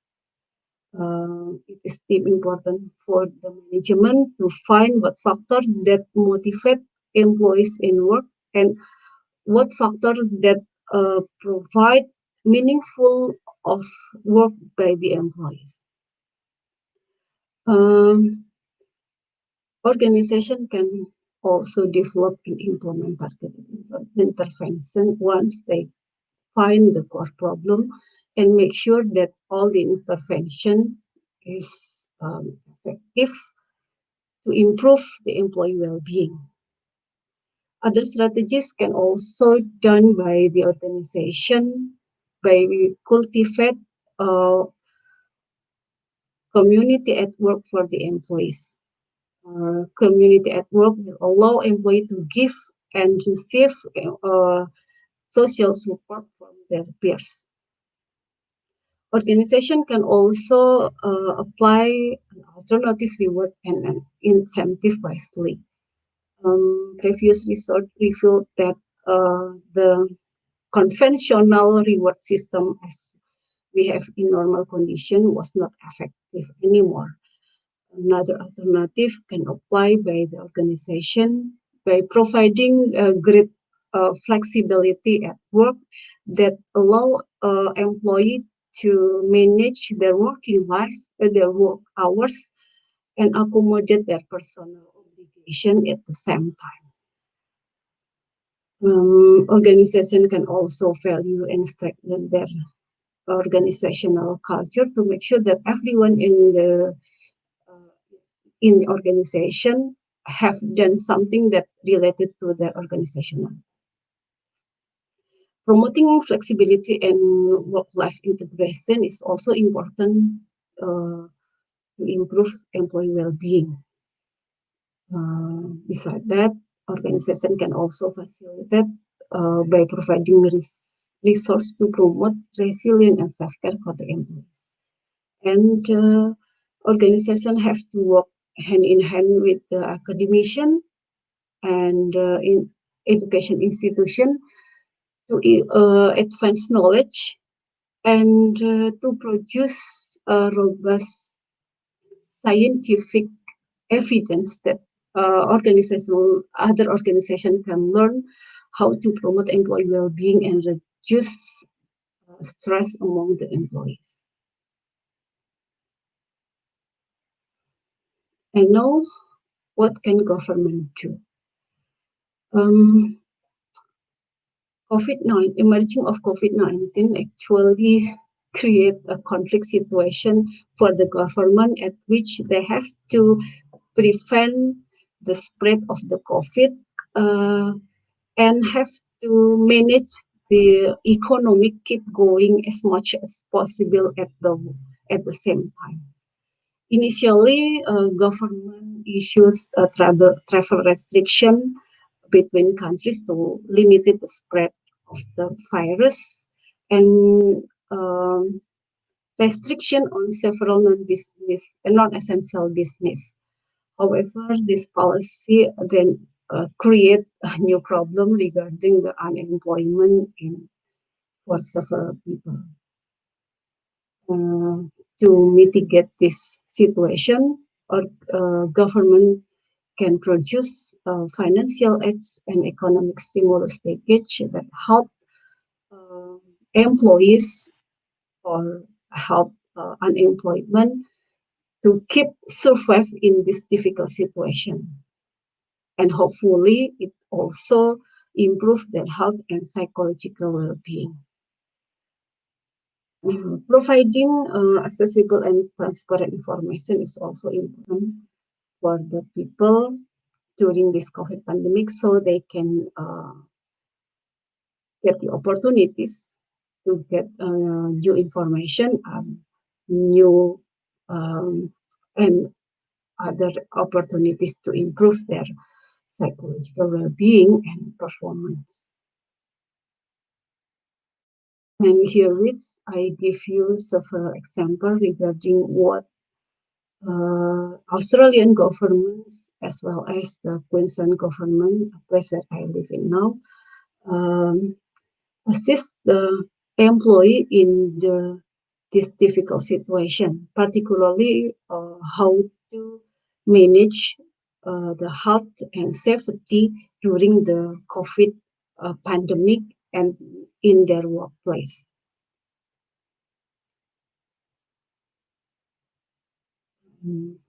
This is also another support by the Australian government for the business and the employees, particularly for the unemployed and job seeker. They also provide financial support for the unemployment to make sure that every citizen can survive in this difficult situation and keep health and safe during the pandemic. If I'm not mistaken, one person in Australia received around 2,200 Australian dollar per month. This is not much actually, but it's quite enough to live and to survive in Australia. And before I close my presentation, let me give you a brief information regarding what several strategies that are necessary to do to preparing employee beyond the COVID-19. It is important for the governments to create long life career guidance that navigate employees to advance their career opportunities and career trajectories.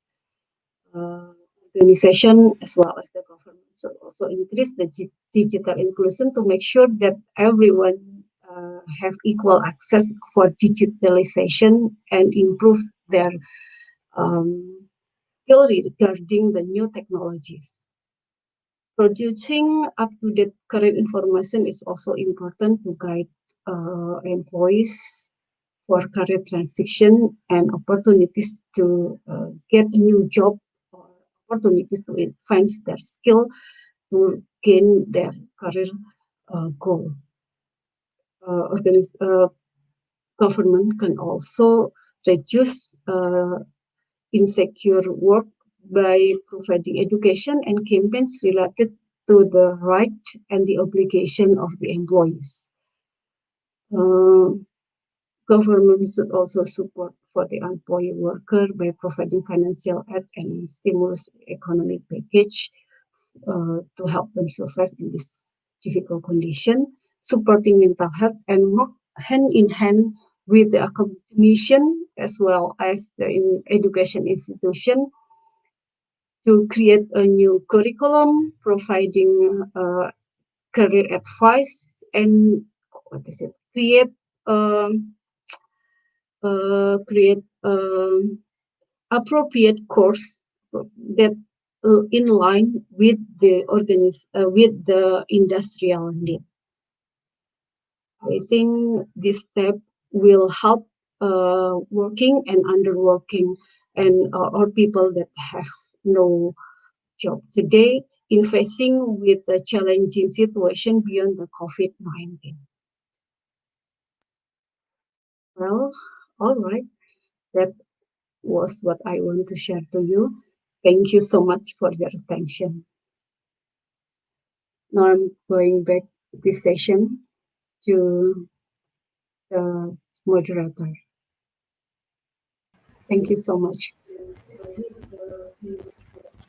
Thank you so much, Arini Widyawati, for your insightful presentation, particularly in the efforts of your national government in developing capacities for mitigating the effects of the pandemic, as well as enforcing contingency. You mentioned mental, physical, social, as well as financial or business continuity plans, which are indeed central in preparing and allowing the whole society to brave and survive the pandemic. Ma'am Dayan? Okay. Now we once again open the floor for questions. And to our dear viewers, you may now use the comment section to ask your questions for Ms. Arini Widyawati. We now invite Ms. Nisa to facilitate this discussion with Ms. Arini. Thank you. Okay, thank you, Dr. Che, Miss Diane. Thank you for the time once again.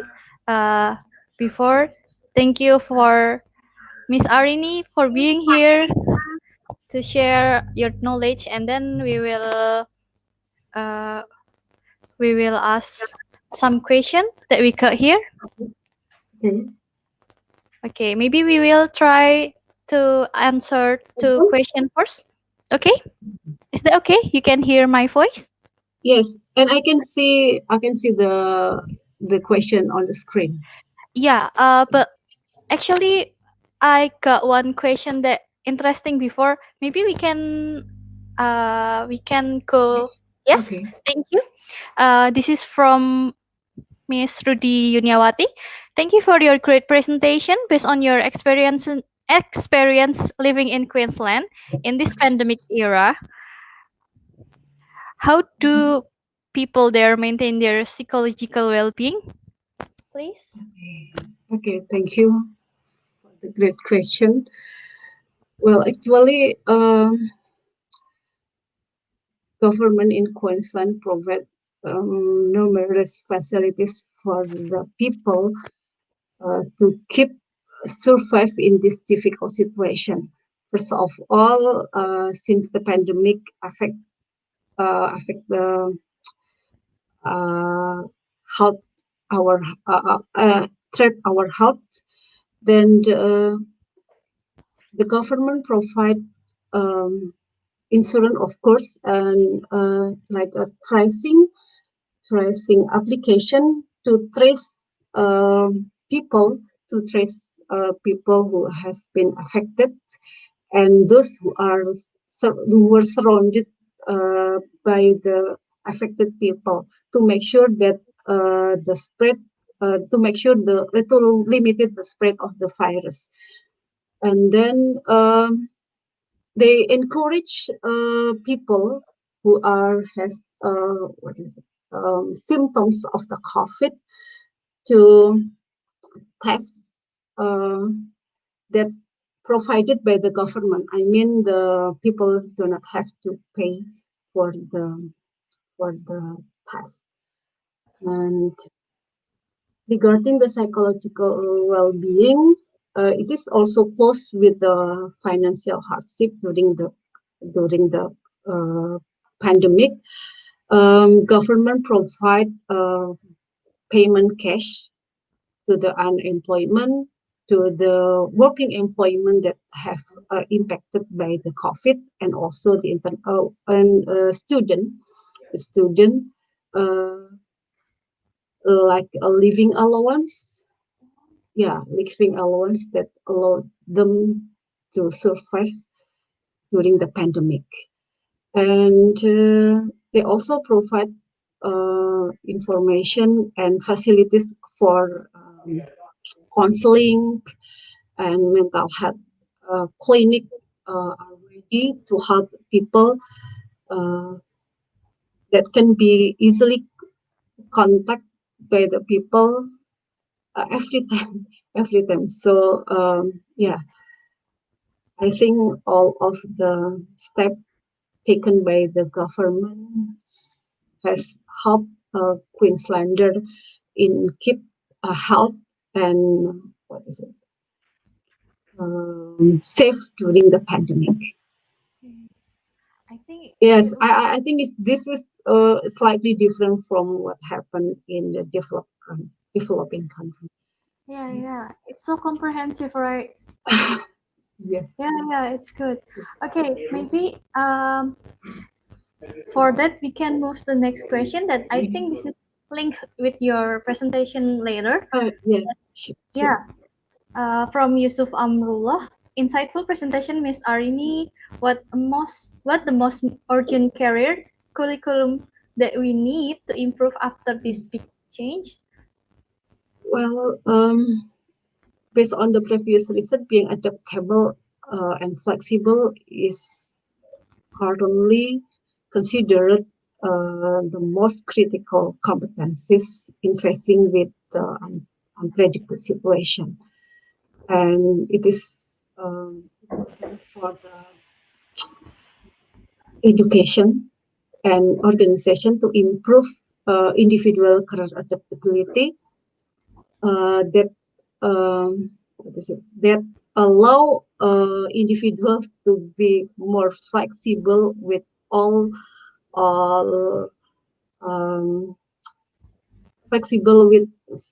situation regarding the career advance. Career adaptability allow individual to be more aware with their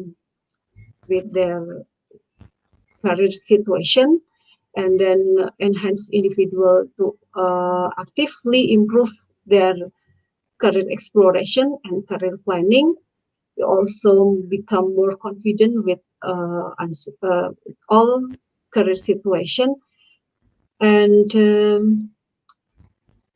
have a solving have a have a skill to solve their problem related to career.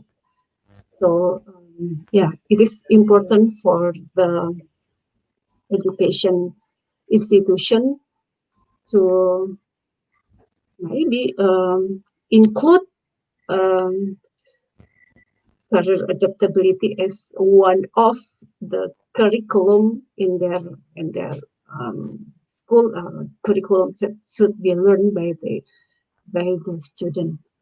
Okay, that's great. Maybe they can help us to adapt and adjust well during this pandemic.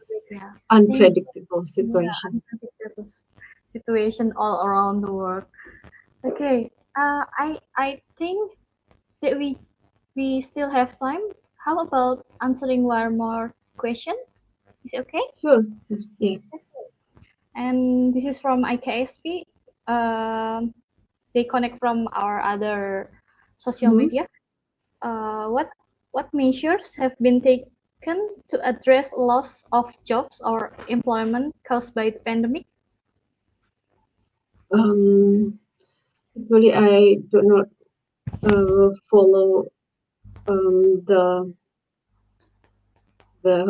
recent information in Indonesia, so I can give you example in Queensland. Okay, that's okay. Oh, well, in Queensland, yes,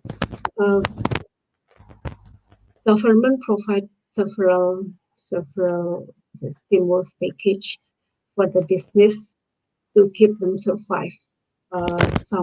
Several organization or several company receive like subsidy from the government to keep their business survive during the pandemic. And organization government also create several course to improve the people's skill to to improve people's skills so that they will be ready to take opportunities for career transition or change to another career path.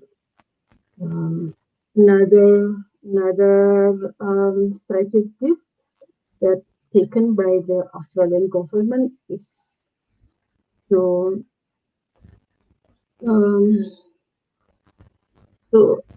what is it, like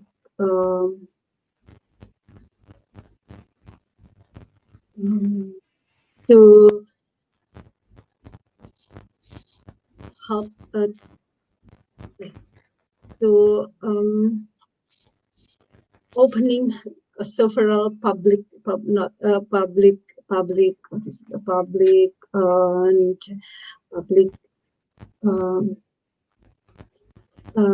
work provided by the government, so that allow people to involve and to apply for the job. Okay, so it's massive, yeah. Yes, From the something government. like. Good. But the most critical strategies is provided financial stimulus package for the business. So even though there are a reduction in the demand, but the organization, the company, and keep survive during the pandemic. Okay, so they can still buy and they can still Run their business. Okay, Yes. that's great. Thank you so much for Miss Arini for your sharing and your time. And this will be my end session of Q&A, and I will give the time back to Dr. Che and Miss Dien. Thank you. Thank you very much, Nisa. Thank you very much. Thank you very much, Arini. Okay, so and that's it for the first part of our conference. But don't just go yet because day 2 of our conference is not yet over. After a quick lunch, and yes, it's going to be really a quick lunch, we will come Yeah, back at 2 p.m. Manila time and 1 p.m. Indonesia time in Zoom for our breakout sessions. we have more activities lined up for us today, so make sure to stay tuned for this, folks. Okay, so after the parallel sessions, we will have the closing ceremony here on Facebook and YouTube at 5 p.m. Manila time, 4 p.m. in Indonesia. So And please check your emails, which you used for the event registration, to access the Zoom meeting details for this afternoon's parallel sessions. If you have any questions or concerns, do not hesitate to message us here on the IKSP Facebook page. Thank you so much for tuning in to our official live stream, ladies and gentlemen. This has been your host, Diane Monsada. and Dr. J. Dalet, wishing you all a lovely day ahead. Have a hearty lunch, everyone. See you in Zoom at 2 p.m. Manila time, 1 p.m. in Indonesia. Bye.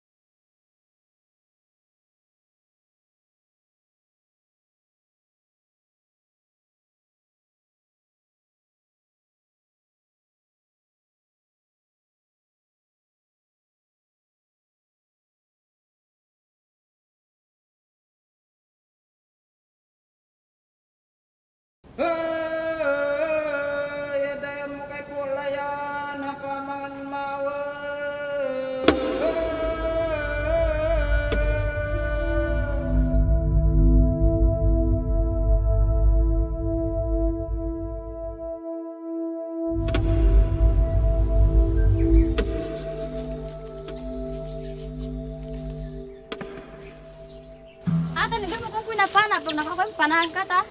Are, puso. Ati na mabiro-biro. Para kung ko ay mas labay ko itaan niya ipakahalilina.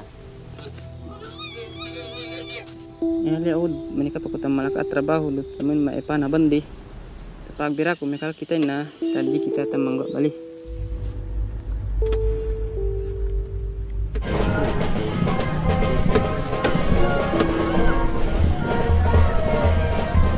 Andito kami para mag-interview sa thesis namin.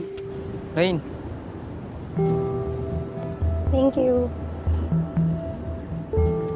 Pinagay mo ng lahat, pero may kulang pa rin. Tapos hindi mo alam kung ano yung kulang na yun. Sana lahat ng lalaki kagaya mo, no? Salamat at nakilala kita.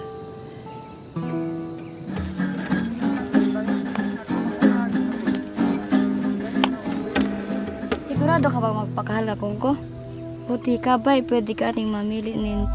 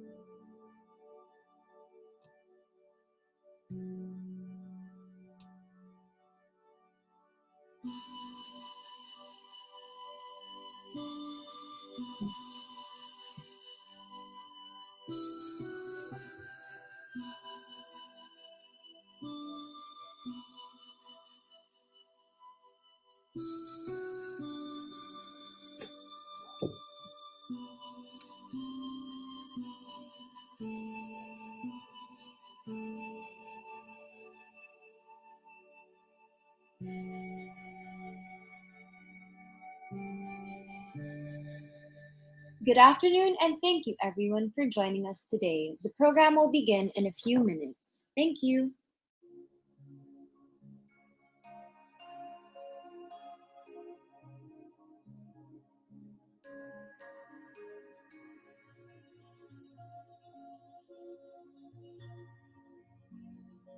We will be starting in a few minutes. Please be informed.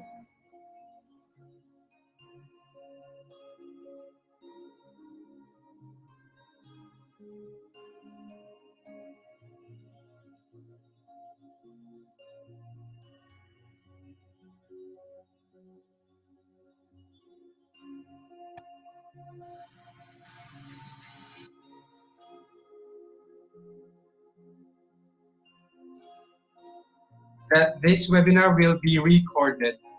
We remind everyone to please mute your microphones while sessions are ongoing and refrain from flooding the chat box with unnecessary comments.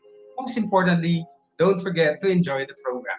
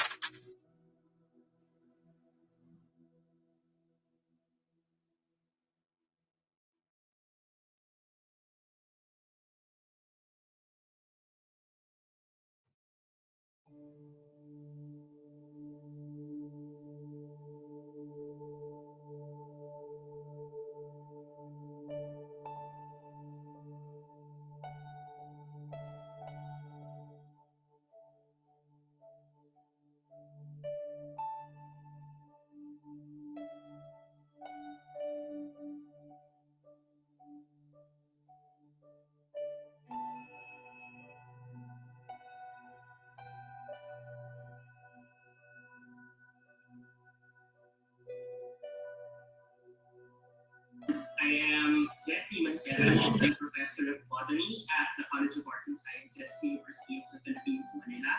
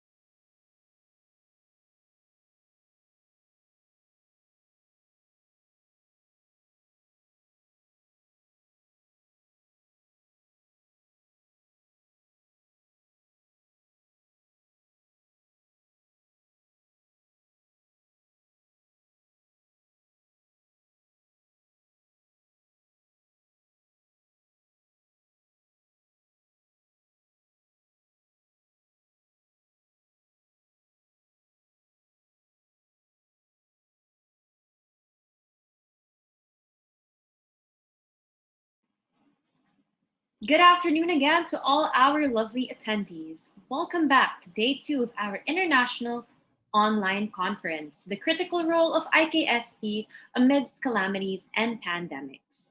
We shall now begin the final portion of today's event. The theme for all breakout sessions will revolve around Indigenous knowledge, skills, in surveillance and resilience. We are so happy that you chose to join this breakout session. We're very excited to learn from our guest speakers and presenters. But before we get started, allow us to introduce ourselves. I'm Catherine Clemente from the University of the Philippines, Manila. Joining us today is Professor Alvaro Calara of the University of the Philippines, Los Baños. How are you today, Professor Calara? Yeah, I'm good, Catherine. Good afternoon, everyone. I am Professor Alvaro Calara. We are pleased to be moderating this breakout session titled Local Understanding of Calamities and Pandemic Threats. We hope you're excited because we have a great pool of guests with us to speak and present their research on this session's topic. That's right. But before we begin, we are once again informing everyone that this webinar will be recorded and posted on the official IKSP Facebook page and YouTube channel. We remind you to please mute your microphones and turn off your cameras while a speaker or presenter has the floor. We also hope that you could stay with us until the end of the program, where we will be having a group picture for documentation purposes.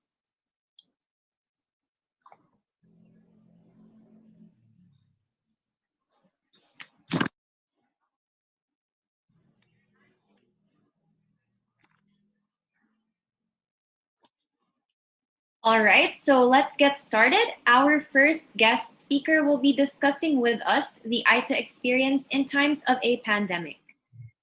Here to formally introduce our speaker is a representative from the University of the Philippines, Manila. Everyone, let us give a very warm welcome to Ms. Kelly Baltazar.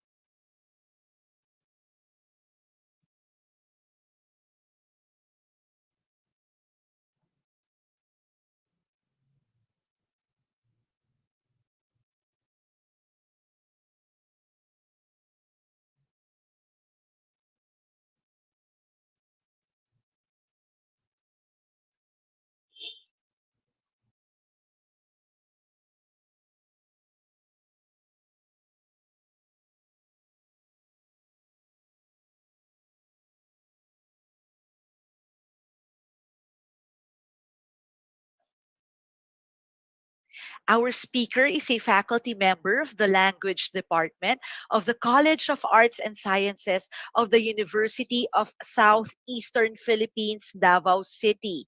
She finished her Bachelor of Arts in Communication Arts at the University of the Philippines in Mindanao and Master of Arts in English Language and Literature Teaching at the Ateneo de Manila University, where she is also currently pursuing doctoral studies in the same discipline. Although she has been specializing in language and literature, she has always been passionate about preserving and promoting Mindanao's culture and the arts. In fact, she was the recipient of the 2003 Chancellor's Award for Culture and the Arts of UP Mindanao. Ladies and gentlemen, let us all welcome Joy Risonar.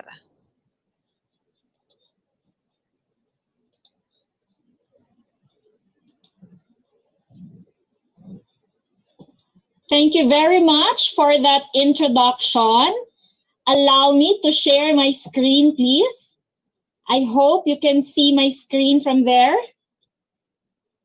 Yes. All right. Yes, ma'am. Thank you very much for confirming. So good day, ladies and gentlemen. We have been learning a lot about IKSP since yesterday's day one of the international conference. Therefore, in this forum, we could all agree that long before the various scientific and technological advancements came into picture, there was the indigenous knowledge that humanity all over the world depended on for all things, including understanding of and survival in this world. Indigenous knowledge was what communities in the past had that enabled them to achieve stable livelihood and harmonious living with the environment. Accumulated over generations of living in a specific environment, indigenous knowledge shaped skills, practices, and beliefs of human beings with and towards the environment and natural resources.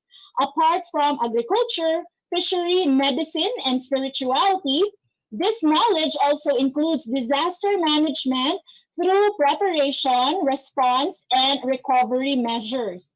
Scott Llamas and Brittner 2013 claim that for the past millennium, indigenous peoples all over the world have relied heavily on indigenous knowledge to prepare, cope with, and survive disasters.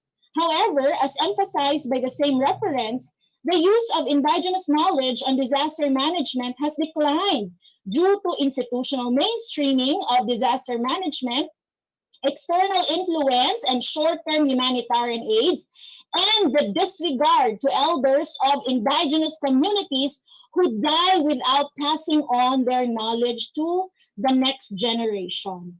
While it is well understood that scientific and technological advancements are useful, Shaw, Takushi, Iui, and Sharma in 2009 argue that the survival of indigenous communities from various disasters in the past millennia implies the potential of indigenous knowledge in complementing institutional efforts in disaster reduction. In fact, in 2007, the United Nations International Strategy for Disaster Reduction, together with Kyoto University, European Commission, Disaster Reduction Hyperbase Asia, Sustainable Environment and Ecological Development Society, or SEEDS, and other Asian role players conducted a series of events and published about them as well in order to better understand indigenous knowledge.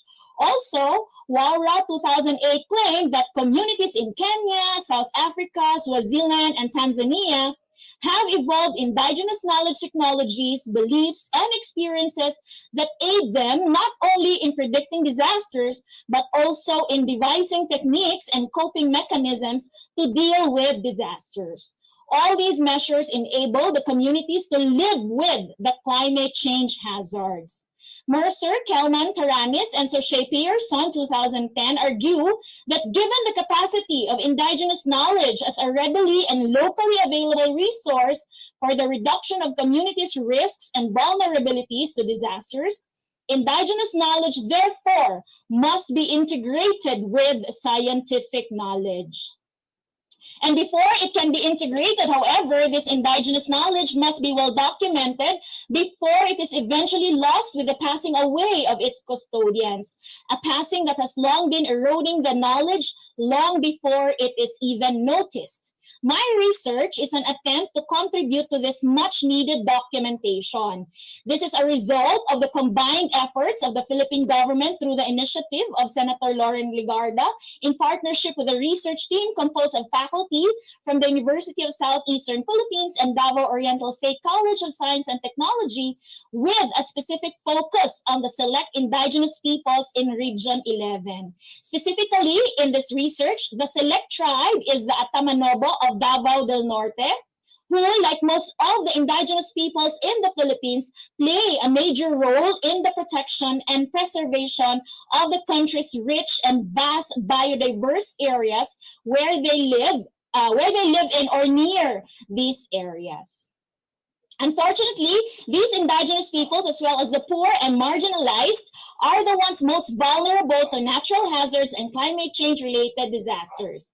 This is due to the fact that the country is located in the Pacific Ring of Fire, making it prone to many types of disasters. Also, as an archipelagic country, most of its economic activities, which are farming and fishing, are heavily dependent on natural resources, making them all the more susceptible to harsh impacts of climate change. Although there have been equitable and inclusive mechanisms that have been designed to protect people from the harmful effects of disasters and to build their resilience and capacities to confront daunting challenges brought about by the natural hazards, the inevitable disasters still are a major restraining factor in the development process of the country and are capable of eradicating years of local development initiatives and projects. In order to devise mechanisms that foster social protection to groups that are vulnerable to the devastating effects of disasters, the Philippine government approved the Philippine Disaster Risk Reduction Act of 2010, which gives protection to vulnerable and marginalized groups, particularly women, children, differently abled persons, and ethnic minorities. The ethnic minorities or the indigenous peoples in the Philippines have a wealth of indigenous knowledge for providing solutions to global problems of increasing disasters and climate change impacts. Not much is known about the indigenous knowledge and practices in response to natural disasters among the indigenous groups in the Philippines, despite it being frequented by typhoons. This is especially true in Davao region, which fell victim to the wrath of Typhoon Bofa, local name Pablo, in 2012. Hence, this documentation of the knowledge systems and practices of Atamanobo, Davao del Norte in Davao region. So in this presentation, I will share a brief historical information of Atamanobo of Davao del Norte in Davao region, their specific knowledge on disaster preparedness, the disasters they experienced and their preparedness for these disasters, and the effects of these disasters on their livelihood and their social networks on disaster preparedness.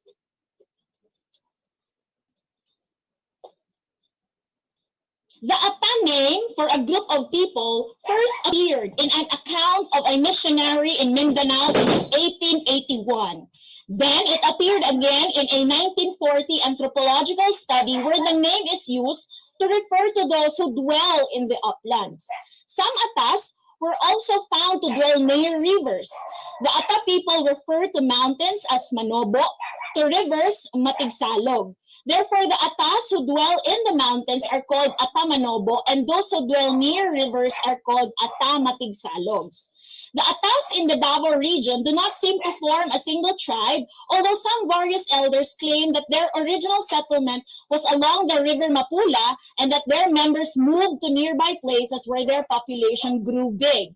These nearby places include the whole stretch of Paquibato district and a certain portion of Santo Tomas, Davao del Norte.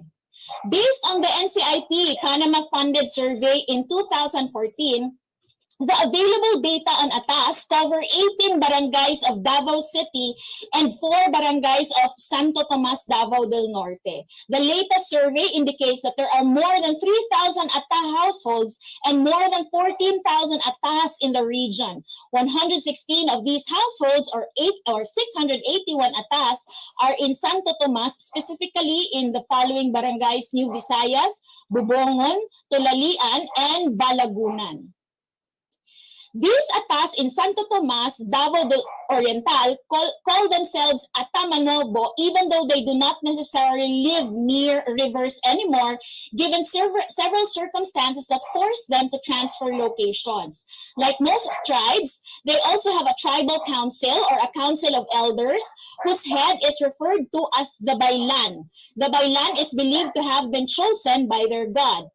A review of related literature indicates that the Bailan is the doctor of the community, but a personal interview with the members of the tribal council of the Atamanobo tribe in Santo Tomas reveals that their Bailan is their leader, someone who personally receives various messages, such as warnings, rules, or decisions to make from their magbabaya, an omnipotent being who has under his authority other deities. One deity who is of specific importance to the Atamanobos in Santo Tomas is Kagok-gok, who commands the winds and the storm that can destroy their livestock, farms, houses, and lives.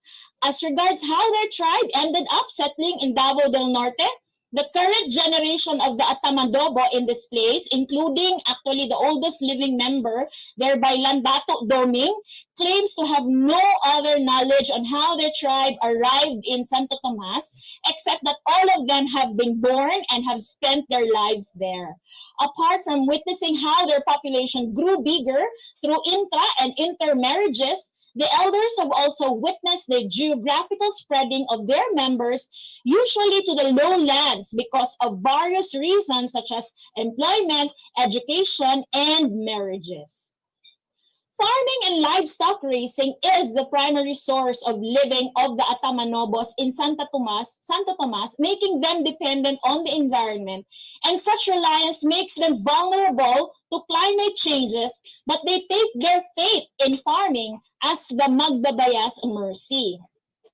The primary source of the data for this research is the purposefully chosen group of elders of the Atamanobo tribe in Santo Tomas, and the researcher, yours truly, secured permission from the Region 11 NCIP and secured a free and prior informed consent from the informants themselves. The first informant is Dato Doming, the tribe's Bailan. He is 75 years old and his primary source of living is farming. He says that he has never been to school.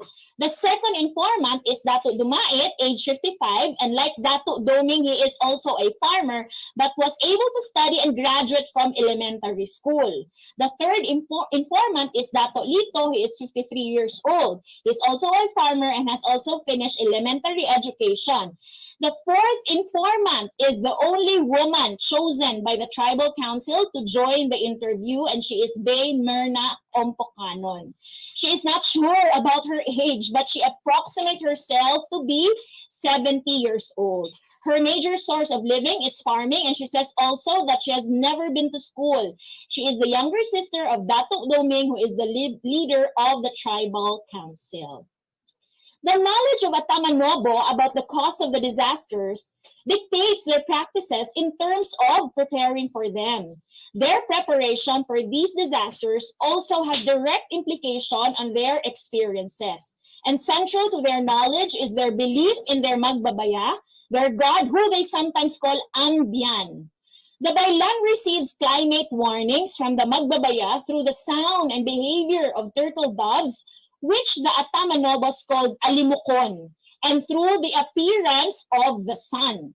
The warning of the Magbabaya for an incoming typhoon is sent through the alimukon's sound that is different from the usual sound and through flying away together as a flock. Bay Myrna explained that Magbabaya has assigned Kagok-gok to rule over the wind. She said that Kagok-gok only allows his wind to hit lands where people are sinful. The Magbabaya also makes use of the sun as a sign. So if the sun would appear to have less heat than usual, this means that there is an incoming heavy rain. This indigenous knowledge about incoming typhoon is therefore studied and experienced by the Bailan of the tribe, who is trained by an older Bailan. So as soon as the Bailan receives these signs, he summons all the members of his tribe for a prayer ritual they call panubad-tubad, together with other offerings such as drinks and mama, betel nut chew, and chicken. The prayer ritual can also be a means to curse the impending disaster. They refer to the curse as sugkang, which is again to stop the disaster. The Atamanobos think of disasters as part of nature and a punishment from their Magbabaya as well. It is a punishment if tribal members commit sins such as stealing or mockery of nature, such as animals, logging, and failure to pray. During the research's validation period, The Atamanobos even added that the September 23, 2016 heavy rains that resulted in a landslide in their place, as well as the September 24, 2016 earthquake that followed, was caused by a member of their tribe who played with a janitor fish a day before the disaster. The act was a misbehavior that must have angered the Magbabaya. Therefore, to punish, he sent rains and earthquakes. Although there was no damage to lives, the landslide partially blocked a main road they usually take when they go to the lowlands. This was immediately cleared through the combined efforts of the male members of the tribe who helped clear the road under the supervision of Dato Doming, their baylan and their leader. The current oldest living Atamanobos in Santo Tomas claim that because of their prayer ritual called Panubad-Tubad, the Magbabaya spares them from extreme calamities, thereby remembering only a few of these, such as droughts and typhoons. They believe that with disobeying Magbabaya and forgetting to pray, they are bound to be punished through the calamities that will come to their land. Dato Doming enumerates that it is prohibited by God to steal, step on others, and judging others. Santo Tomas was typhoon-free until 2012 when Typhoon Pablo hit the municipality, resulting in damages to houses, livestock, farms, and lives. The Atamanobo informants recalled that they suffered from this typhoon during this year, but thanks the Magbabaya for not killing any one of them. They believe that the main reason the land is hit is the sin of the people. Bio Merna shares the ambience warning, which was not to wreak havoc and not to steal. Dato Doming further added that the Lord prohibits stealing, disrespecting others, abusing others, judging others, and wanting to kill them or killing them. They also claim to have suffered from drought that damaged their palay or rice fields and other crops. Nearby places also suffered from heavy rains brought by typhoons. The damages range from reduced amount of harvest to no harvest at all. Because their houses are made of light materials, the damage to this property includes destruction of their roofs and or destruction of the entire house. The chickens and pigs that they usually domesticate either disappear or are killed. Records show that this municipality has also suffered from various disasters such as earthquakes in 2015, which recorded a magnitude of 4.6, landslides due to heavy rains in 2013, floods due to continuous rains in 2012, and drought in 2010 that placed them under a state of calamity.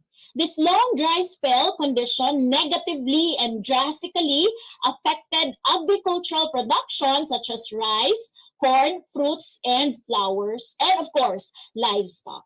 There was also a tornado that hit the land in 2007. In terms of social networks, the Atamanobo tribe in Santo Tomas is closely working with the National Commission for Indigenous Peoples through the active participation of their Indigenous Peoples Mandatory Representatives, or IPMR. And based on Republic Act A371, or the Indigenous Peoples' Rights Act of 1997, their IPMR shall participate fully in all matters concerning the IP's rights, lives, and destinies. When asked about their view regarding the government's ways in preparing for disasters, they say they look forward to the technology that will be shared to them. Indeed, the Atamanobo tribe has a strong belief in their God, they call Magbabaya, which explains their intimate relationship with their biophysical environment, including a celestial body, the sun. Such belief also explains their belief on disasters as the punishments to people who disrespect the environment.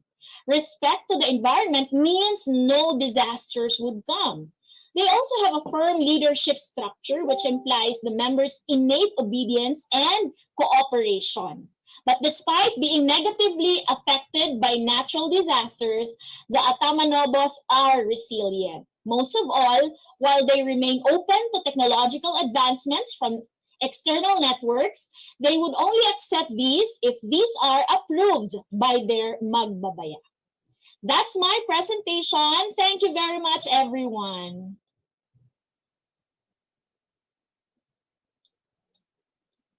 All right. Thank you so much. Wow. Thank you for that very insightful talk, Ms. Risonar. I really appreciated how you highlighted on the documentation, because I think that's one part of really preserving the indigenous knowledge system. So you're actually storing while documenting it, you're already storing this indigenous knowledge for future references. And in doing so, we will be able to understand them more, and we will be able to learn from them and appreciate their own indigenous knowledge systems and practices. And we can really learn from these Atamanogos. And yeah, I'm overwhelmed by the kind of training that they have and how they really manage to, integrate this in a very sustainable way with their belief systems together with their interaction and their relationship with nature. Such a wonderful, sustainable practices and knowledge. So with that, thank you, Catherine. Would you like to? Actually, yes, sir. I really was quite enlightened by the talk given by Mr. Sonar, because of course it's really important for us to become aware and to understand more in depth the different IKSPs of different different groups, in order for us to foster a better understanding and a better appreciation for such. So with that, thank you very much again, Mr. Sonar. The floor is now open for any questions that the plenary may have for our dear speaker. Please feel free to type down any of your questions in the chat box below.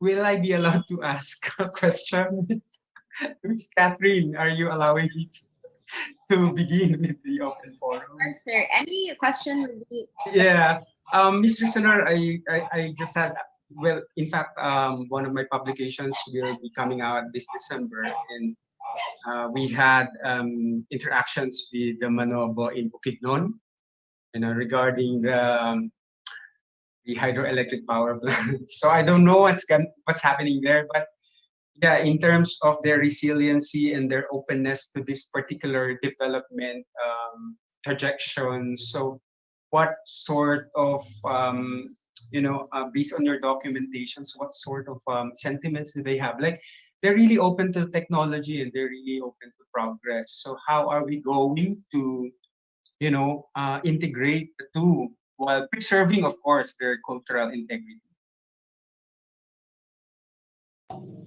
I'm sorry for the background noise. The tribes in Mindanao are varied, and my experience researching or conducting a research with select IP groups in Davao region might be very limited for me to share about the sentiments of other tribes in Mindanao. But based on my what I learned from the select IP groups that we covered in this research, Generally, all of them are very open to what the government or external agencies will offer to them. Employment, education, technological developments, they're very much open to such. But like what I presented in earlier, they would have to really conduct a ritual, a prayer, and if the signs of the magbabaya or whatever they call their god is would be positive, you know, if, for example, an example there is that if the magbabaya would allow us to conduct a research with them, they actually made us join the padubad-tubad, the prayer. And if the form of the fire is stable, then the magbabaya is seemingly is approving the conduct of such research. So my advice, no, being just you know an ordinary researcher in this field, is really to get the trust of the tribal council first and foremost, because if the tribal council will approve, automatically the rest of the members of the tribe will obey the decision of their tribal council of elders. Thank you very much, sir, for the question. Thank you as well. Thank you so much, ma'am. We also have another question actually from a member of the plenary. So Ms. Leticia Perez is asking, after Typhoon Pablo, were there other calamities that had affected them, and how did they cope? The specific Atamanobos of Davao del Norte, in that during that time that we conducted the research with them, claimed that the only damaging calamity that they experienced back then was the Typhoon Pablo. Afterwards, there was an earthquake, which was an earthquake and a landslide, but it was not as damaging as that. And like what I presented, if their bailan or their dato will tell them to do this, to do that, gather right now, we are to pray, the members of the tribe just automatically obey. And if they're told to be strong, then automatically they'll just obey and, you know, bring back the strength in them as a tribe. But like all other tribes in the region, they are recipients of aids and some relief goods, and so part of how they cope would be really the help of the government towards them, specifically to survive the day-to-day after the disaster that they suffer. All right, thank you so much, Mr. Sonar, for that. The room is still open for any questions that you might have for Mr. Sonar. Although, should you have any other further concerns that you would like for Mr. Sonar to address directly, Mr. Sonar, would it be all right if we ask you to type your email address in the chat box below so that they could just directly contact you?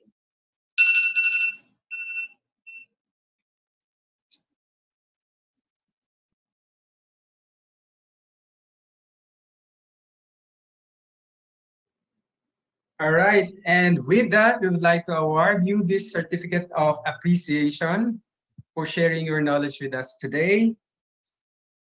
Right, so this certificate of completion is awarded to Ms.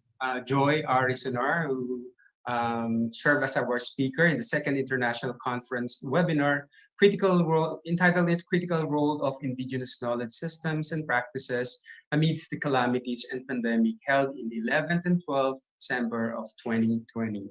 Signed, Leonardo R. Estacio Jr., PhD, Head of the College of Arts and Sciences, UP Manila. Eli Noor Hayati, MPH, PhD, Dean of the Faculty of Psychology, University Amadalan, and Dr. Aulia C. of MM, Psycholog, Chair, Program, and Plenary Committee, IKSP 2020. Maybe now ask or call on our documentation team to facilitate this quick picture taking with Ms. Sonar and her certificate. Hi ma'am, can we just take a quick photo po? Alright, now po, 3, 2, 1. Alright, thank you po. All right. So once again, thank you for joining us, Miss Ritsonar. Thank you so much. Wow, so only our first speaker, and we're already learning so much. I can't wait to see what's in store for our next few presentations. Yes, I couldn't agree more with you, Catherine. So with that, let us learn more about this from our second speaker. So our second speaker will be discussing AITA experience. So the other one is ATA Manobo. This time is AITA experience in times of pandemic. So let us get to know more about him as Ms. Kelly Baltasar introduces our next speaker.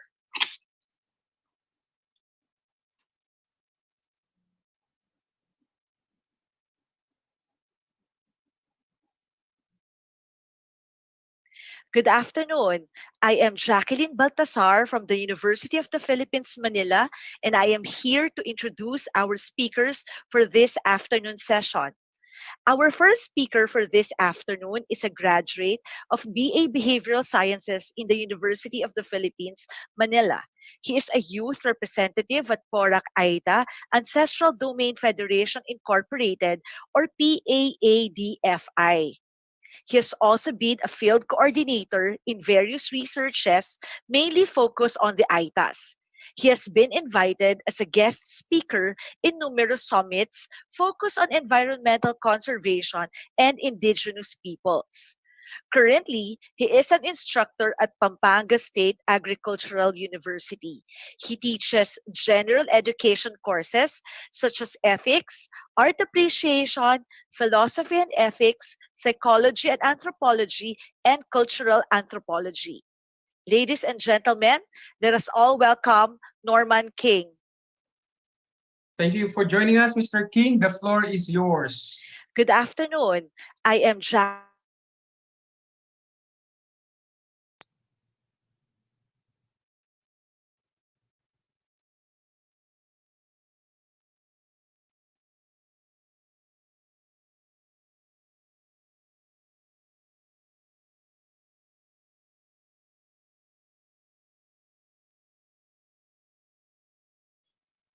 Thank you for joining us, Mr. King. The floor is yours.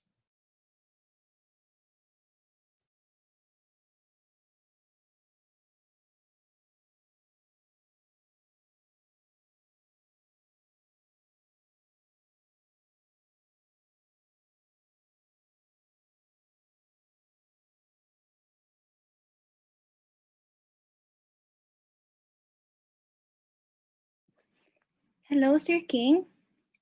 May you hear us, sir? I think your mic and audio are not working. We cannot hear you right now po.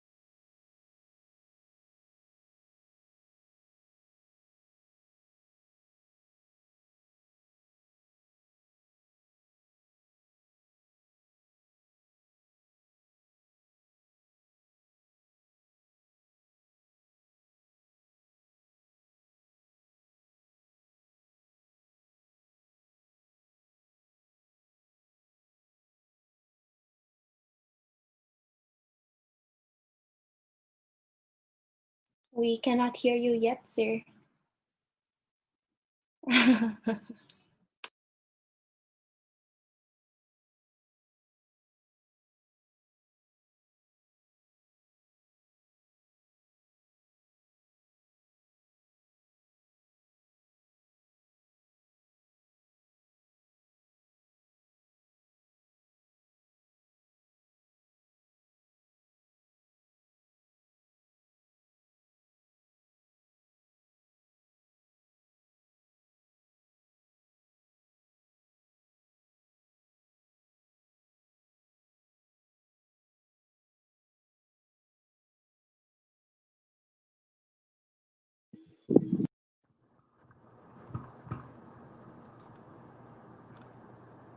What about now? Yes, we can Yes, hear sir. you. Still?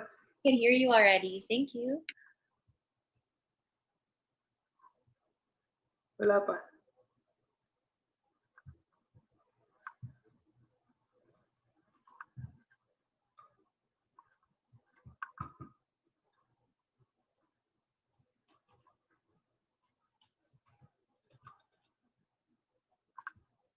Hello, check mic 1, 2, 3.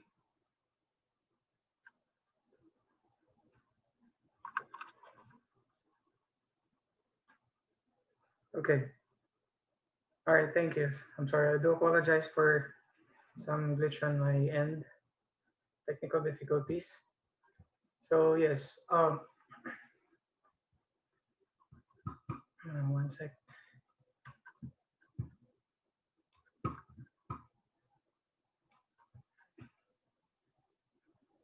Okay, so my presentation is about an ongoing documentation in my community with regards to from the start of pandemic up until now. It's basically there are still some instances that that's still happening and needs to be documented in terms of in terms of IKSP on how IKSP is being used as or utilized to to combat or utilized to use on how to survive the pandemic up until this very time.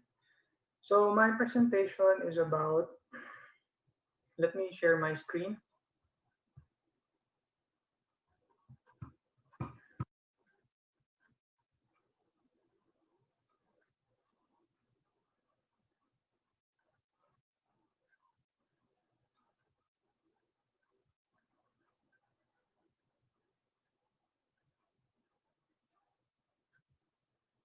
Wait.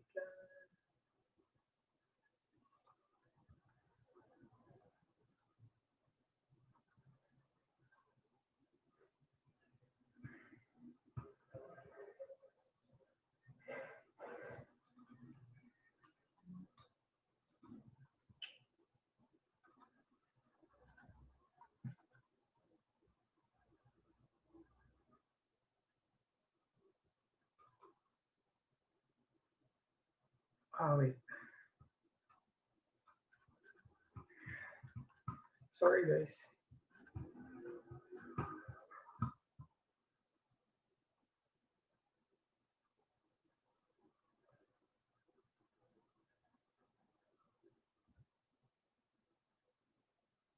What? What's happening?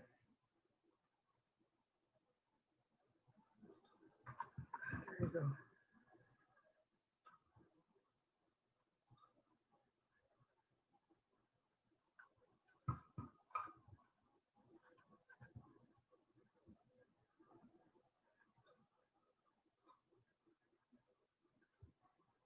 All right. Can you see my screen now? Yes, sir. Yes, sir. I'm sorry. Can I contact you?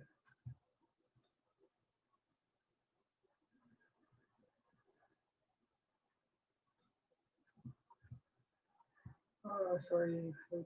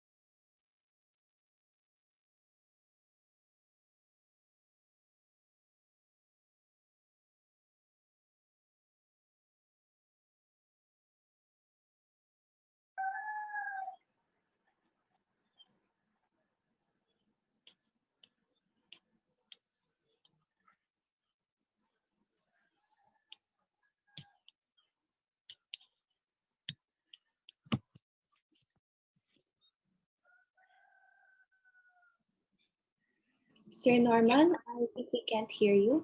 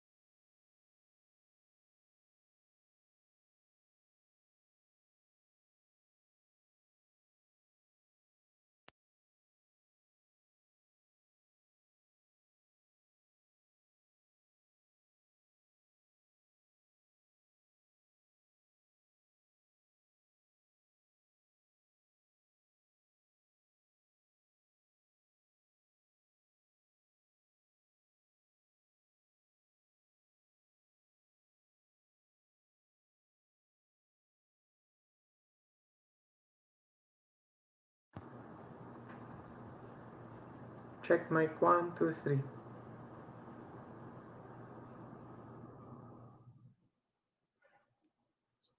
Hi, Sir Norman. We can hear you na po. Check mic 1, 2, 3. Am I okay now? Yes, sir. We could hear you clearly na po. Okay, thank you.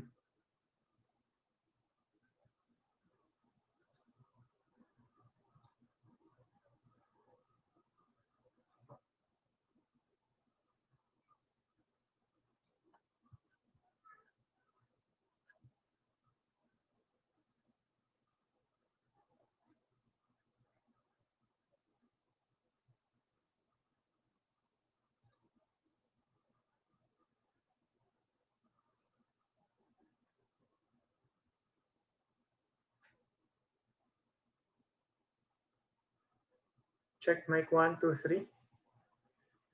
Am I good to go? Yes, sir. Clear na po. Okay, thank you. So I'm sorry, I do apologize for that. Let me pull out my presentation.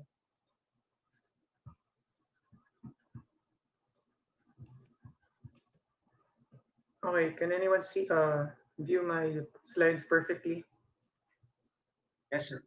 It's okay. Okay.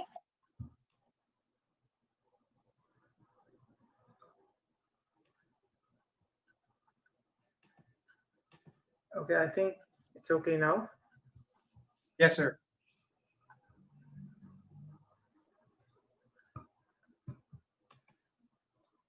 Okay. All right, so let me just begin. This is a documentation in Barangay Nararo, I've experienced during the pandemic. So the documentation aims to record the I've experienced during the community quarantine brought by the pandemic. So I mainly use autoethnography to utilize in recording and gathering data because I would like to share, in an emic perspective on how does it looks like in our community, or how do we view the pandemic in our community, on how do we see it, and then how do we treat this pandemic inside the community. So that's why I utilize autoethnography for that.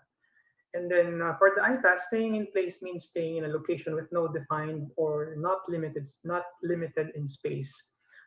Later on in my discussion, I will discuss with regards to the concept of space and on how that concept of space affect the behavior of the ITA in terms of staying in place.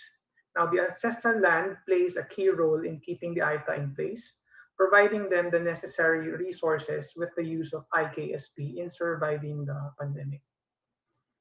Okay, for the community, the community is the old barangay Inararo near the foothill of Mount Pinatubo. I choose this place because it is where I was born in 1988. Yes, I'm old now and I'm 30 plus. And the residents were evacuated in different evacuation centers when it erupted during that time. So my relatives went to San Fernando, San Jose Tarlac, Sitio Pinaltacan in Nueva Ecija, and then the last one is the Villa Maria in Porac, Pampanga. Now, the barangay is located in the mountain ranges in the municipality of Porac in Region 3 in Central Luzon, Philippines. Now, today, the barangay Inararo is actually, we are residing, or some of the residents are residing in the adjacent barangay in Barangay Villa Maria, which is actually in Porac. Now, I'll pull up a map later to give you an idea where is old Barangay Inararo and where is the resettlement Barangay Inararo. Now, no matter when we were evacuated from one place to another, our people always look for, or the community, the resident community, original residents always look for a place on where they could plant their crops because the barangay or the people in Barangay Inararo are largely farmers or upland farmers, and we plant our crops in what we used to call gahak.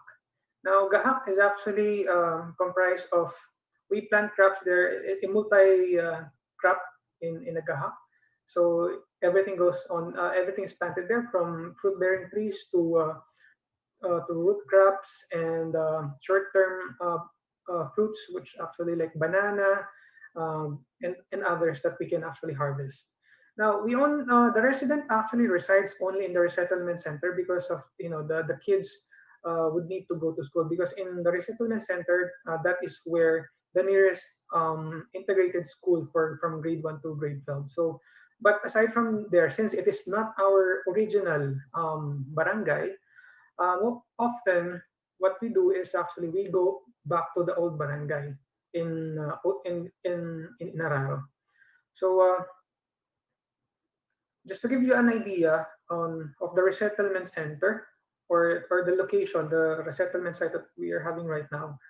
In this picture that you see, the community that you see on the ridge itself is actually the Barangay Villa Maria, and next to it is actually the Barangay Inararo, which the housing units that you see on the far left of the picture. Now, the one on the center is actually the vicinity of the school or the integrated school where the students go attend their education there. So that's the reason why. That's the only reason that needed for us to stay near beside Barangay Villa Maria. And to give you at least an overview of why am I showing these images, is because our old barangay is actually quite far from the resettlement area. And what we do, when the yellow circle that you see in there is actually the resettlement area, and the circle at the topmost of the picture is actually the old barangay. So we do not travel necessarily from that straight arrow line that I posted there, but we actually go from the city, and then we have to go to Clark and then travel again, hike going back to the old barangay. So the danger there is for us to travel in the lowland, where well, chances are having contact in the lowland people, and especially during the lockdown, traveling has been restricted to everyone. If you don't have a gate pass, you cannot travel, and only one person is allowed to inside the household to gather the necessary resources for the family to buy, especially for food and some other medications. So our dilemma is, how are we going to travel from the resettlement to the old barangay? So some of our community members actually travel through the mountain ranges. So they're just going to cut through, have a day or two hike just to get to the old barangay. Now, why do we do it? Why do we want to go to the old barangay? Because later on, I will, I will expound the reason why do we need to travel. But for now, I am just showing you on what or our path or our traveling, the way we travel. Okay? We don't just simply walk, but we ride tricycles, but we have to travel in the lowland or in the city first before we were able to get from one location to the old barangay. So what you usually see in the old barangay? This is actually the image that you're seeing is actually my aerial shot or aerial survey during the onset, which is actually around April of this year, 2020. What you're seeing right now, the color brown, is actually a burnt area because that is part of the practice. You have to burn a portion of the land and then wait for the shoots of the grass to grow, and then it is actually a way as well to utilize the land using this charcoal, um, to fertilize the land, because we will be using the land for planting purposes as well. So, patakbok concept is staying in one place with no defined or limit in space. Now, I'm telling you a while ago that we have to understand first the concept of space before we'll be able to dig deeper with what is patakbok. Now, the concept of space that we are talking about here is what we used to call huwang. Huwang is actually defined by vision with no obstruction, or there's nothing blocking the vision's access, and there's nothing restricting from going from the person making that vision, going from one place to another. So that is huwang. So that is a space. It is like a blueprint of places that we're able to access or go anytime they want. As long as the Aita sees it, he or she can go there. That space is included in his or her space for movement. Now, for the concept, everyone would have their own blueprints in their mind of their spaces, because basically, it can be a shared space. Now, when it is a shared space, it then becomes communal. Communal because basically all of the members of the community would have are able to go, okay, to access these places as well. It's like whenever they're making stories, they only just tell particular place, and then someone listening could be able to relate because that person know as well, or he already he or she has that kind of map, blueprint map in his mind of where is that place that this person is telling about.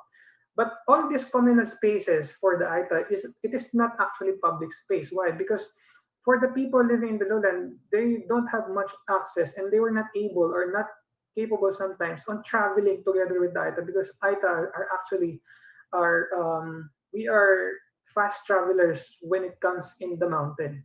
We can go easily. We can go to different places by means of walking, and even sometimes, even if it's just a wall of sand, we can still.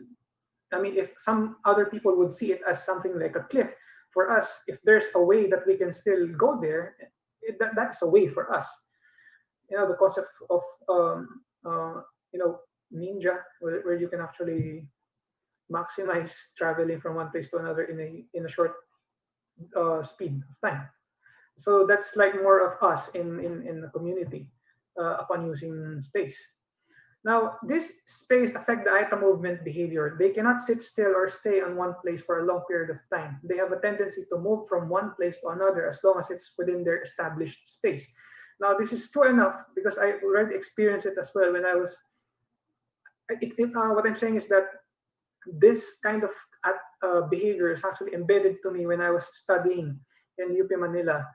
In UP Manila, I cannot stay from College of Arts and Science for the whole day alone. I should be traveling from offices to offices at least 5 or 6 times, uh, because this is actually the effect of me having a space which is actually big enough for me to. It is like me establishing my own space, that all of those places that I am able to go or to travel into is actually it is actually embedded in my mind that those are the places that is included in my space. Okay. Now, the space that we have, or if I were to compare this space concept that we have in the ITA concept versus the space that that we have, that I share with the people living in the lowland, is that the space living here in the lowland is actually, it is a limited amount of space, a measured space wherein you have your control over. Okay, it's like a little piece of property that you have where you can do anything as long as you are within your specified space, and you cannot go from to your neighbor, because that does not belong to your space anymore. The only thing that you can control is actually within the space or the boundaries of space that you have. Okay, but for us, that kind of space, it's not. I mean, for us, that space is not a space for us. Space for us is everything that we can actually go, or we can travel, we can access with. So that's the reason why we have that tendency to move from one place to another, because we recognize, or it is established in our minds, that our space is actually big enough. Okay. So during the lockdown, some access point or location were restricted from checkpoints, as what I mentioned a while ago. Instead of getting stuck in one place, the resettlement, or which is actually the resettlement area, most of our community members decided to go to the mountain, staying on their known space to avoid contact from people who are not members of the community. And this is actually to avoid as well having contact with the lowland people, just to make sure that we have that social distancing and to avoid, the chances of getting the virus. So, what are the elements that patatbut, which means staying still, have to be met in order for you to stay in one location? First, you have to establish your resources. You have the water, your gahak or the pustuan. Gahak or the pustuan is actually where you get you have access to basic, at least a basic supply of food. Okay, and then plants and trees that wild animals and Aita eats. Why is that wild animals and Aita eats? It's because the wild animals eat wild fruits and the Aitas eat wild animals.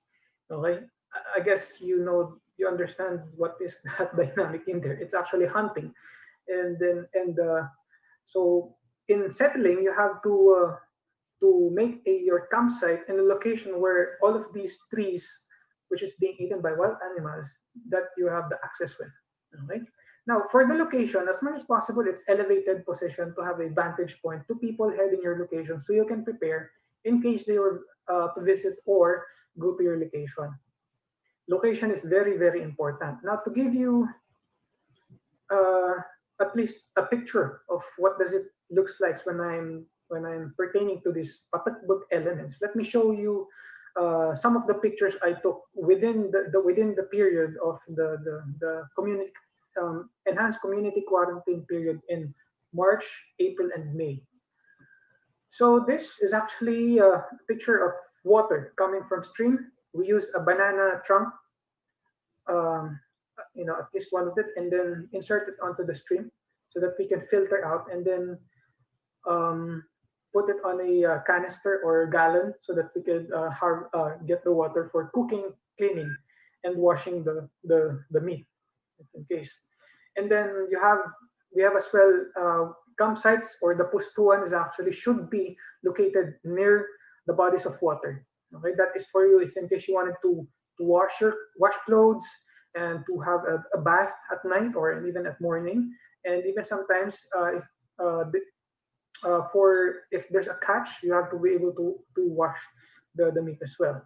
Now, I'm saying a while ago about the plants, okay? The plants. In the mountain, ITAs are actually, they have vast knowledge of what are the plants that they can eat and what are the plants that they cannot eat. The edible and the not edible plants. So what we have here is actually a native cherry tomatoes, which is actually I haven't seen this cherry tomatoes for quite some time before when I'm studying in the lowland. But when pandemic comes, I was able to eat some of them again. And the picture on the right is actually the fruit of a fig tree. And this fig tree is actually very important. It has a multi-purpose. Whenever you see this kind of tree, you are actually near a bodies of water. That means there is a lot of there's a plenty of water source in the area. And then at the same time, the fruit of that tree is actually being eaten by the wild animals. Okay, so that makes more logical enough for you to look at these trees because they would be a source of food at the same time. Now for this, Pustuan is actually this is actually where we settle. We just bring some like our utensils where we cook, and then some plastic covers on that we could cover our heads during the night. Okay, and this is actually this is just to give you an image of where did we stay during the onset of the pandemic. This is actually in Bara, a place in the foothill of Mount Pinatubo. I don't know with my father, but not necessarily being, frustrated in choosing that place. Maybe it's just a matter of avoiding, contact with people who might chances for, having contact with the virus. And aside from that, what activities? We do activities during the start of pandemic. At the early stage of it, there was no houses or huts in the community. So what you see on the right is actually start building and the before and after of building huts. And then we have the dakai, or sharing of wild meat for every household. This actually happens every time there's a catch, like for the wild meat. And then another I miss a lot actually is actually tracking the wild honeybees called bayaong. So this is actually, from catch, there's no processing, and then directly you could be able to enjoy honey right away. And then aside from tracking this is actually done in somewhere around in May. And for preparation, of course, you have to do planting and gathering firewood as well for the rainy season, before the rainy season starts. That way, it's actually a daily basis of activity that you have to do. Okay, that we were actually doing during the pandemic. And of course, the kids, how are the kids coping up during the pandemic? It's actually, seeing them play like there's not necessarily there's no tomorrow, but playing all their hearts out is seeing them as actually, it gives you a lighter feeling that it eliminates the negative feeling that you get, having the news of pandemic. Let me play this short video clip of the son of my brother. Okay, so this is actually what happens during the pandemic period in our community. So aside from that, there are some aids, of course, coming from the government, food packs from the LGU, raw chicken without feather from the local poultry farm were actually distributed in our community. So actually, they do distribute it from the resettlement area. Whenever there's some portion to be taken to the old barangay, some of them have to travel again to the lowland, going to Clark and then going up again to the old barangay. And then some cash aid from Bayani and ACASO were received by the community. Now, so what are the issues? Why am I telling you all of those activities that we've been doing during the pandemic? So where are the issues there? So there's an issue. Well, if there are some issues, it is not within our community directly because we are actually quite far from the entry point of where non-IP or non-residents of Barangay Iniraro could enter the community. But there are some news. Okay, so there's allegedly a contact from Sitio Manicayo in Babalacat, a community near Lowland, and an ITA taxi driver who fetched a passenger, possibly with COVID infected, and drive him home, So they were quarantined inside their house, together with the family members. They were not allowed to go outside for almost a month. So just food packs are sent to their house so that they do not need to go outside to buy their food. And then another is actually a community in Florida Blanca, an Aita community as well. They were actually on a strict lockdown for quite a few months as well. In the early months of lockdown, due to a COVID-infected person roamed around the community. And then a resident of the said barangay was, they said that they were ostracized whenever they go to the lowland to buy some food in the market. And then what the government did is that they deliver food packs in the community to make sure that they do not have any difficulty on getting the food supply. For an update, right now, I was able to visit the community already, and they were actually already open for visitors, but not totally a bulk of visitors going there. Just quite a few people that could actually enter and go back as well in their community. Now, there are patients in the community who experience high fever, body pains, and loss of appetite for a few days. This actually happens in our community. And to be specific, it is actually my father. Now, my dad did not want to go to the health center because of the possibilities or the higher tendencies of getting in contact with people who may have had infected the COVID virus. Now, at the onset of fever, no one is allowed near the patient. Even my mom cannot be with my dad, during the nights, and even the kids like my nieces are not allowed to be with to visit my dad. What happened is that a member of the community visited my father, and they bring a coconut oil. A ginger is soaked in a coconut oil, and massage him, which is what we used to call hilot here, hilot. And then they massage my dad from the body, so that the concept here is that because ginger is quite hot whenever it is actually combined with coconut oils, and they use that. So that heat is needed to drive away the cold inside the body. So the community elders said that what my father have felt is actually very common to adults during the time of weather change from summer or from the hot season going to cold season or the rainy season. It is very common for adults to have that kind of fever. So, well, it is quite good to know as well that it's quite common, and it is not something COVID related during that time, because if it's something like COVID related, then we might end up getting infected all of the members in the community. But the good thing is that the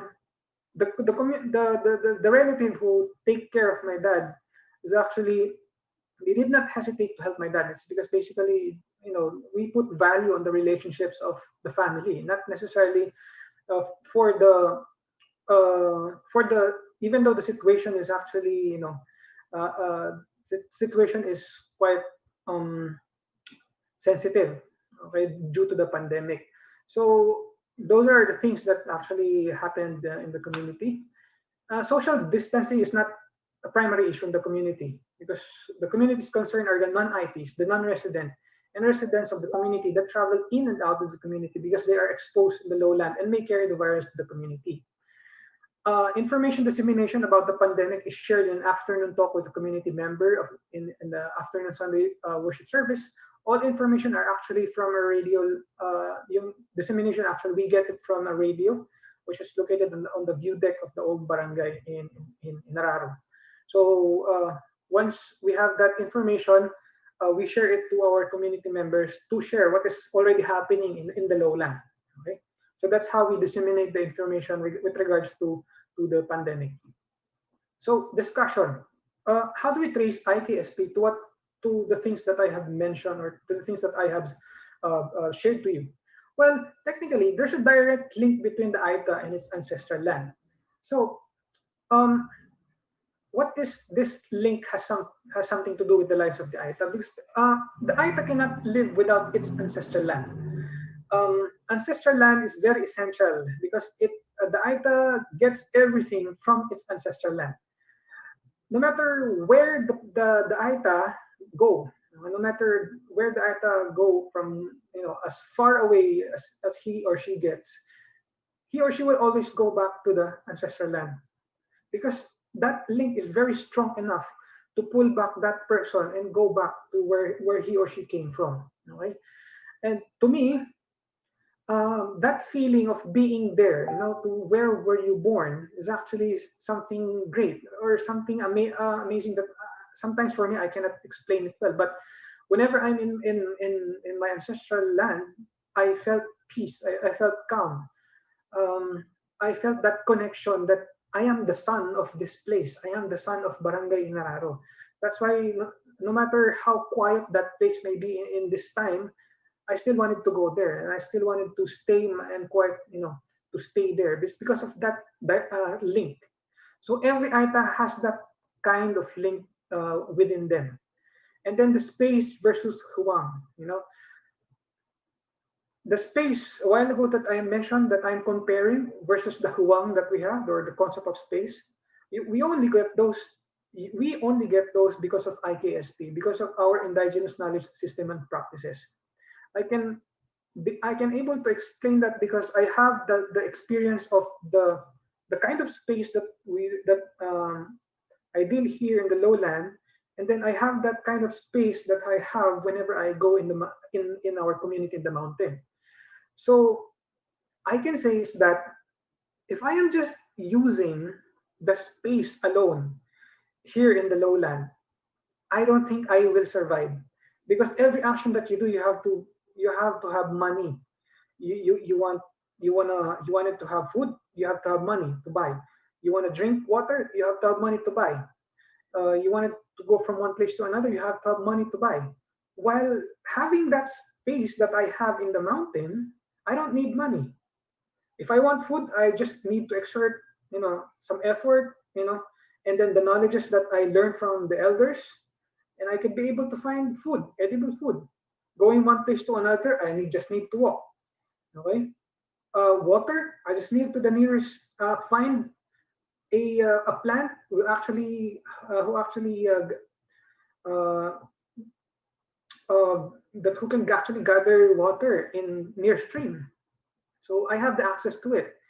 So it is big enough. The IKSP system is big enough for the IPAS to survive without any introduction from the space that is actually being introduced in the lowland. So that's why these are the kind of IKSPs that make ITA an ITA. To make that ITA experience a full experience. Then sustenance. The mountain provides everything from food, shelter. You just need to know the right choice of materials, organic materials for you to use, and then for you to use of and then proper use of these plants, the edible plants, and then it could the root crops. It could sustain you. It could sustain the Aita. Next is valuing relationships. The relationships we build. Okay? As what I said earlier, the people in our community do not look at the virus, but to the relationships that we have. We place the value to those people which are connected to us, regardless if they feel something bad. We overlook that and said we take care of them as much as possible, because nobody will take care of them unless it's us. And then the use of herbal medicine and curing culture-bound illnesses is actually can be traced in times of that by simply using, because basically in the mountain you cannot just take a plant and then make it as a herbal plant without knowing first prior what are these plants, what are the illnesses that these plants can cure. And this information were actually handed down to us by our elders, and this is IKSP as well. So knowing these plants or these herbal medicines handed down to us by or taught to us by our elders is actually part of a larger IKSP that the ITAs are actually are mandated, not mandated, but should be learning, okay, from childhood up until their growing up years. Even to me, up until to me now, I keep learning a lot of things, and with regards to these herbal medicines, I keep trying them as well. because I cannot say that I'm an ITA without experiencing all of these knowledges, the IKSP of the ITA. I cannot say that I myself in a ITA without even experiencing the IKSP system and its practices. So, what do I conclude? IKSP plays a big role in sustaining the ITA community and facing the pandemic. IKSP helps the ITA in navigating the mountain where to find basic resources and materials needed to live on a daily basis. On a daily basis, because if you do not do something for this day, you might not be able to sometimes eat. Okay, you have to gather. I mean, food gathering is still actually a practice in our community. If you don't have ulam or viand in a dish in cooking, I mean, if in a meal, if you only have rice, you can actually go around near places and I mean near your surroundings, and you might find edible plants for you to eat. Okay, so you're actually doing it on a daily basis, and it also helps maintain the healthy physical and good mental health condition throughout the community. Now, with regards to, well, there's no question in the physical condition, because we eat a prime edible plants and prime meat with regards to wild meat. And then for mental health, what I have observed and experienced is that if you are living in space here in the lowland, and you're just actually roaming around on a particular space, your mental health, I mean your isolation, is actually adding up to that to the stress that the pandemic is actually causing. But in the mountain, it gives you more with of course with the help of IKSP. It gives you more access to places that will lighten up your mood, lighten up your day, and even sometimes going visiting relatives from a quite far a distant location. This actually helps the community to to have yes, thank you, to have a good mental health. And then, oh yes, I'm done with my conclusion. For my personal realizations, well, those are just my personals, but since I already have 5 minutes left, I just run through a lot of pictures. I mean, for the pictures that I take during my stay in Old Barangay Nararo, what you're seeing right now is a picture of the place where I stayed during the first 3 months of the pandemic quarantine. This is my aunt preparing some coffee, and this is actually one of the activities of building houses. And this is an image of my nieces. We took all the kids, we bring them to the old barangay, and this is even infants. Okay, for the last, I would like to share last.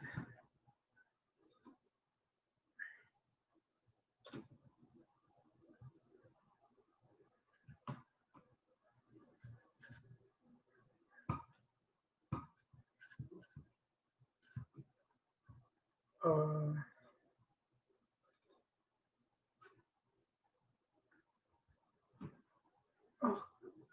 there you go.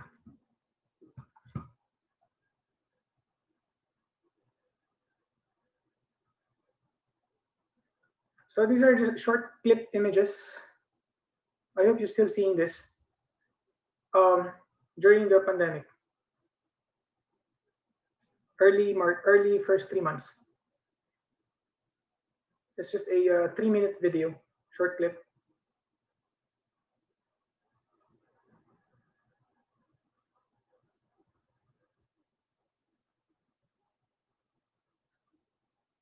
Okay, so thank you. I'm gonna stop it there, and I do apologize for extending that much time. Thank you, and yes. All right. Thank you so much, Mr. King, for sharing that. Now, so Patikbok, did I pronounce it right? Mr. King? So your own experience of the lockdown and what is so particular about the sharing or the presentation of Mr. King is how IKSP or Indigenous Knowledge Systems and Practices are so embedded in almost all aspects of ITA lives, in their physical, social, cultural, even the physiological, and mental and uh, um, wellness of the ITA. So, Miss Catherine. All right. So since we for now, since we actually have quite a time constraint, we will only be accommodating one question for the question and answer portion of this talk.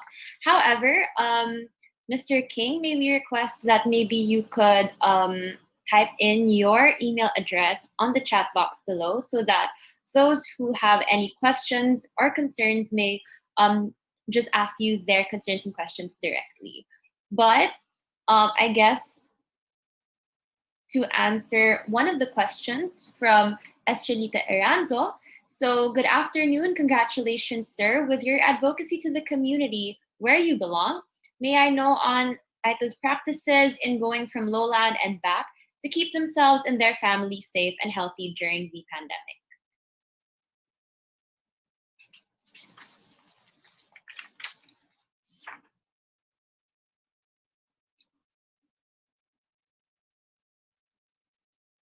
Okay, so Mr. King, are you still with us, Paul?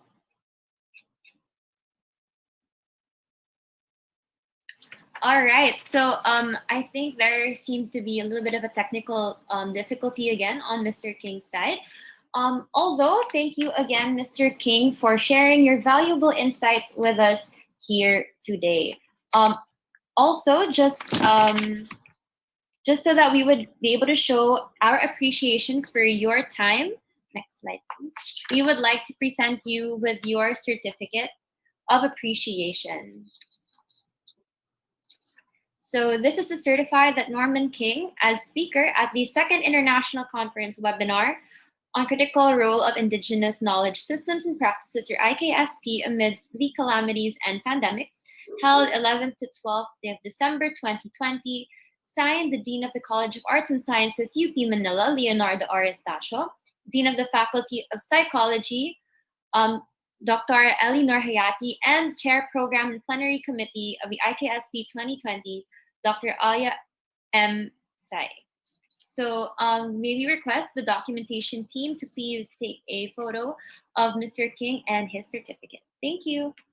Hi, sir. Hi, Sir Norman King. If we may take a photo of you po with your certificate po. All right, 3, 2, 1. All right, thank you, sir. All right, thank you again, Mr. King. All right. So yes, Catherine, I have already learned so much from the talk so far, and I'm looking forward to learning so much more as we welcome our next presenter, who will be discussing with us Kedada as Indigenous knowledge and practices. Let us welcome Ms. Baltasar once again to introduce our next presenter.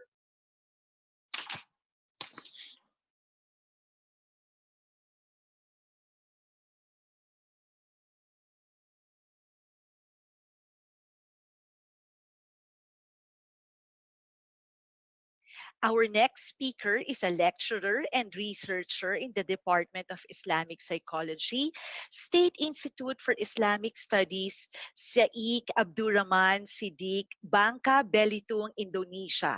He is also chief editor of Psychosophia, Journal of Psychology, Religion, and Humanity. He has earned his bachelor's degree in Islamic education at State Institute for Islamic Studies, Bangka Belitung, and his master's degree in psychological sciences at Ahmad Dahlan University, Yogyakarta.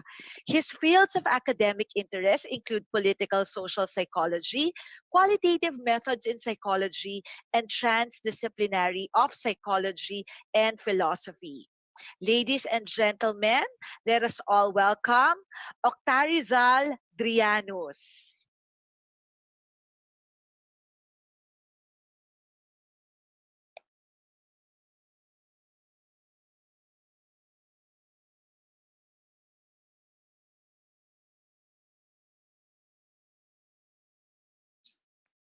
Okay, thank you for moderator, Professor Alvaro Calara from University of the Filipinas and Kathy Clemente. I'm very glad to be here and join with all on second international conferences of critical role of indigenous knowledge system and practices, IKSP, amidst the calamities and pandemic 2020. Let me to share my screen.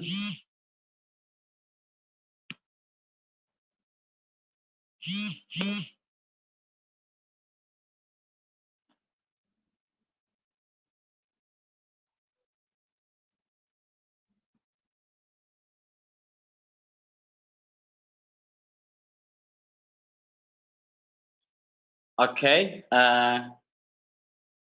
can you hear my voice clearly? Yes, sir, we could hear you clearly. Thank you. This is my simple presentation with title Kedadak as Indigenous Knowledge and Practices in Bangkanis. Bangkanis is a people of Bangka Island in Indonesia.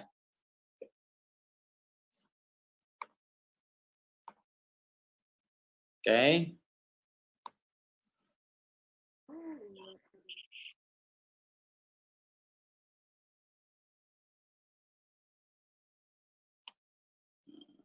Okay, that's the first.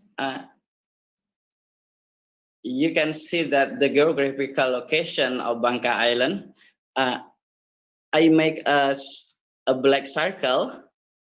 Okay, you can see it. This is a Bangka Island. Bangka Island. This is a small island in Indonesia. The areas about 11,000 kilometers square, I think. That's the location is the eastern part of Sumatra, and that's so far from Filipina. Okay, right? Maybe someday you should visit there. Okay, this is a Bangka Island.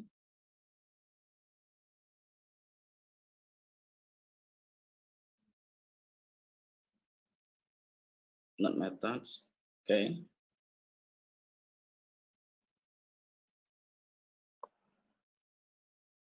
I'm sorry, I have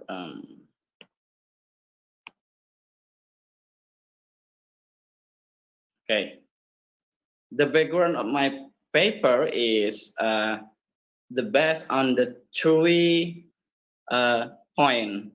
The first, the importance of local understanding as a survival tools in Bangkanis, Bangka Island community.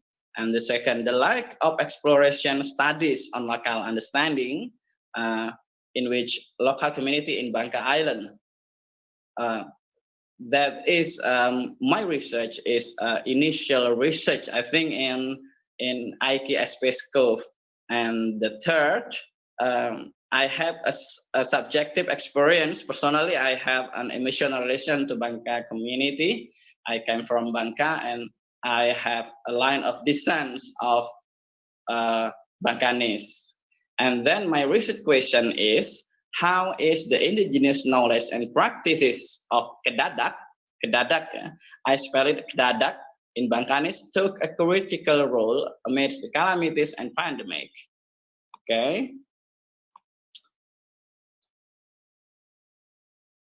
The method I use in my paper, I think that is an ethnographical study.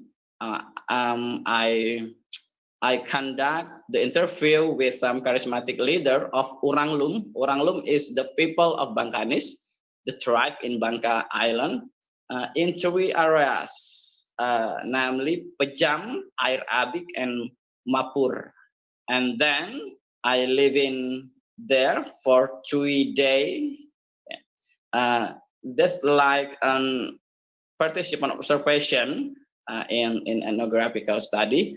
Sometimes I often go to Arabic because that village where my parent life is quite near to the location, and I often go there. And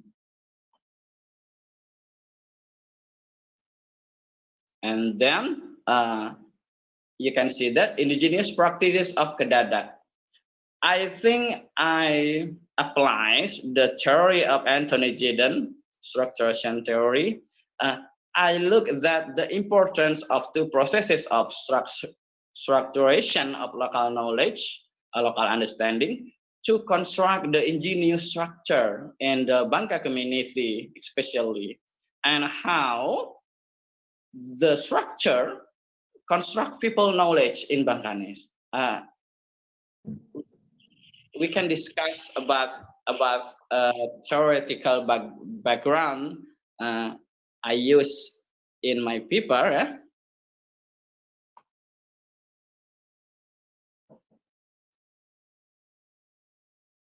That is the two process. I call it two process: indigenization of structure and structuration of indigenous. The first process, the interplay in the dualism of subject, action, and structure, has a critical role to establish knowledge, belief system, and practices in any given society, especially in Bangkanis. Therefore, Kedadak has a significant meaning in Bangkanis. This is my thing. And the second process is structuration of indigenous. The structure of a meaning of Kedadak, and you know that the most of Bangkanis believe and knows about Kedadak. Kedadak is popular in Bangka community, you know. Therefore, Kedadak was one of the local collective memory.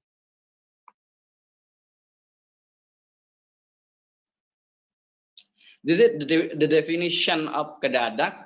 I take them from the Indonesian dictionary, but in the Bangkanis perspective, it's a little bit different. Kedadak is abdominal pain experienced in the form of the heartburn. You unable to defecate and you unable to go far.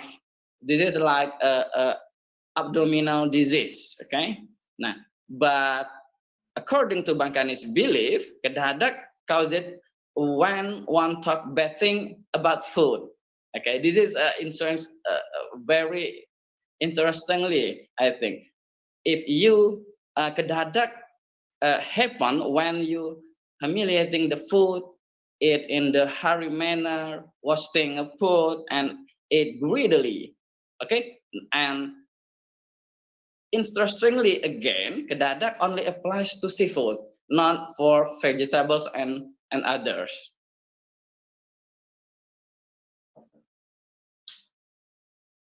Okay, now the next slide, you can see that how to cure Kedadak. Kedadak cure not by a medicine, but through Jampi Kedadak. Jampi is a spell, mantra. This is I insert my finding spell, interviewing with a charismatic leader in Bangkanis. Now you can see in the Bangkanis belief, Kedadak can be cured through Jampi spells. This spell is oral literature, which is believed to have the good fortune. Good fortune in Bangkanis tongue is makol, tuah. Jadi, so this spell to heal Kedadak, it is still believed now and practiced in the most of Bangka community, especially in Pejam, Arabic, and so on. The spell sand delivered through media like water, sugar, and lime. This is a Jampi Kedadak Akek setepam laut is in English, maybe I translate is sorrowly. Akek setepam laut. The grandfather had a sea. The grandmother had the island. The grandchild had a coral. Okay. Lecak sekepal jadi kedadak. Lecak sekepal jadi kedadak in English. Clay in hand, origin of kedadak. Ambun bulai asal kedadak. Ambun bulai is what do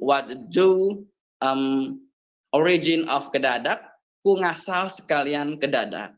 I turn back all of kedadak. This is a spell and most popular in the Bangkanese tongue.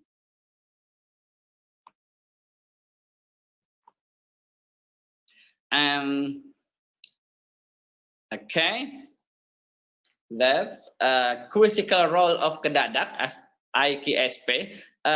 Honestly, IKSP studies in Bangka is very difficult to search, very difficult to find. Okay, okay, there are many studies about a Bangkanese community, local understanding, but it's not in paradigm of IKSP. I think this is something interestingly. I think. Nah, yeah, critical role. I have a 4 point, and the first in Bangka community to avoid kedadak can be done by being quiet. If you don't talk while you eating and not insulting the food. The second, kedadak perceived as a tulah. Tulah is in English curse, the curse, for it has not respected to food. If you not respected to food, this is related to eating etiquette in Islamic teaching. I thought like adab makan, eating manner in Islamic teaching. And the third, kedadak only applies to seafood. Therefore, this has a critical role on dealing with the ecological issue. The last, avoiding kedadak is the knowledge and practices of the indigenous peoples of Bangka that is related to the social defense mechanism and management of food supplies for calamities and pandemic. In addition, people's knowledge and belief about kedadak can bring the pro-social behavior because food must be and can be eaten together in not in greedy manner.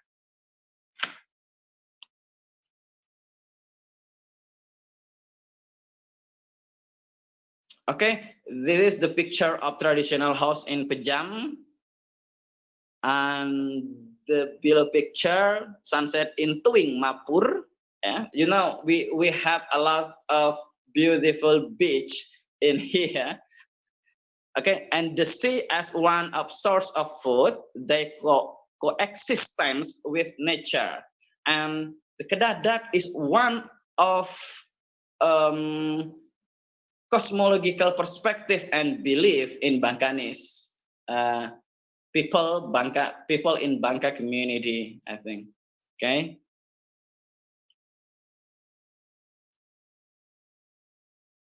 I think that is my presentation. Thank you for your floor has been given to me, and thank you.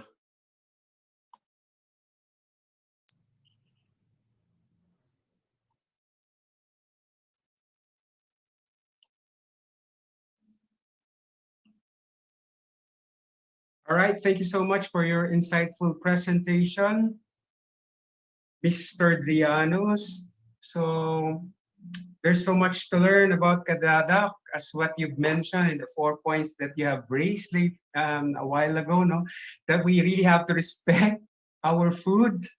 And with that respect, where, comes the respect also from the sources of the food, which is the sea, and integrating that, as you said, with the ecological issue and the social relationships, within your community. And that's that's so sustainable in terms of, you know, how we respect our resources and the way we consume them. It's translated on the way we consume our resources. Thank you so much. No, and the floor is now open for any questions you may have for Mr. Drianos and that very interesting concept of Quedada in Blanca Island. So hopefully one of these days you may be able to visit your place, sir. Yes. So thank you again, Mr. Giano. So as Sir mentioned also, we will only be accepting one question for now. Although Mr. Drianos, maybe please request that you input your email address in the chat box below, so that should there be any further questions that our delegates may have for you, they could contact you and ask their questions directly to you.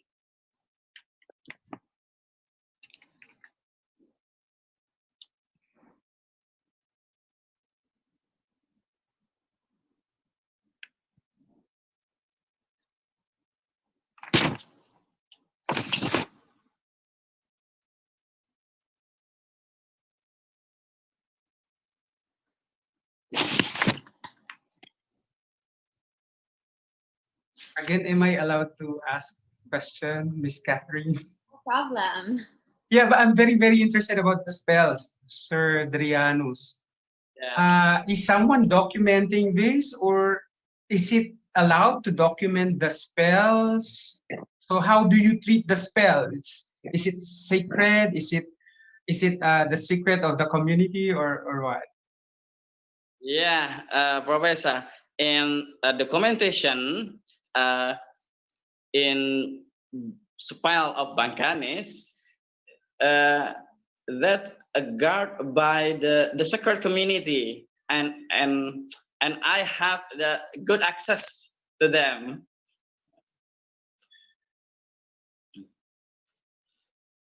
Okay, so everyone has an access to the spell, so only the trusted ones and highly guarded by the elders of the community. Is that what you are saying, sir? Yeah, but the spell with spell the guarded by sacred community, and this document usually this is I think this is not open document, yeah, but I have lineage to them, and my documentation about spell I took from my grandfather. Yes. And all of most of Bangkanis still believe that spell can be cure the kedada. They not go to hospital, I think, but they go to charismatic leader in community.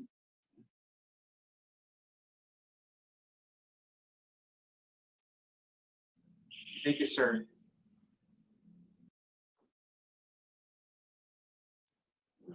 All right. So since we have had that one question, again, we are reminding everybody that Sir Giannis, may we request that you type your email, if that would be all right with you, so that our delegates could get in touch with you if they have any other concerns or questions that they would like for you to address. And with that, we would like to award you with the Certificate of Appreciation for sharing your time and knowledge with us today. So presented on the screen is the Certificate of Completion. This is to certify that Dr. Rizal Rianos, as presenter in the second International Conference webinar on critical role of Indigenous knowledge systems and practices, or IKSP, amidst the calamities and pandemics, held on the 11th to 12th of December 2020, signed the Dean of College of Arts and Sciences, UP Manila, Leonardo R. Estacio Jr., the Dean of Faculty of Psychology of Amadalan University, Dr. Ellie Nurhayati, and Chair Program and Plenary Committee of IKSP 2020, Dr. Alia Sai MMC Kulog. So with that, may we again request for documentation team to please capture this photo of Mr. Gianos and his certificate. Thank you. Right. Hello, Mr. Gianos. If we may take a photo of you with the certificate. All right. 3, 2, 1. All right. Thank you, sir. Welcome. Thank you once again, Mr. Drianus, for that very wonderful presentation of Quedada, and as a reflection of the collective memory of the Bangkanis people. Thank you so much, sir. Yes, thank you so much again, sir. Now, moving forward, with our other set of presenters, they will be discussing the threats and mechanisms in preserving the oral literature of the Aitamak Bukon of Bataan. Let us now welcome again Ms. Baltazar to introduce our next set of presenters.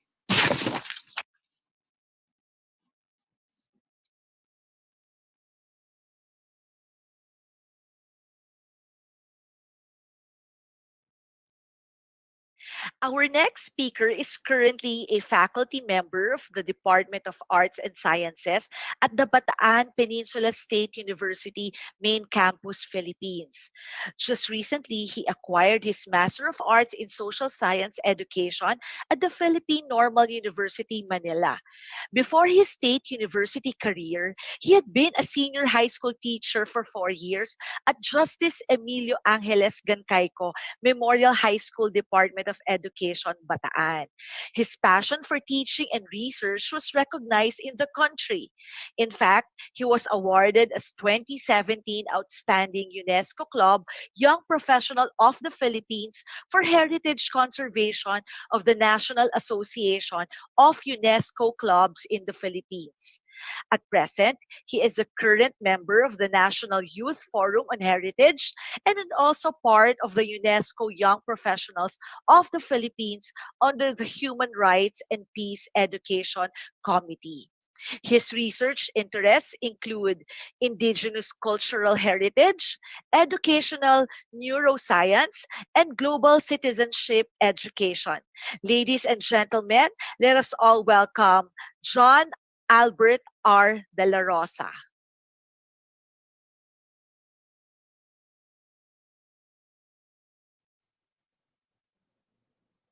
Okay, Mr. De La Rosa, the floor is yours.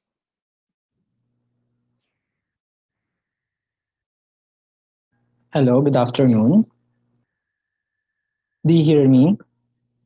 Loud and clear, sir. Thank you, sir.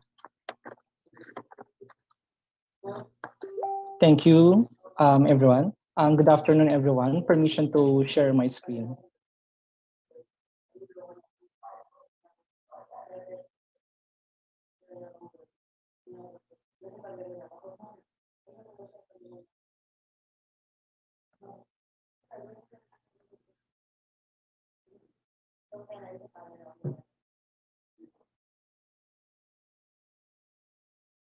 Okay. Okay. So first of all, I would like to express my gratitude to University of the Philippines, Manila, and to Universitas Ahmad Dahlan for giving us this kind of opportunity to share our study entitled Threats and Mechanisms in Preserving the Oral Literature of Aita Magbukon of Bataan. With me is Professor Pagio from BPSU. So let's start with the background of this study. We all know that indigenous intangible culture, such as oral literature, plays an important role in transmitting cultural knowledge, values, beliefs, or even traditions. This idea was actually supported by 2008 by SONE 2018 by stating that oral literature come in the form of stories, songs, riddles, legends, chants, and folktales, among others, which contain their cultural beliefs, indigenous knowledge, and community values that indigenous people have long been struggling to preserve. Unfortunately, according to the study of Fenegan 2012, the indigenous oral literature are in decline and threatened, caused by rapid globalization, particularly the exposure of the natives to the foreign culture, language extinction, socioeconomic change, and many more.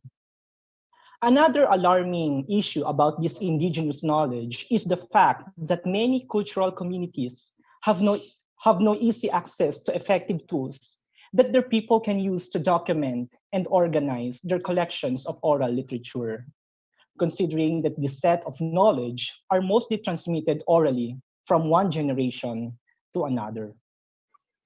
With regards to their number, our country has about 110 indigenous cultural community, and they constitute almost 10 to 15% of our total population.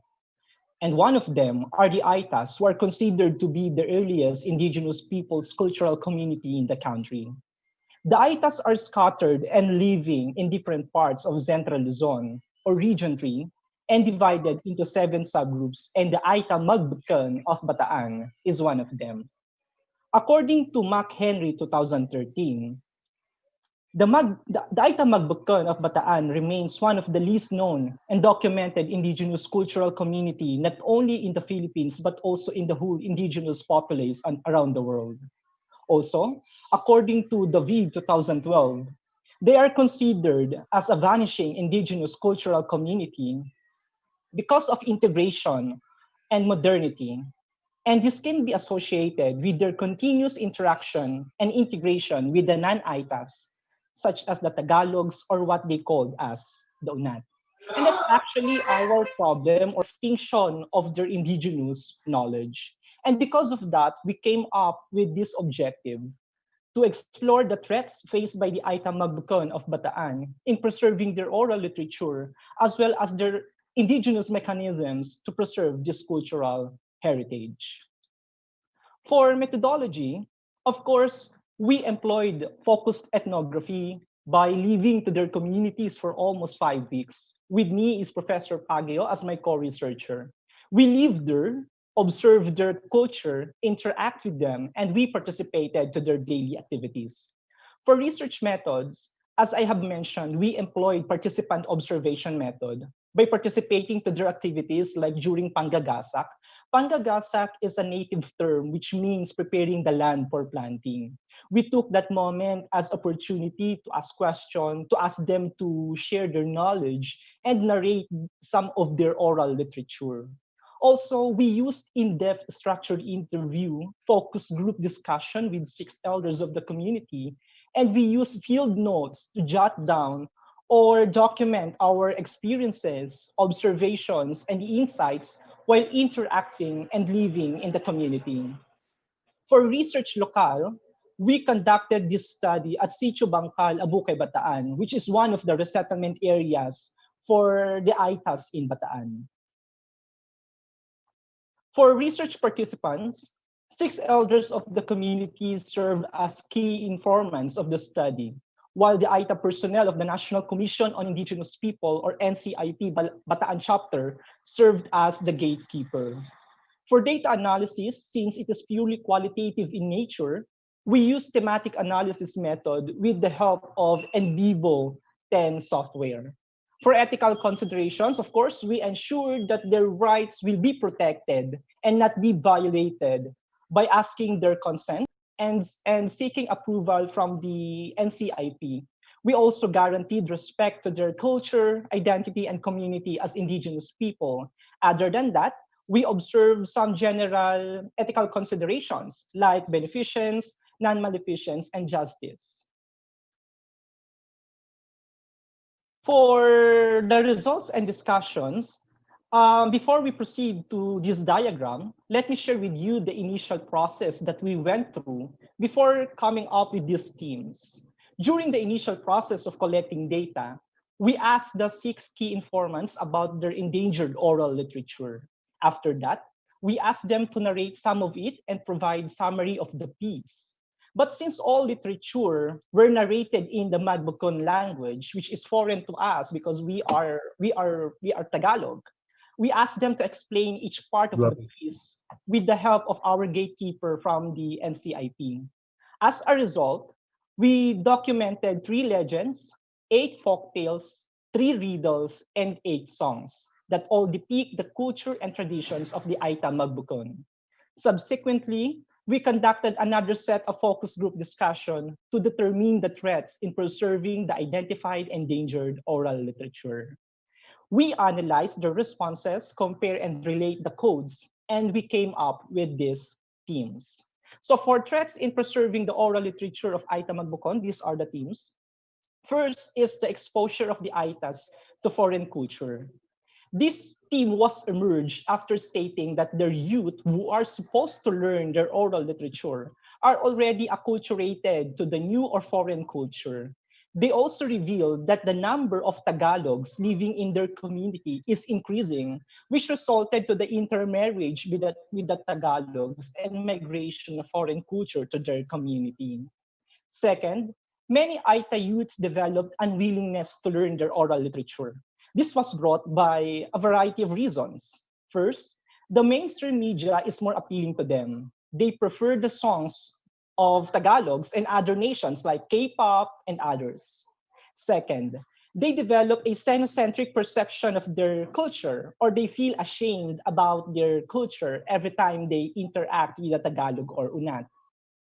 And third, they don't want or they don't have any time to learn their stories, since their priority, actually as early as their young age, their priority was to gather food rather than learning their traditional knowledge, because most of them are helping their parents to make money by farming, hunting, and others.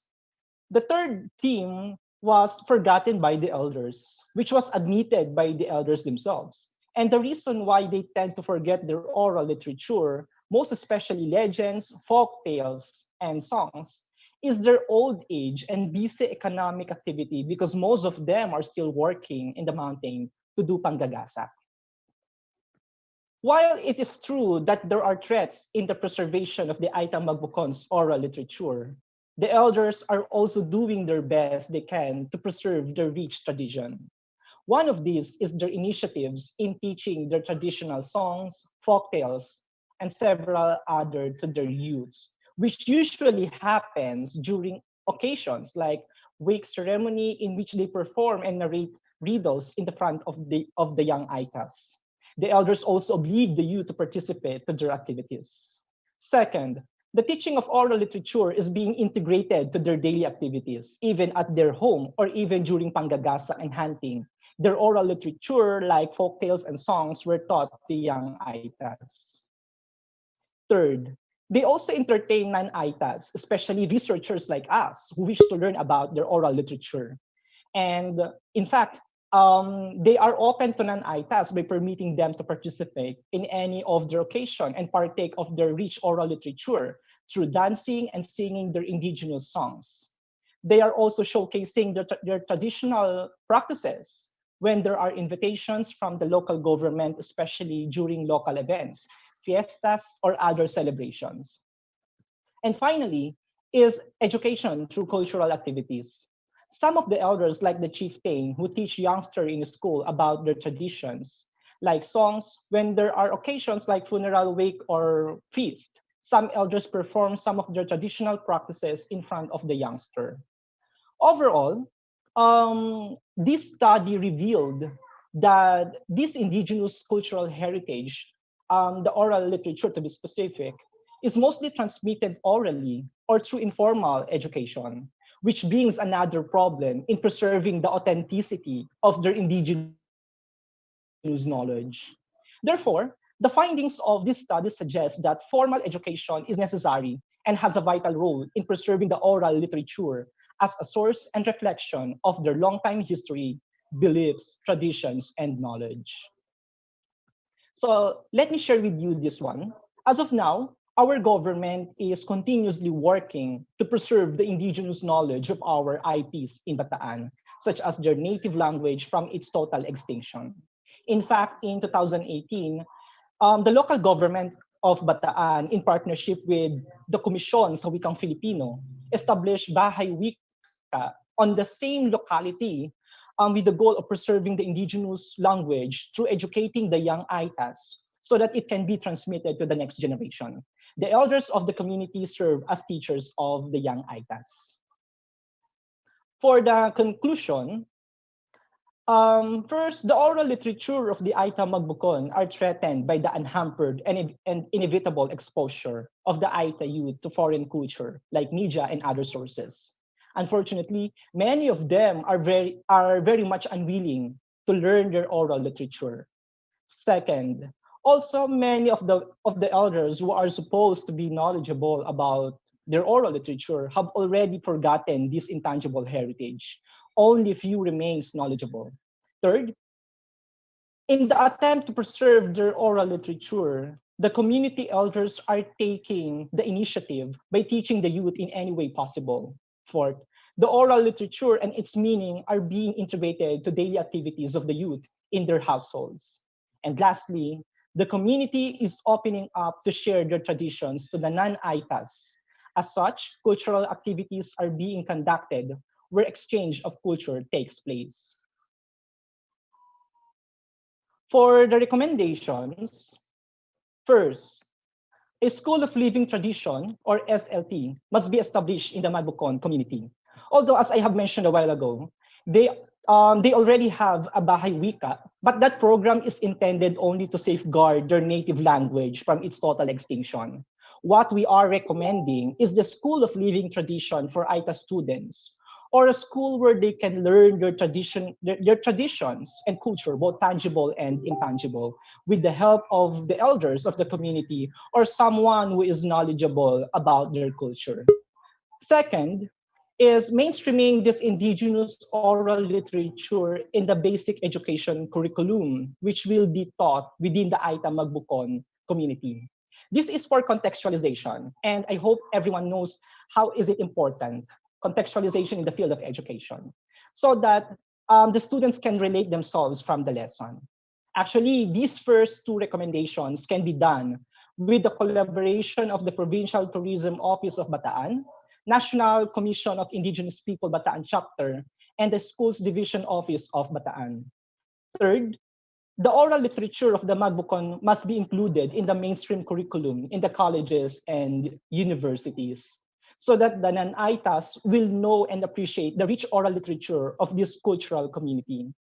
I think we can integrate this indigenous knowledge in basic education curriculum, or basic education courses rather, especially in social science, in Filipino, in Panitikan courses, and in English, in literature. And finally, the university, our university, the Bataan Peninsula State University, must consider establishing a Center for Aita Study, which will pioneer the documentation and preservation of the oral literature of the Aitas, so that future generations will have a knowledge about the rich culture of Aita Magbukon and recognize its significance to our community. And that's all. Maraming salamat po. Thank you very much. Thank you so much, everyone. Thank you so much, Mr. De La Rosa, for your talk.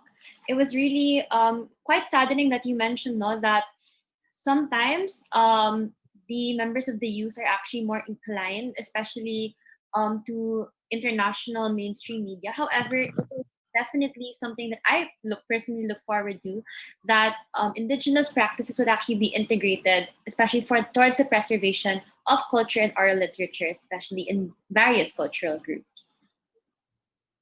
Yes, thank you so much, Mr. De La Rosa. But due to the interest of time,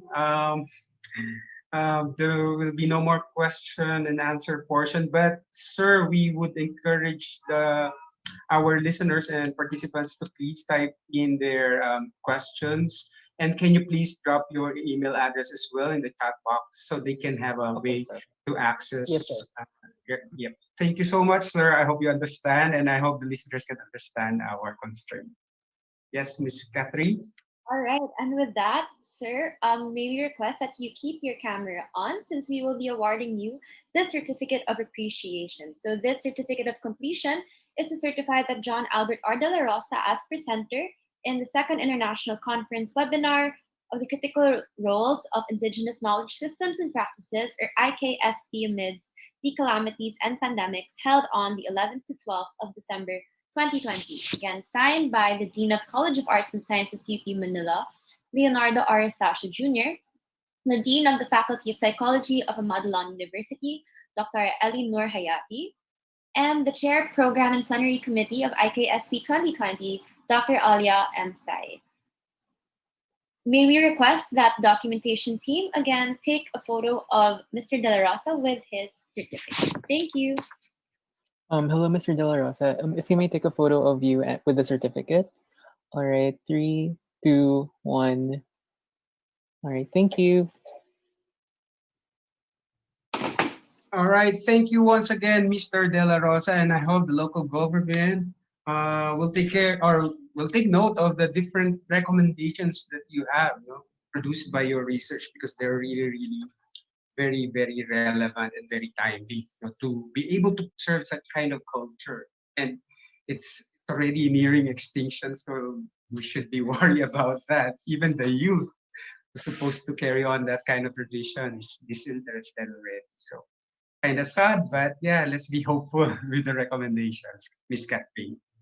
So we have already witnessed 3 of our presenters, or 4, our speakers for today, but we have few more presentations in store for you. So with that, may we call on once again Miss Baltasar to introduce our next.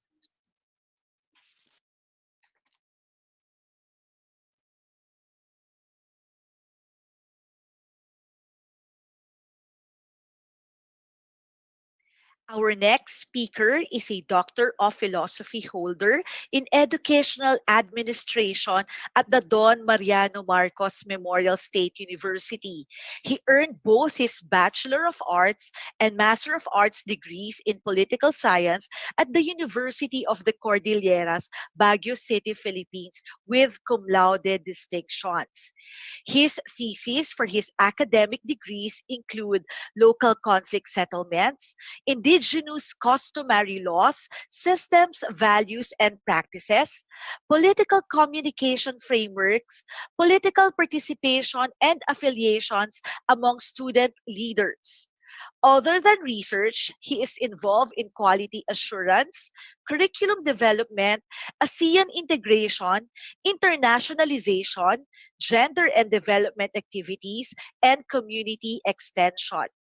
Our speaker is a professor of general education core courses at the College of Arts and Sciences, Humanities, and Social Sciences Department. He teaches ethics, readings in Philippine history, life and works of Rizal, the contemporary world, and arts appreciation. He is an enthusiastic faculty researcher who has published numerous articles and has presented in international conferences.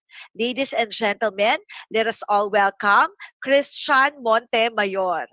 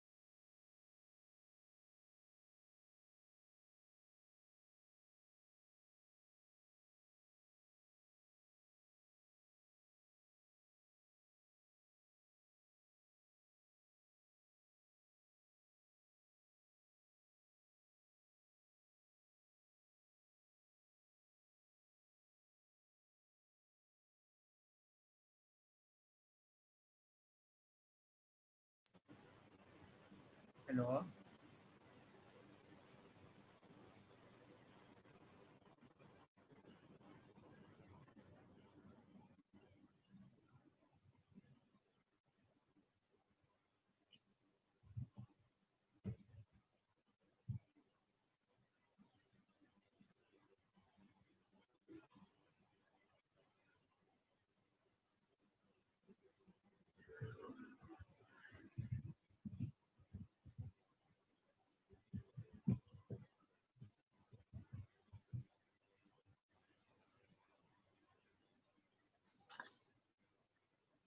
Hello, Mr. Montemayor. Thank you for joining us. The floor is yours now. Yes, hello, good afternoon.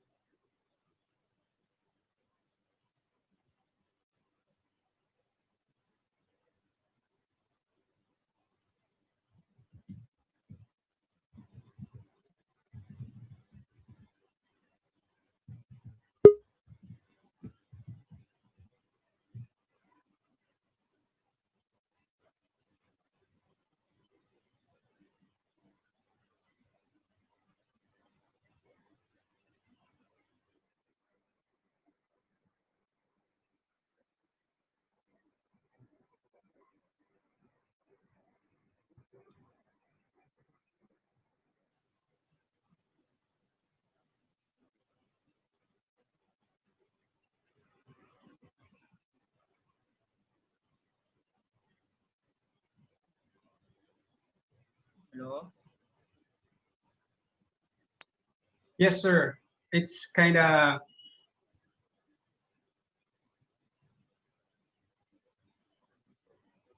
Hello, can I start now? not so loud, sir. Hello. Yes, sir. Sir, your audio is quite soft.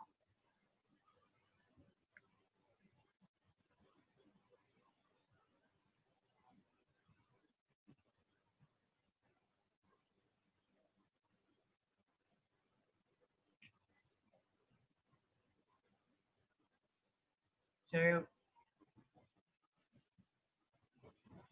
good afternoon to all. Hello, can you hear me? Yeah, can you turn up the volume higher, sir? Yes, sir. It's in its maximum volume already. Okay, it's already, yeah. It's, okay, sir. Can you see my slides there? Not yet, sir.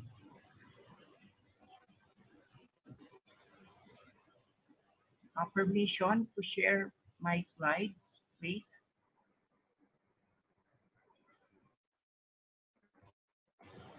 Good afternoon, Sir Christian. Sir, will you be sharing your presentation slide, or will the IKSP team share it for you? Yes, yes. Can the IKSP team? Okay.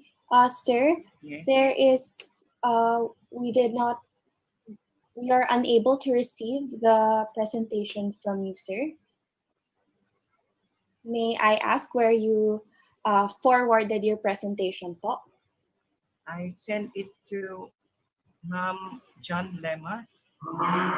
Okay. Um let me look for it for 2 minutes, sir. I apologize for the delay. I'm sorry as well. Thank you for the help.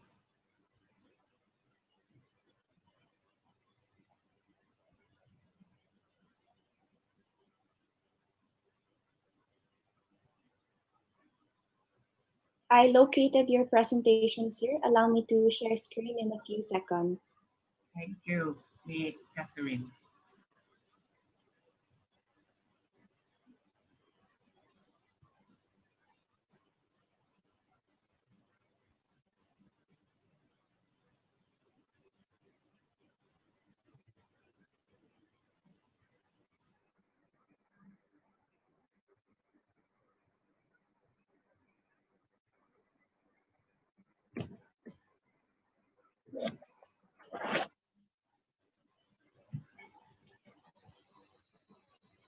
There.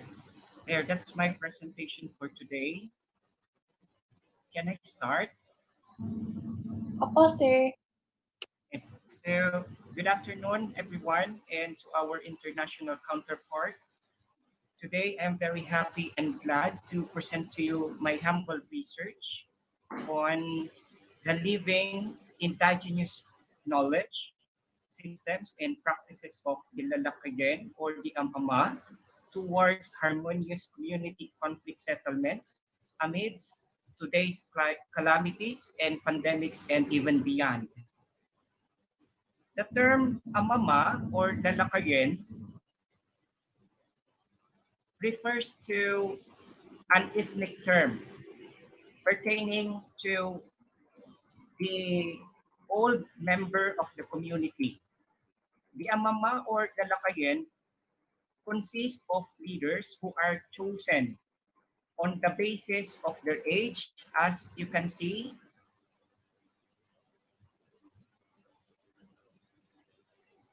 In table 1, that is in the third slide.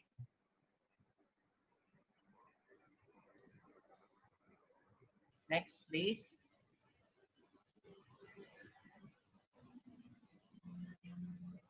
Next, please. There. So from the table 1, the table 1 is the profiler of who are the considered amama or lalakayan in the community. Based from table 1, as what I have said a while back, age is a basis, a good consideration for you to be considered as a lalakayan or amama. But more than that, being an amama or lalakayan, you are expected to have an all-around knowledge of the past and the present to supervise the proper performance of rituals and to act as models of activities in the social arena and ritual behavior in the community. Those qualities, aside from age, includes honesty, affluence, and security in their actuations. That's according to Padang 1983. And that is why this research paper investigated the living IKSPs of the lalakayan or amama that are believed to be very essential in harmonious community conflict settlements. It is being documented in this presentation, particularly the systems in settling local conflicts. And lastly, this paper analyzed the effects of the peaceful settlements of these social concerns or issues through the intervention of the amama or lalakayin towards the attainment of the goals of the community, particularly progress and development. Moving on to the next slide, may I present to you the conflicts being settled by the lalakayin or amama before and even during these times, which includes civil or family problems. We have criminal or penal offenses. And the third category are considered the socio-economic or money matters. We have marital disputes for family problems. For the criminal or penal offenses, we have physical injuries, minor damages, we have theft, trespassing, threats, malicious mischief, slander, and oral defamation. On the other hand, as to the socio-economic or money matters, there involves non-payment of debts and breach of contract with minor damages. Now, what can we infer from that table 2? The table 2 shows to us that these cases were enumerated and encountered by the amama or the lakayin themselves, and these are being settled through their customary practices of resolving conflicts. Next slide, please. Now, the question is how those conflicts are being settled. As we can see in figure 1, this research study successfully documented the following processes and systems in settling local conflicts. It is composed of 12 major procedures, starting from the filing of complaint up to the rendering of final judgment and corresponding penalties. Details of these steps or procedures are enumerated and elaborated in the total or main manuscript of this research study that I may share later on through my email account to all of the participants who are interested to know the details of this system being used through the customary practices in settling local conflicts by the lalakayin or amama. Next, please. As to the effects, after knowing the members of the amama or lalakayin, and after documenting the procedures, the systems, and processes that they are using, what are now the effects of the peaceful settlement of conflicts through the lalakayin or amama? Let me share to you some insights from the amama or the lalakayin themselves. Next slide, please. According to Mr. Paul Yaris, this is an example of a case settled through the customary practices of the lalakayin or amama. According to him, in order to maintain a harmonious neighborhood, the respondent should not forget the term asi. Asi in English, that is forgiveness. And that is considered to be the most delicious food between the respondent and the complainant. For what purpose? That is in order to maintain a harmonious neighborhood. What else? May I share to you another insight from another lalakayin or amama? Next slide, please. Another one from Sir Anthony Lamsis. This one is a dispute when it comes to the overconsumption of liquor. Accordingly, when problems and disputes arises from excessive consumption of liquor, which cause physical injuries to the aggrieved party, the respondent is considered he might have lost his reason and that his spirit had flown away from his body. And it is being settled through the customary practices of the lalakayan resulting to a peaceful settlement. What else? May I share to you another one? Next slide, please.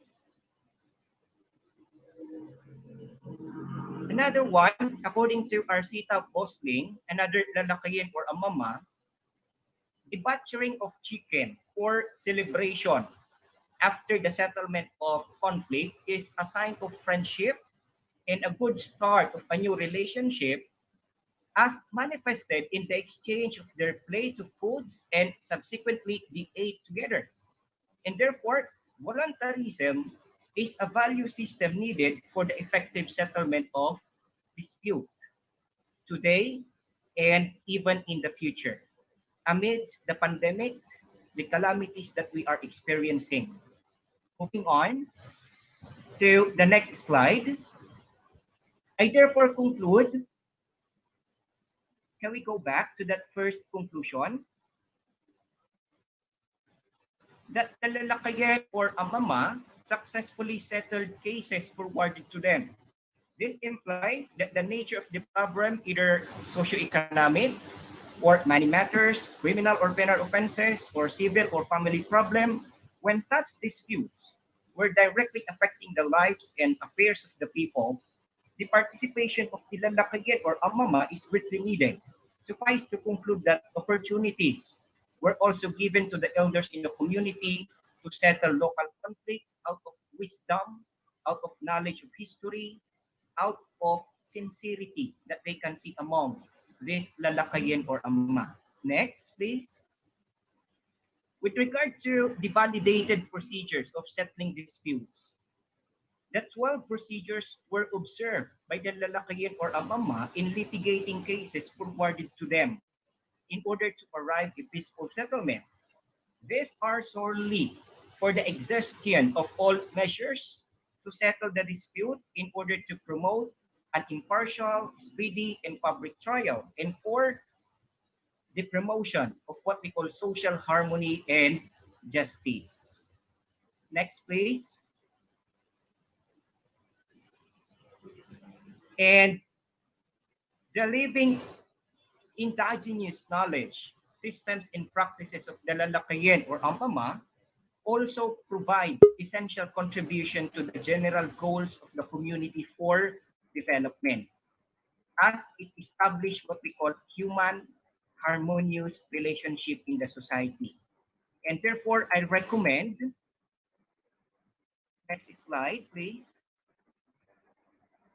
that higher education institutions in the country through the Commission on Higher Education and, of course, ASCOP, as well as the international academic community, may integrate in their curriculum policy development this research on indigenous knowledge, systems, and practices for what we call IKSP-based instruction, socio-political and cultural research, and in the delivery of public service, especially those who are in government service. Those are my references. Next, please. With that, may I say, terima kasih untuk semuanya. Agyamanak kada kayo amin apo. Maraming salamat po. Thank you to all.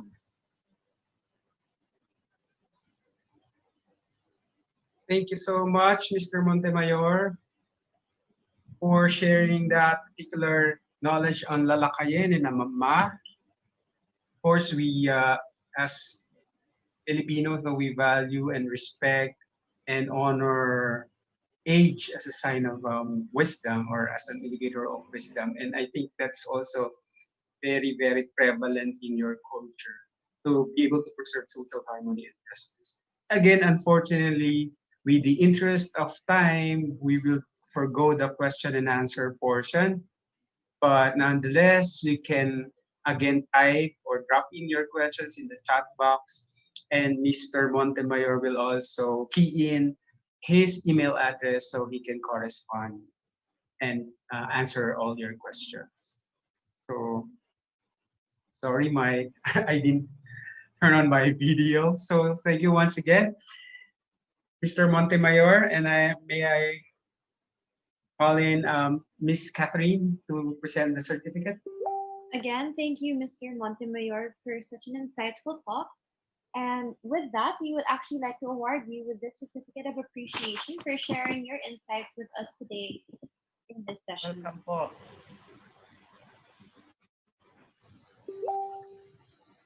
So again, this is to certify that Christian Montemayor, as presenter in Second International Conference webinar of critical roles of Indigenous knowledge systems and practices amidst the calamities and pandemic, held the 11th to 12th December 2020, signed by the Dean of College of Arts and Sciences of UP Manila, Leonardo R. Estacio Jr., Dean of the Faculty of Psychology of Ahmad University, Dr. Ali Noor Hayati, and Chair Program and Plenary Committee, IKSP 2020, Dr. Alia Ansari.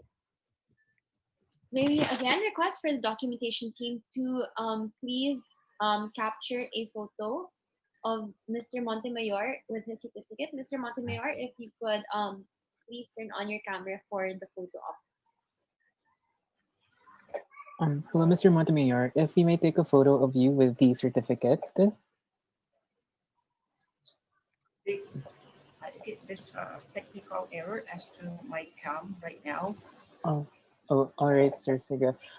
Sorry for that. It's okay, sir. Okay, 3, 2, 1. All right. Thank you, sir.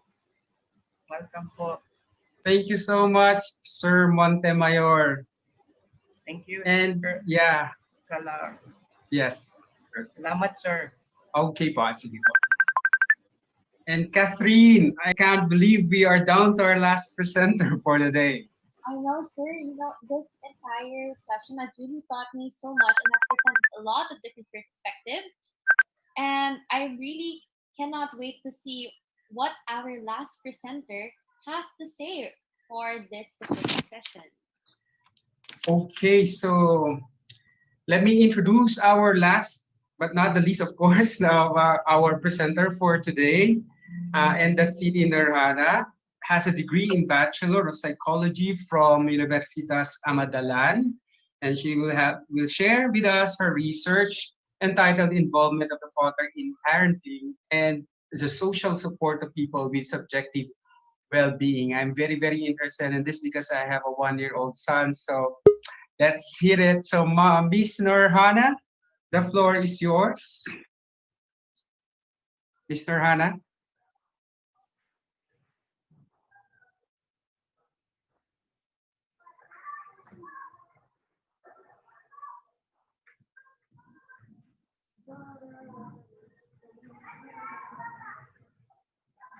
Go ahead, Miss Norhana. You can start your presentation now. Oh, okay. Thank you.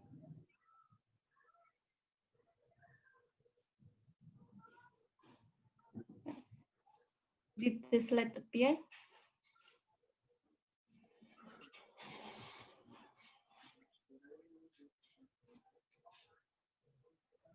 Hello?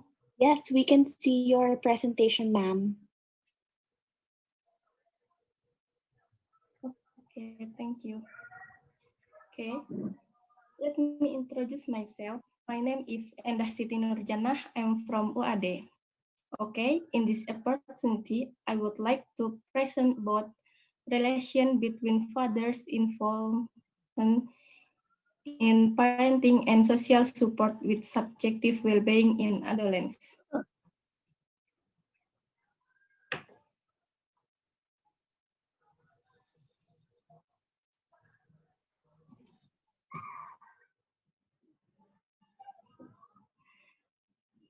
Background. Wait for a moment.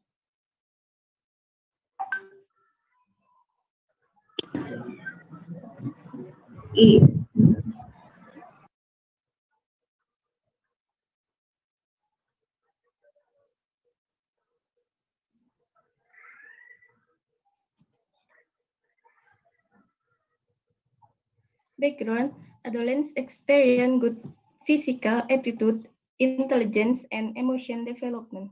In Indonesia, adolescents age 10 to 19 make up 18% of the total population.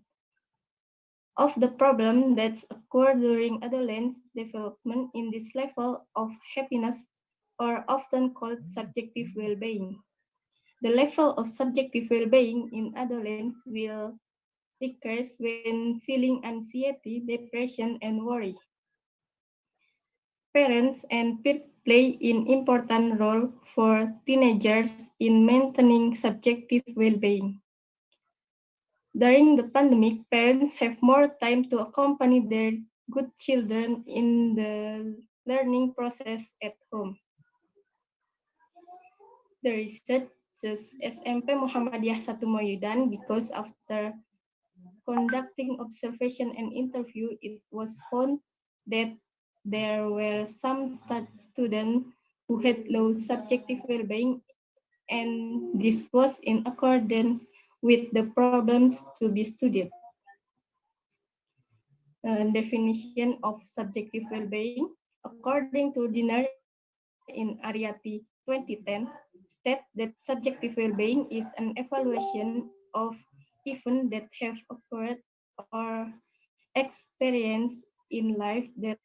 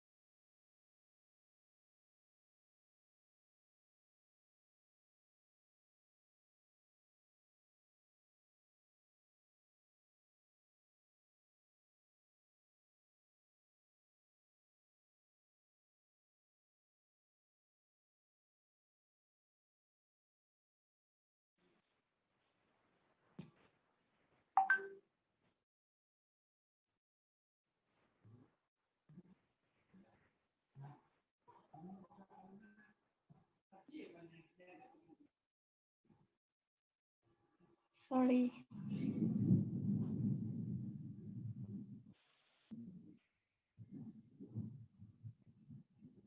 3.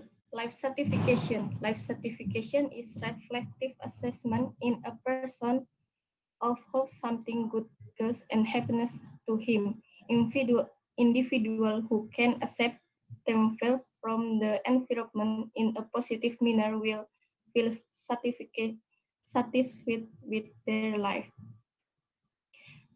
Definition of father involvement in parenting.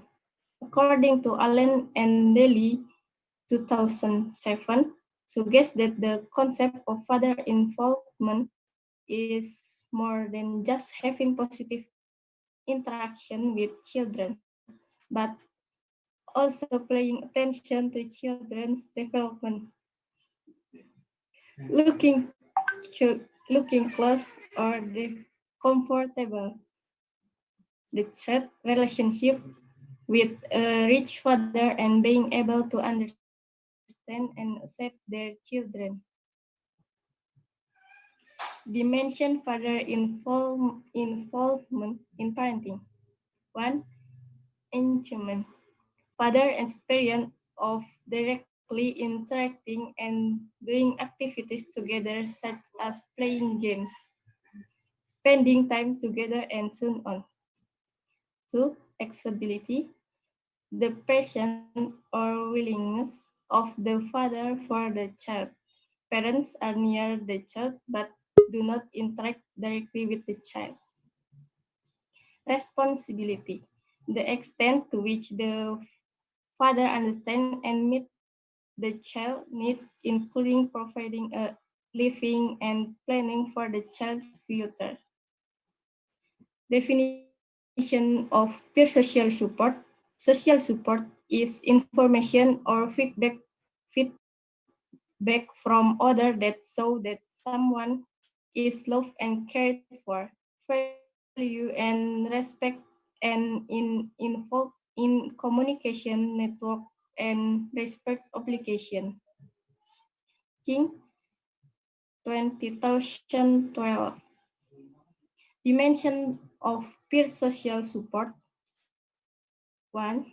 Emotional support include a experience of empathy, care, and concern for the person concerned from example feedback and affirmation. 2. Word support, a core talk, experience of positive respect for that person, encouragement, or approval of an individual's ideal of feeling and positive comparison of that person with other. For example, people who are less well off or in a worse condition. 3. Instrumental support include direct assistance such as when people lend money to peer people or help will work during times with stress. Informative support include gifts, advice, hints, suggestions, and or feedback.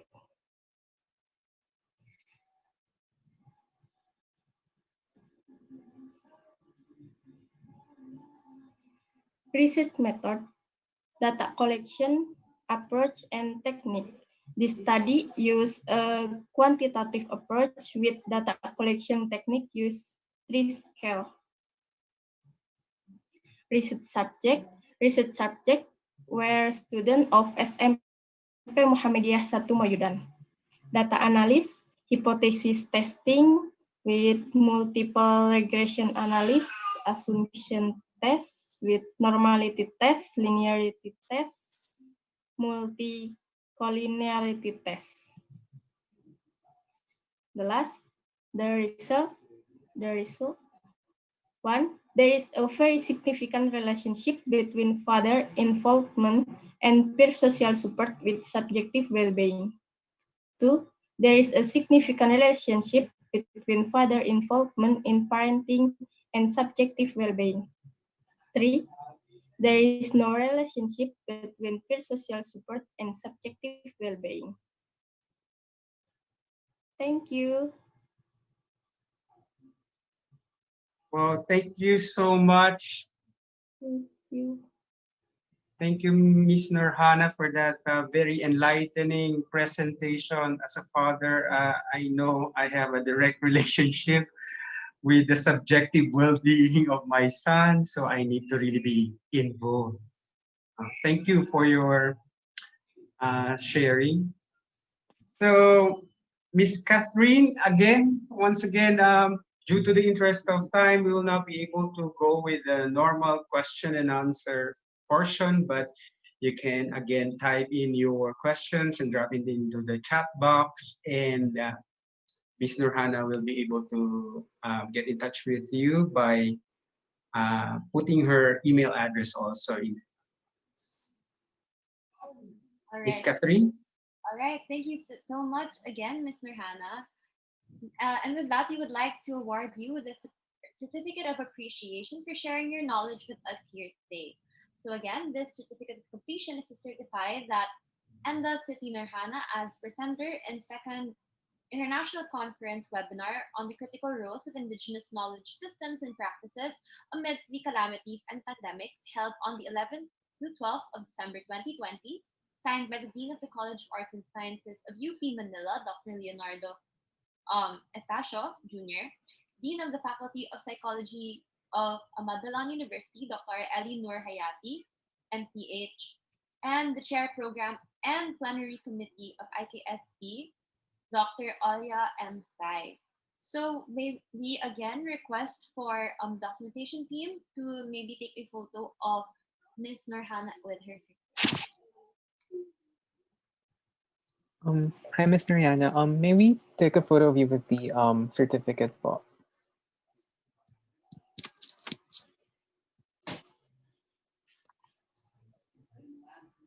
Well, all right. 3, 2, 1. All right. Thank you, ma'am. Thank you. You are welcome.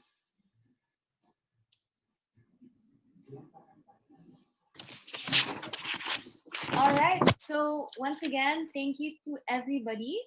Today was actually very, very insightful, especially with our 6 very insightful sessions. Am I right, Professor Kalam? Yes, you're very, very correct, Miss Catherine. So now as the program comes to a close, we're so thankful to all our speakers and presenters who gave this time to present valuable IKSP information.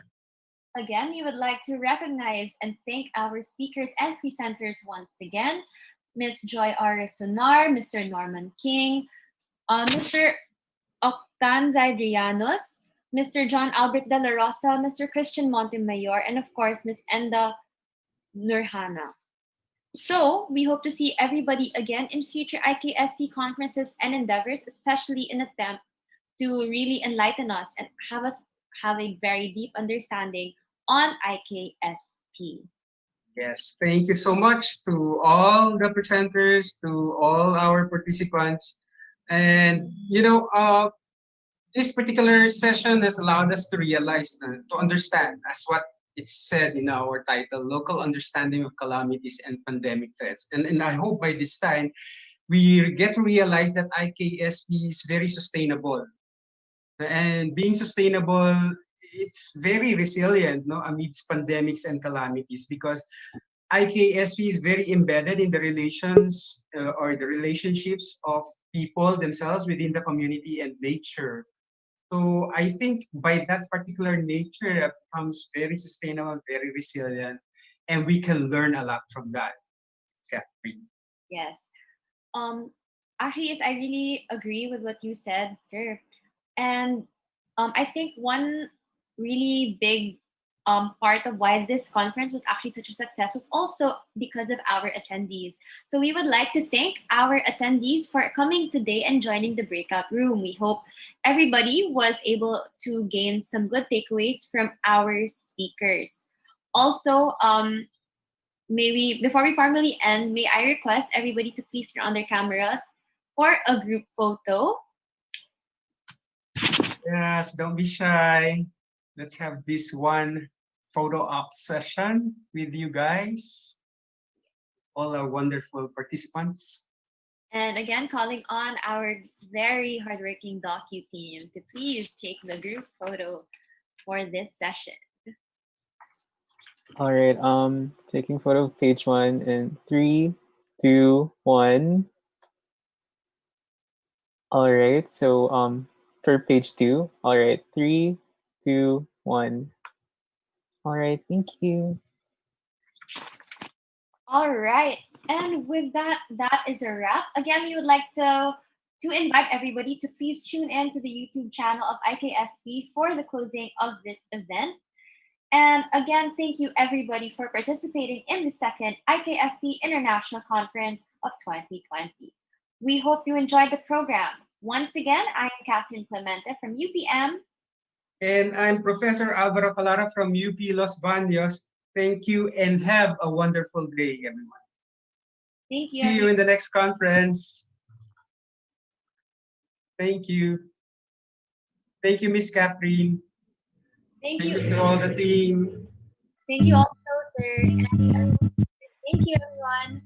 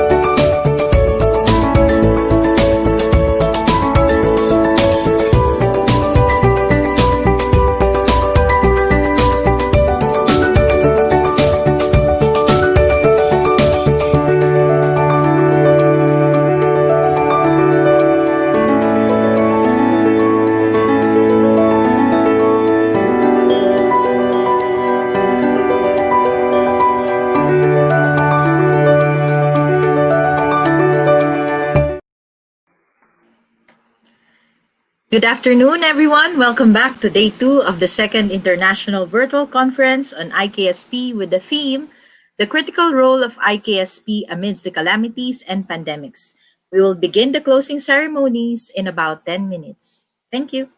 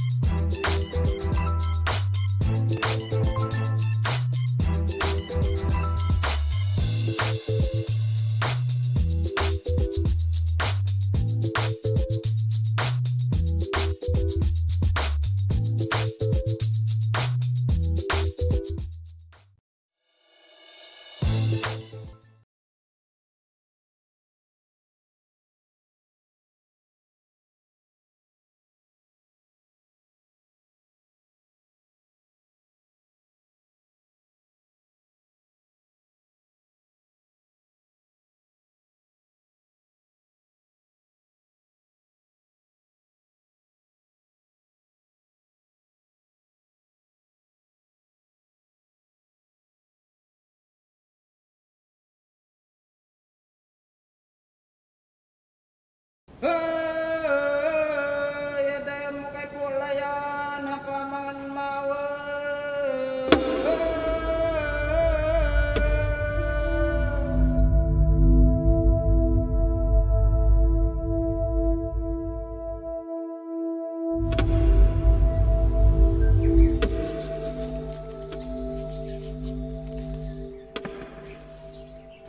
nagam mo kung pinapanap. Pag nakakuha, panahan ka ta. Are, puso. Ati na mabiro-biro. Para kung ko ay mas labay ko itaan niya ipakahalili na. Liaud, manika pa ko malaka at trabaho. Lut naman maipana bandi. Tapag bira ko, may kita na. Tadi kita tamang bali.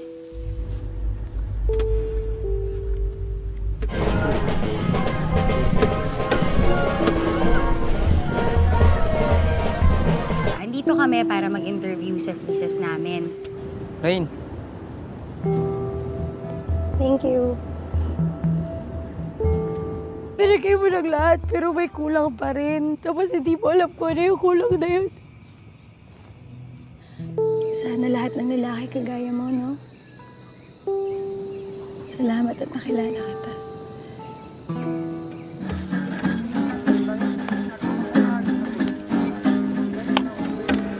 Sigurado ka ba magpakahalakong ko? Buti ka ba, pwede ka ating mamili nin.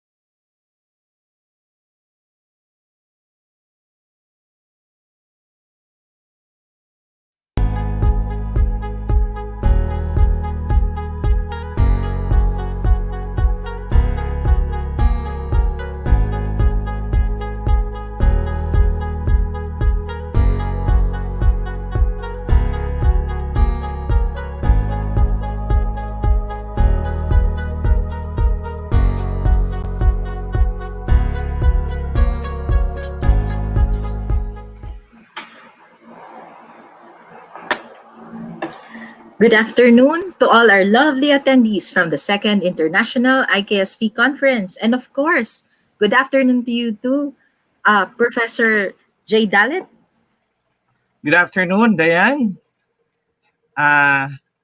Good afternoon. So, good afternoon to everyone. Welcome back to our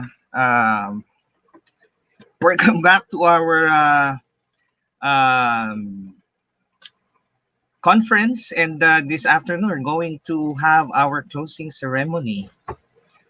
Yes, good afternoon, Doc J.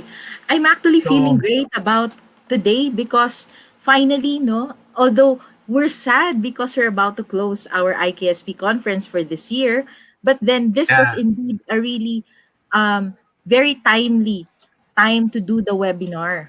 It's a bit a challenge, but then, there will always be hopefully a next year. How about you, Doc J? How was your experience for today? Well, for me, in the overall, the 2-day conference for me is a reawakening experience.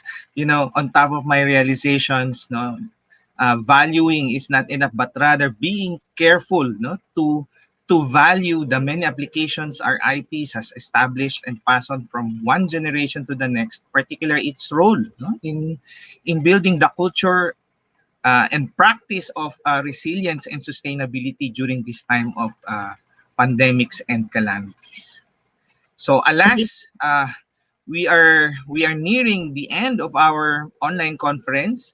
Our 2-day conference was indeed filled with several different yet equally, insightful discussions, about IKSP in relation to the pandemic, and I can safely say that I learned a lot. I agree with you on that, Doc J. All the speakers and presenters and our plenary guests who joined us today definitely provided us with a better understanding of how our IKSP continues to survive and thrive, most especially under these circumstances brought about by calamities and now, as we experience it, the pandemics. Yeah, indeed, no. I can also speak for all of us, no, when I say that we hope that all of our participants who have joined us from beginning to end, no, and who have endured, no, to finish all the sessions, no, uh, will be able to apply what they have learned from our conference. To just provide a sort of a recap of our yesterday's conference, our day one, we had our opening ceremony with our beloved chancellors and deans. Then, for our first plenary, revolved around the theme History and Lessons Learned from the Past Pandemics. Here we heard Dr. Gani Ahmad Jelani about lessons learned from the past pandemics in Indonesia. Then our Dean of the College of Arts and Sciences, Leonardo Estacio Jr., spoke about contextualizing the critical role of IKSP amidst the calamities and pandemics. We also listened to Norman King sharing about his experience with the COVID-19 pandemic from the perspective of an ITA. And to recap, no, day two of the conference, Professor Ponciano Benagen was our first keynote speaker. He talked about his talk revolved around sustaining and upscaling IKSP for public and planetary health. Dr. Francis Gayalogo shared via video recording his paper about the Philippines, no, in the world of the influenza pandemic of 1918 to 1919. No? Dr. Hiro Powealdi gave us a glimpse of the circumstances of the pandemic at play in his talk on managing COVID-19 in Yogya City. Okay. And of course, Dr. Corazon de Ungria, no, has presented to us the the modern applications of molecular biology, particularly in human genetics, no, and most especially in consciously invoking a coherent system of ethics in the conduct of research, no. And then we have also Arini, no, uh, who also gave us an insight, no, a very insightful presentation regarding how to, how to prepare, how to be prepared, and how to brave, no, the pandemics and the calamities in their country, particularly in developing mitigation plans, no, for financial, social, uh, physical, as well as business continuity plans. And then, of course, Ranjit Singh uh, discussed further on the application of forensics, no, on how to mitigate further all of these challenges, no, and the problems being faced by our brothers and sisters in India uh, in the midst of calamities and pandemics. And of course, before I forget, we also have Mr. Giovanni Reyes, who gave us a very powerful discussion, presentation, no, on how to conserve the territories, no, and areas of consortium in the Philippines. Yes. So if we actually look at what we had yesterday and what we had today, definitely we are very much informed now of these things about IKSP. Now the challenge there would be how will we go about it? From this point onwards, where will we go? But before we conclude our conference, I would like to direct our audience to the screen being shared as we welcome Vice Dean Dian Kinayung of the Universitas Ahmad Dahlan for her closing remarks. Assalamualaikum warahmatullahi wabarakatuh. Alhamdulillahirabbil alamin wassalatu wassalamu asrofil anbiya wal mursalin wa ala alihi wa ashabihi ajma'in amma ba'du. The Honorable Mr. Leonardo R. Estacio, PhD, Dean University of Philippines, Manila, the keynote speaker, presenter, and all participants. First of all, I will say Alhamdulillahirabbil alamin, grateful and thankful for Allah, so that this conference running well during 2 days. Ladies and gentlemen, I believe that during these 2 days, all of us have obtained a meaningful discussion. According to the theme of IKSP conference, we have learned a lot from the keynote session that delivered by the amazing keynote speaker and plenary session which are delivered by very interactive discussion. Once again, on behalf of the committee, thank you for delivering such important materials so that all of us get a lot of indigenous knowledge and practices amidst the calamities and pandemic. Furthermore, I would like to thank all presenters and participants who have joined this conference from all over the world. I'm certain that every presenter has presented their experiences during the pandemic. I sincerely hope that through the presentation and discussion, all of us can contribute to find many strategies to stay healthy and well-being during the pandemic.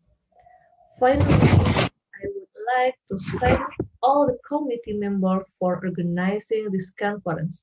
I would also like to apologize for any inconvenience that you might experience during this conference. Thank you for your attention, and I hope that we can meet again in another IKSP agenda. Wassalamualaikum warahmatullahi wabarakatuh.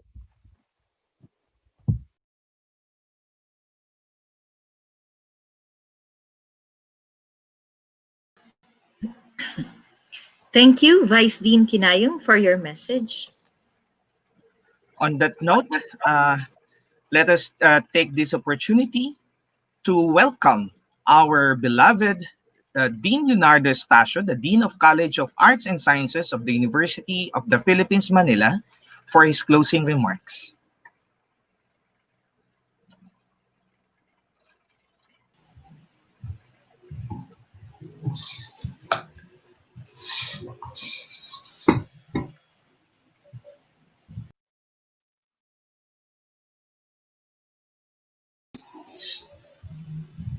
To our dear partner and collaborator, Ahmad Dahlan University, Indonesia, well represented here by Vice Dean Dian Kinayong, our esteemed speakers and presenters from India, USA, Indonesia, and the Philippines, to our hardworking and world-class, high-caliber moderators, facilitators, documenters, technical support providers from both universities, and most especially to our very active and interactive participants, our newfound friends and fellow advocates of IKSP around the world. A heartfelt thanks and deep gratitude to all of you. We missed going to Yogyakarta, Indonesia for this conference, but then there will always be another opportunity, hopefully in our fourth or fifth international conference. Alas, we have reached the conclusion of the second international conference, and I have been given the sad task to close this webinar. Bidding farewell to close associates and newfound allies and advocates of indigenous knowledge systems and practices, as they always say, is such a sweet sorrow. Although I have to close the lively and engaging interactions and inspiring sharing and exchanges of experiences, ideas, and reflections, I am privileged and honored to be given this task of ending this special gathering of professors, research scientists, and beginning researchers indigenous and tribal leaders, curious participants, insurgent scholars, and advocates of IKSP from a number of countries around the world. Indeed, this conference has provided concrete examples of how indigenous knowledge and Western knowledge can collide and blend, how minds and mindsets can differ, clash, change, and shift paradigms, and how convictions and consciousness can be further strengthened and enriched. It will take some time for our conference documenters to sift through and consolidate what we have produced and achieved in relation to the rationale and objectives of this conference. But I am pretty sure that what we have collectively shared in terms of the critical role of IKSP in responding to calamities and pandemics will be put to good use for human and planetary health. In this regard, I can argue and claim our two-day conference a success. Again, on behalf of the Ahmad Dahlan University of Indonesia and the College of Arts and Sciences of the University of the Philippines, Manila, and of our lead convener, Dean Eleanor Hayati, may Allah bless her and help heal her with his powerful hands, and our co-convener, Associate Dean Maria Teresa Di Guzman, we formally close the second International Conference on IKSP. We thank you all for your participation. May Bathala, the Anitos, and the environmental spirits, God Almighty, and Allah bless all of you. We all hope to see you again next year for our third International Conference on IKSP. Maraming salamat po. Terima kasih banyak.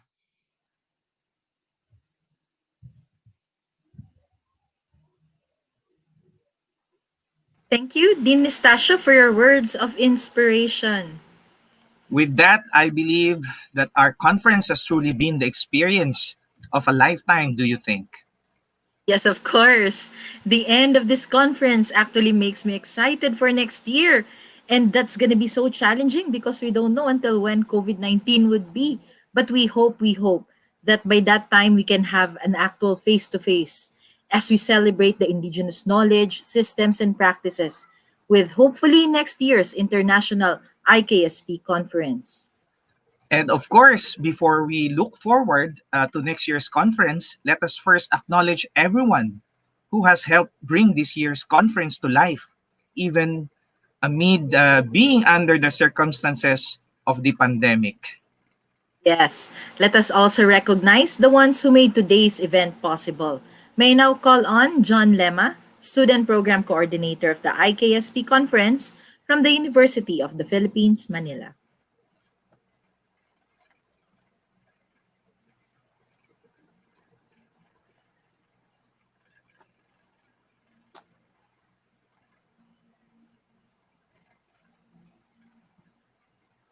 John? Wala. Wala siya. He's not here. She's not here. Okay, so we are trying to communicate with John, but while we're waiting for John, maybe would like to read some of the comments, sir, just for the thank you remarks that we have from Facebook. We have thank you and congratulations to the organizers for this very informative webinar. Thank you to all the speakers. There's also thank you and appreciation to all the speakers. Mabuhay. And of course, in return, we would like to once again thank you. Thank you to all the speakers and presenters for joining us in this conference. And thank you for sharing your knowledge, insights, and wisdom on how IKSP's role in nation building, particularly its role in building the culture and practice of resilience and sustainability during this time of pandemics and calamities. So in behalf of John Lema, the Student Program Coordinator. We would like to thank everyone who is behind the technical support that we have as we did our plenary sessions and our parallel sessions. So once again, to all of the hands that have made this year's conference find a home online, thank you for your hard work. Thank you for all your hard work on this international conference. With that, I believe that our conference has truly been the experience of a lifetime, don't you think? Yes, of course. The end of this conference actually makes me excited for next year as we celebrate Indigenous knowledge, systems, and practices once more with the third International IKSP conference. To end this conference, we will have a set of cultural performances from the University of the Philippines, Manila.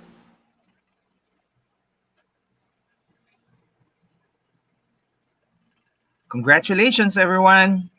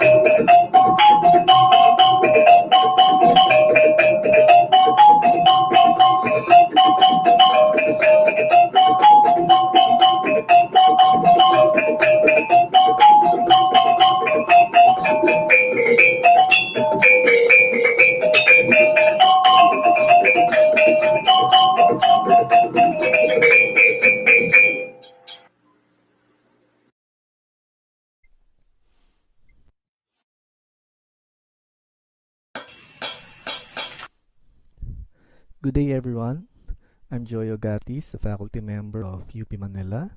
I'm here to read a poem I wrote, which I feel would fit this conference, since this conference is all about Indigenous knowledge and the pandemic. I felt that this poem, titled Pandemic Pattern, would be appropriate. The poem is going to talk about how the pandemic affected the Tiboli people of Cotabato. Incidentally, the Tiboli people are known for their tinalak. It's this kind of fabric that's made out of abaca, and what's interesting about it is that the patterns found in the fabric are supposedly products of their dreams. So they get their inspiration from their dreams. So here it is. Pandemic patterns. I used to dream of Cotabato's eagles, wonder of wings, freedom in flight. As Fudalu guides me, I thread their feathers in tinalak. Tiboli dreams died in red and black. These days, as affliction knits death along Lake Cebu, the eagles no longer fly as I slumber. No eagle call blankets my sleep, only coughing. June used to be for storm patterns, raindrops cascading down the abaca, bamboo bending for the wind, and lightning streaking across Lamdalag and Lamlahak skies. June is now for pandemic patterns. Sickness stitched between our houses, our air darned with disease. No longer do I see fingers entwined. I only see spaces being sewn all over. No longer do children hang abaca fibers on our lanzones trees.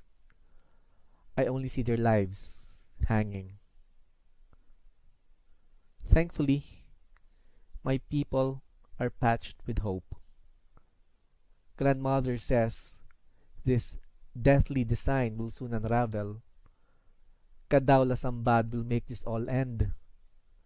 Your dream eagles will fly again, and our lives will soon mend. Thank you.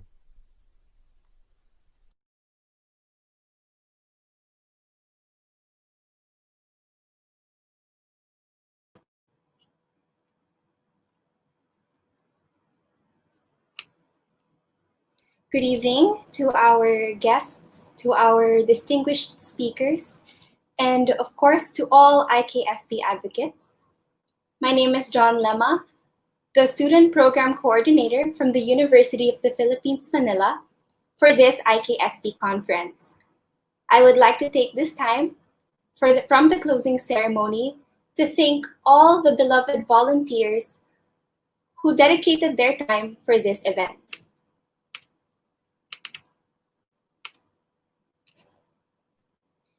First and foremost, I would like to thank our partner in organizing this event, the Universitas Ahmad Dahlan from Indonesia, starting off with Ms. Nisa, who was the moderator for our Q&A and open forum during the plenary talks, Ms. Ellie Nurhayati, who wasn't able to join us, but I am sure that she's with us in spirit, Vice Dean Dian Kinayong, who provided our opening ceremony, opening remarks, and of course closed the event, Ms. Herlina, Ms. Norfitria, Ms. Mutingatu, Mr. Muhammad, Ms. Ufi, Ms. Rudy, Alfreda, Ayu, Mr. Joko, Faisal, Faranisa, M. Ilham Mustaqim, and LB Al-Albira. It was a pleasure working with you all, dear Indonesian co-partners, and it was a thrill getting to organize such a prestigious event with you. Of course, I would like to thank as well and extend my gratitude to the University of the Philippines, Manila College of Arts and Sciences Executive Committee representatives. They were in charge of introducing our distinguished speakers and presenters during the parallel sessions. For day one, I would like to recognize Mr. Bernard Caslib from the Department of Social Sciences, Ms. Gea Miranda from the Department of Behavioral Sciences, Mr. John Rielin, Department of Physical and Education. For day two, I would like to extend my gratitude as well to a representative from the College of Arts and Sciences Student Council, Mr. Harlon De Roja, Ms. Jacqueline Baltasar from the Department of Physical Education, and of course, Mr. Jeffrey Mancera from the Department of Biology. Last but not the least, I would like to thank my new friends, my co-organizers for this event, my classmates and my colleagues. For the parallel session moderators, I would like to recognize Alisa, Catherine, and Errol for our moderators. For marketing and communications, Allison and Paula. The secretariat, Bianca and Shannon. The documentation team as well, for Carl, Alec, Frances, Hannah, Jericho, Nicole, Ronel, of course, under the guidance of our professor, Dr. Teresa de Guzman. Again, I would like to thank everyone, all the volunteers, for dedicating your time and energy for this conference. It was a pleasure working with everyone, and I hope to see you again in future events and projects. Thank you.